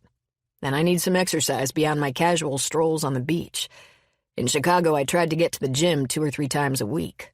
Here, I've been more or less a couch potato, and my body is telling me to get moving before everything atrophies." Atrophy? No danger of that as far as she could see, with those lean hips and the muscles bulging below the sleeves of his t-shirt. "I can't let you spend your Sunday doing manual labor." "You are." "I own this place." "And I'm bored." He gave her a cajoling wink. "I promise to try my best not to do any damage, if you're worried about that." The man had some serious charisma. "No. Cranberry farming isn't rocket science." "Then put me to work. What can I do that doesn't require a lot of training?" Tracy eyed the overgrown dikes around them. If he was sincere... She tucked her fingers into the front pockets of her jeans. "How are you with a weed eater?" "I know how to use one." He cocked his head.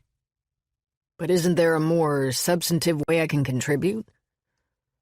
Keeping the grass on the dikes and road under control is a huge task.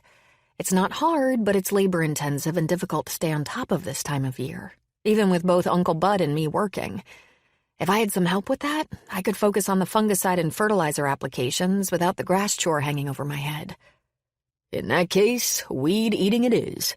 Point me in the right direction, and I'll let you get back to your—" He regarded the sprayer in the middle of the bed. "Whatever you were doing."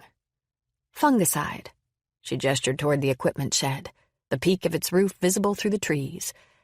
"The weed eater's hanging on the wall in that building. It's ready to go. There are work gloves and goggles in there, too. You could start with this bed. The sides of the dikes are a mess."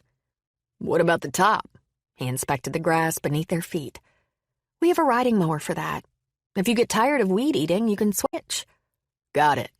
I'll find what I need." He started to turn away, but when she touched his arm, he froze and looked over his shoulder. "This is above and beyond, you know. Manual labor couldn't have been on your agenda for Hope Harbor." "I've done a lot of things since I've been here that weren't on my agenda." His focus shifted to her hand on his arm, and she yanked it back as he slipped his sunglasses on, masking his eyes. "And this one's a win-win. You get some help, and I get some exercise." "Way more than you probably need, or want." "If I get tuckered out, I'll let you know." Before she could respond, he retraced his steps across the dike. She watched him for a few moments, then slowly returned to the sprayer and revved up the motor again. Talk about a strange turn of events. Maybe Michael did want an activity to replace his gym visits back home. But there were plenty of opportunities for exercise in Hope Harbor that didn't involve dirt and bees and calluses. So what was the real reason the Chicago nonprofit executive had volunteered for such scruffy duty? Was it possible he just liked her company, despite what he'd said about following a solo road? She guided the machine down the length of the bed, trying to squelch the little trill that possibility sparked. What silliness. She was reading far too much into the simple gesture of kindness. Michael Hunter wasn't the type to walk away from someone in need, And that's all his offer of help was, an example of his caring, generous nature. Reading anything more into it was foolish. Yet once he returned and began cutting the grass with measured, methodical sweeps of the weed-eater, biceps bulging, broad shoulders flexing, she found her gaze straying to him far too often. And more than once, she found him looking her direction too, which did nothing to tamp down her heightened sense of awareness or tame her misbehaving heart. So she finished the bed as fast as she could and moved to the next one, several 100 yards away. Unfortunately, the physical separation didn't help a whole lot. She could still hear the weed-eater, still picture the easy, swinging rhythm he'd established. And for a fleeting moment, she could almost pretend that her old dreams about having the companionship of a special man in the fields on a regular basis had come true. A man who relished the farm she loved as much as she did. This was how it should be, how she'd always wanted it to be. A sudden wave of yearning swept over her, so strong she almost lost control of the sprayer. Clamping down on the wheel and her foolishness, she managed to keep herself on course. Dreams were fine, as long as they were grounded in reality. As long as you pursued them with your eyes wide open and understood the risks. As long as you didn't let wishing and hoping and rose-colored glasses blind you to reality. Michael Hunter was a nice man. In another time, another place, who knew what might have happened? But he was a non-profit executive, not a cranberry farmer. He was going back to his life in Chicago soon. He was still in love with his wife. And he wasn't crazy about cloudy weather. None of which would bode well for a future with him if she did happen to be interested. So she'd be grateful their paths had crossed for these few brief weeks and for all the help he'd given her. But when the time came, she'd say goodbye and do her best to forget about him. Because this was her home. And unless she could find a way to mitigate her grief and guilt, unless someone came along who could embrace Hope Harbor and love the cranberry farm as much as she did, she'd go it alone. Chapter 13. This was hard work. Shoulder-straining, back-breaking work. The kind of work Tracy did every day. Michael propped his foot on the slanted edge of the dike, resting the weed-eater on his thigh while he gave his screaming biceps a break. So much for all those weights he'd lifted in Chicago. No wonder Tracy was lean and fit to the extreme. Hard work aside, however, it wasn't too difficult to understand why she loved the farm. Taxing the body instead of the brain was a refreshing change of pace. So was filling your lungs with fresh air and enjoying the sun on your shoulders and petting the dogs when they trotted by. If it wasn't for the pesky bees swarming all over the place, the farm would be idyllic. As if on cue, another one buzzed around his ear.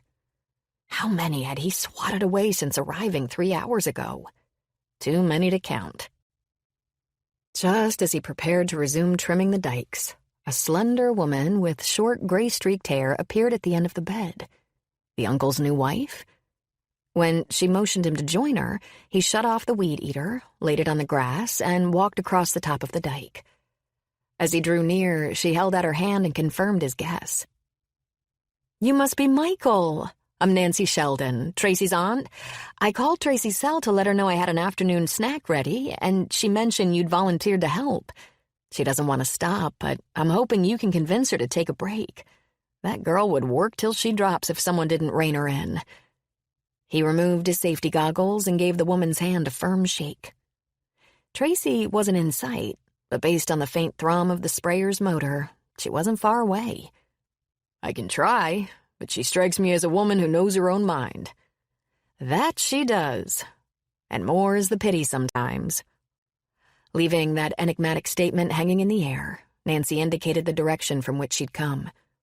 "I put some drinks and a snack on the bench under the willow tree. She can show you where it is. And if you can't convince her to join you, sit for a while yourself. With Bud out of commission, we're very grateful for your assistance. We may not be able to pay you, but we can feed you." "I'll enjoy the treat. Thanks." "My pleasure. Well," the woman looked him up and down with a smile he couldn't interpret. "I guess get back to the invalid. Tracy warned me he'd be a difficult patient, and she was right. Keeping that man horizontal is a challenge." With a flutter of fingers, she retraced her steps. Michael turned the other direction and followed the pattern of dikes that enclosed the terrace beds until he spotted Tracy. She was intent on her work, moving at a steady clip, maneuvering the sprayer like the pro she was. He observed her for a couple of minutes, analyzing her pattern. She appeared to be finishing up this bed, traveling his direction. No need to interrupt her until she was done. Whatever treat Nancy had delivered could wait. For now, enjoying the sight of Tracy was treat enough. Dropping down to sit on the dike, he watched her execute a turn at the end of the bed, in total control of the odd-looking machine with narrow wheels and a boom on both sides that extended about 12 feet. Either the contraption wasn't as unwieldy as it seemed, or she was just making the whole thing look easy. He had a feeling it was the latter. As she reached the far end of the bed, she glanced over her shoulder to check something behind her and caught sight of him. The sprayer veered slightly off course, but her quick jerk on the wheel pulled it back in line. Keeping one hand on the helm, she held up a single finger and maintained a steady course. 3 minutes later, after finishing the bed, she pulled to the edge and shut off the motor, but stayed in the seat. Maybe he'd be taking his break alone after all.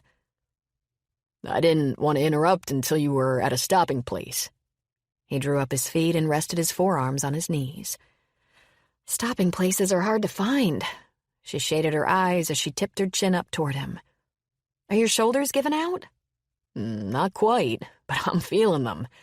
"Wait until tomorrow." Her tone was wry, her expression sympathetic.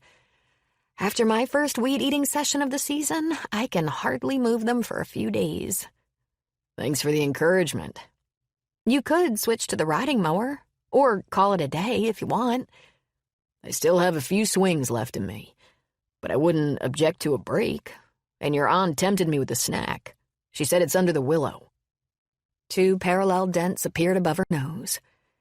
"Nancy came out to find you?" "Yes." He cocked his head. "Is that surprising?" "Yeah. She usually stays close to the house until the bees are gone." "You mean they leave? As in, migrate?" "No, we have a rental agreement with a beekeeper who brings in 2 or 3 hives per acre in May to pollinate the cranberries.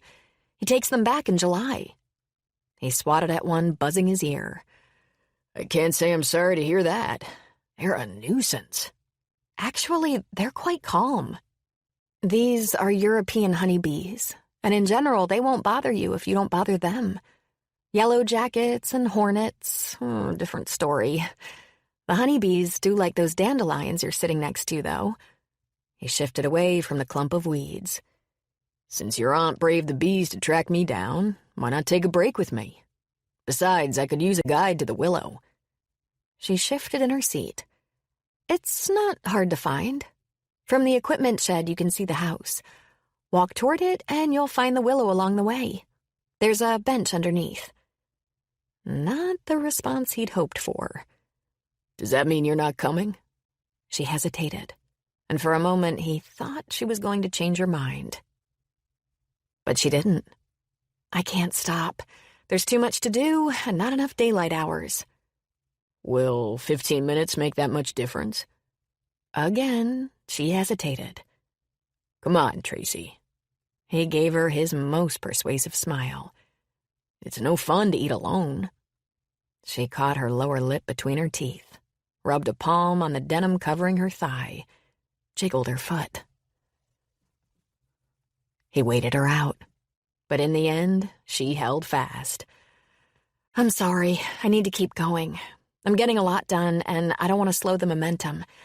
Plus, I had a big lunch, as Nancy knows, and she provided it. But you should go see what she left. She's a great cook." His powers of persuasion must be getting rusty. Using one hand for leverage, he pushed himself to his feet, ignoring the protest from his shoulder. "Well, At least I can tell her I tried. Despite the 12 feet separating them, he could hear her huff. She sent you after me? Must be a touchy subject for some reason, but he couldn't lie. She suggested I try to persuade you. Tracy's shoulders stiffened, and she yanked her baseball cap farther down over her forehead. Enjoy your treat. With that, she started the motor again and rolled away. For a full 60 seconds, Michael remained where he was, wrestling down his disappointment, even though her decision to continue working was probably for the best. Neither of them wanted things to heat up. Besides, if Tracy ever got involved with anyone again, she should pick a man she could count on to be there for her. And his track record on that score was dismal. She grew smaller as the sprayer moved further away, and he shoved his hands in his pockets, shoulders drooping. Tracy was a sensible woman, and she was following the prudent course by keeping him at arm's length. Why would she want to share a snack under the willow with a man who'd gone out of his way to make it clear he still loved his wife? He hadn't lied about that either. Julie's place in his heart was secure. But might there be room for someone else too? Someone like Tracy? He toyed with that notion, approaching it with caution, and came to a tentative conclusion. Maybe. Assuming he could overcome the problem that had plagued his marriage. And assuming Tracy didn't shut him out even more once she learned his story. Two very big assumptions, and the odds weren't in his favor. Losing interest in the snack, he headed back to the weed eater, until a sudden growl in his stomach reminded him the energy provided by the can of soup he'd eaten at lunch was long expended. He did need food. And a little companionship under that willow would have been welcome. Tracy continued to move away, however, her back toward him. But if she had agreed to sit with him in this peaceful place that was so much a part of her, and if the opportunity had presented itself, perhaps he could have dug deep and found the courage to reveal what had prompted his 2,000-mile trek west.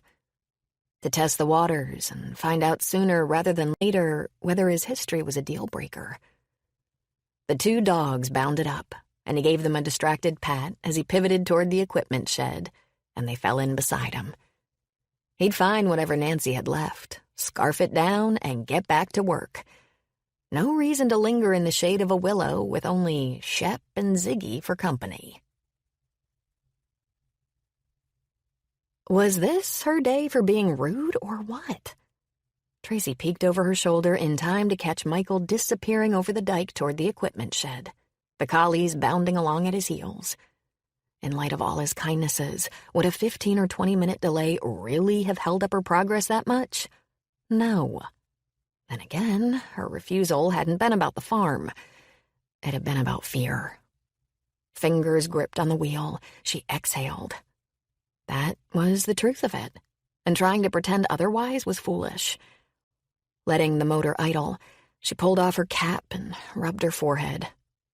It would be easy to attribute the dull ache to sun or engine noise or fatigue or a dozen other things, but none of them was the culprit. That honor belonged to Michael Hunter. Because in spite of her renewed resolve this morning to keep her distance, she wanted to spend more time with him. A lot more. Not going to happen, though. She wouldn't let it. Being in the man's presence for extended periods wouldn't be wise. On the other hand, what harm would there be in a few minutes under the willow tree?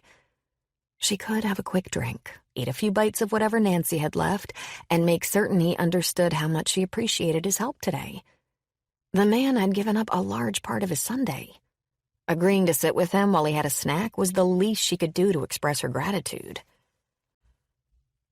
Turning off the sprayer, she swung her feet to the ground, marched toward the willow, and tried to convince herself the churning in her stomach and the quiver in her nerve endings were due to hours on the vibrating sprayer, and not the man she was about to join.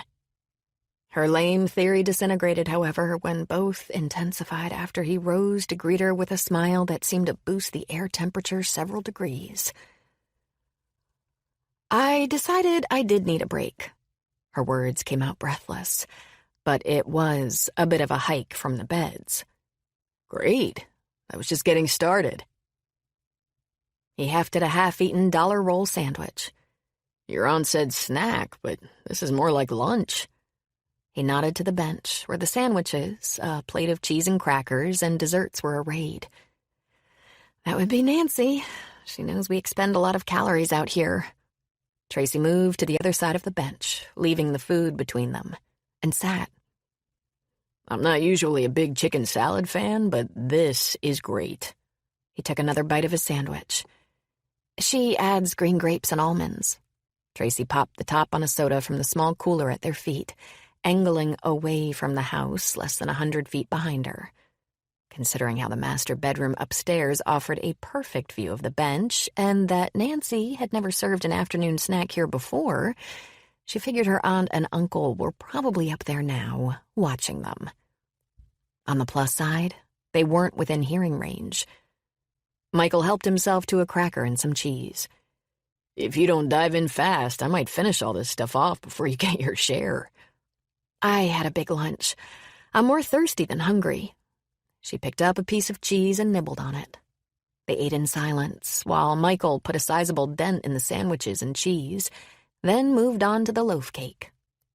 This is good, too. He inspected the slice. Sort of like fruitcake, but better. Much better. It's cranberry nut cake, an old family recipe my grandmother created after they started the farm here. Nancy's the keeper of it, since I don't have much chance to cook. She always has some on hand. She took a piece, too. It has zip. He went back for seconds. That would be the bourbon. He arched an eyebrow, trying not to smile. It's not like we drink it or anything, and I think there's only 1/4 of a cup in the whole loaf. But thanks to the alcohol, it keeps for months. In fact, it gets better with age. Up to a point. I'll bet. He took a third slice. You must be really hungry. Weed eating is hard work. Isn't there any easier and faster way to trim the dikes? A sidearm mower would be great. Also expensive. It's cheaper to pay a high school kid to do the work, when money's available. The timing on old Bessie going belly up wasn't ideal. She finished off the cake she no longer wanted and downed it with a few swallows of soda. Sounds like things are tough in the cranberry business. His comment was gentle, cautious almost, like he was afraid she might get her dander up again and stalk off, as she had this morning. That wasn't going to happen. But how best to respond? She looked down, playing with the edge of her napkin. His tactful phrasing would allow her to blow off the implied question without being rude.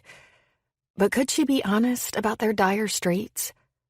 Michael wasn't the type to tell tales, and most of the locals had probably already guessed that Harbor Point Cranberries wasn't on the best financial footing.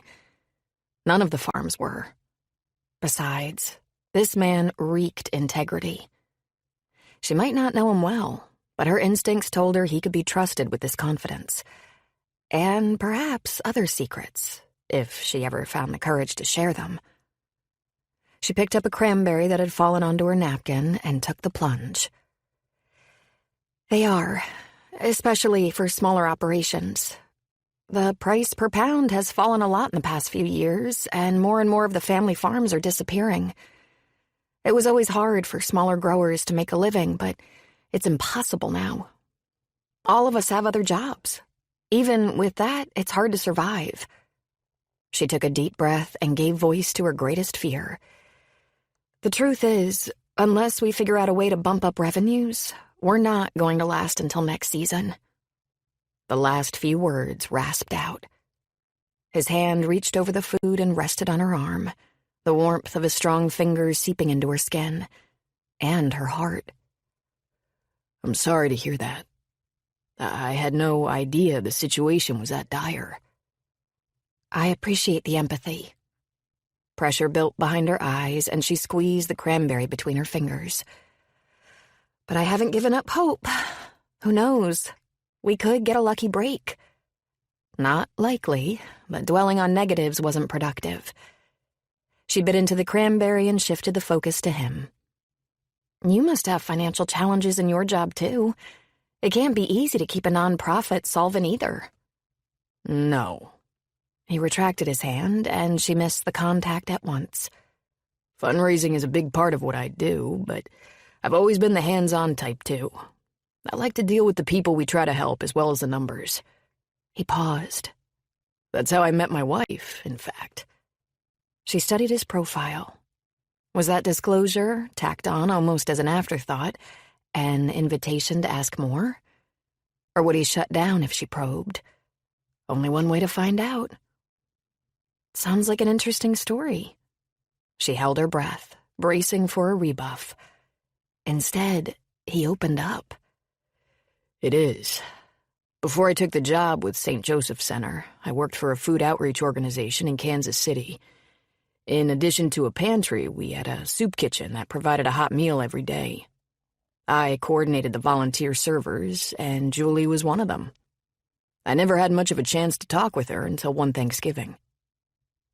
We were always overloaded with volunteers on holidays, and there wasn't a lot for either of us to do. We ended up sharing some turkey, discovered we had a lot in common, and 6 months later we got married. That sounds like a plot from a romance novel.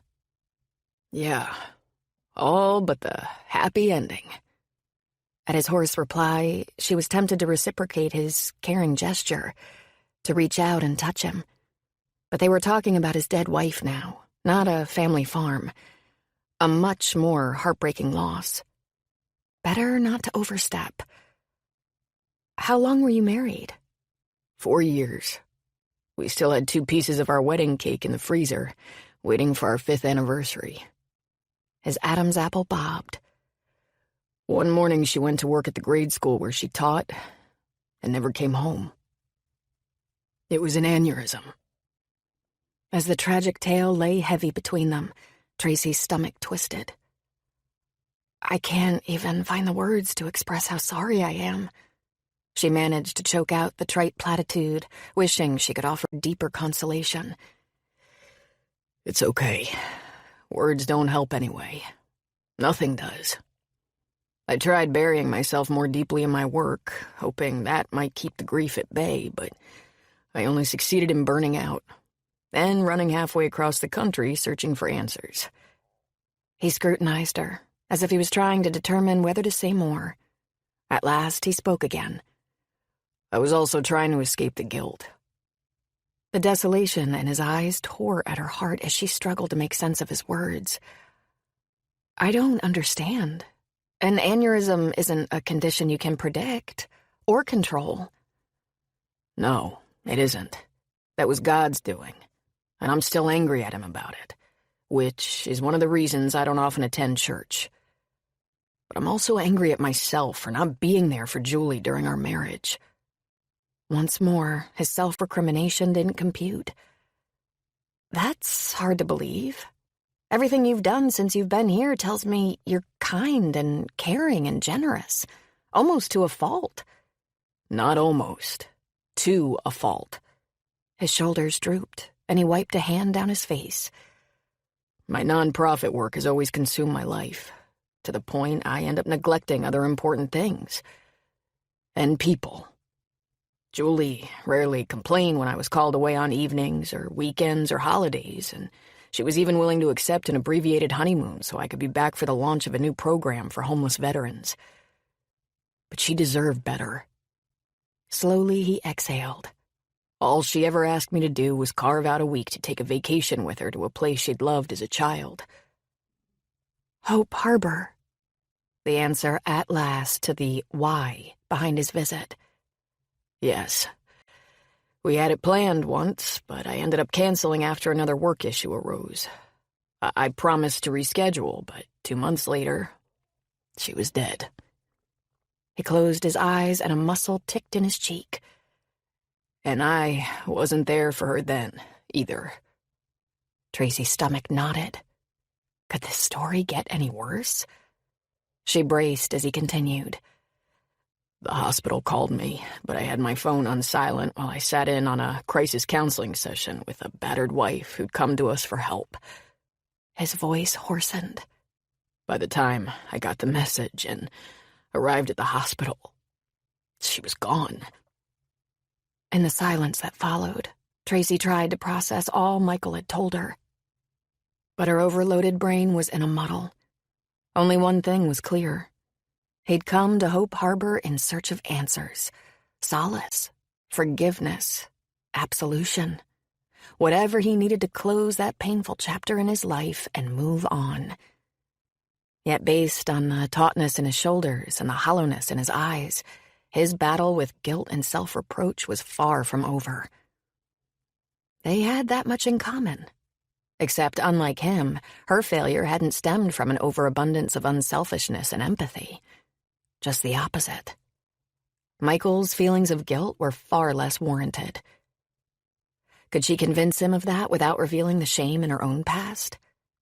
Following her instincts, she reached out to him, scooting as close as the plates between them allowed, resting her hand on the taut fingers he'd wrapped around the edge of the rustic wooden bench. You were trying to help people who had urgent needs. I'm sure many of the situations you dealt with were emergencies that couldn't wait. Besides, doesn't all the good you did mitigate the blame? I tried to use that justification too. And sometimes I almost convinced myself that neglecting her and our marriage was defensible. Deep down, though, I knew it wasn't. But since she didn't often complain, I took the easy way out and told myself I'd do better down the road, that I had plenty of time to make it up to her. And then one day, time ran out. As Tracy tried to put together a coherent, caring response, Michael spoke again, his expression bleak. I have one other confession. I'd like to think I've learned my lesson about priorities, but the truth is, given the nature of my work, I'm afraid I could be sucked back into that black hole of conflicting responsibilities if I was ever in another relationship. Of all the words he'd said, the last two stuck in her mind. Another relationship. This from the man who told her he expected the road ahead to be a solo one? She searched his face. Was he suggesting he might be open to romance after all? With her? Was that why he'd shared his dark story, in the interest of full disclosure, and as a warning? So many questions, so few answers. But did she even want the answers, if they forced her to do a whole lot of soul-searching of her own? To dredge up all the pain she'd tucked away in a dark corner of her soul? Mind spinning, Tracy slowly retracted her hand. She wasn't ready for this, but she had to respond. You could always find a different kind of job, if you think that's a serious danger. As she spewed out a left brain response that sidestepped issues of the heart, some emotion, disappointment, resignation, sorrow, deadened his eyes. Yeah. He focused on the depleted plates between them, shifting his tone into neutral. Shall I help you gather up the remains of our snack? I can take care of it. Without arguing, he rose and put his sunglasses back on. The weed eater calls. See you later. He was striding away before she could respond. Shep and Ziggy raced up to him, and he gave each a pat without slowing his pace, removing himself from her presence as quickly as possible. And who could blame him? The man had opened his heart to her, shared his deepest pain, and all she'd said was she was sorry and maybe he could find another job? Cringing, Tracy stood and slowly began to gather up the plates. She'd blown it. Big time. So now what? As far as she could see, there were two possible outcomes. He'd either realize he'd dumped a lot on her at once and cut her some slack while she absorbed it, or he'd pull back and she'd see very little of him during the remainder of his stay. Who knew which result was better? But she did know one thing with absolute certainty. If she wanted to take this relationship to a deeper level, the next move was up to her.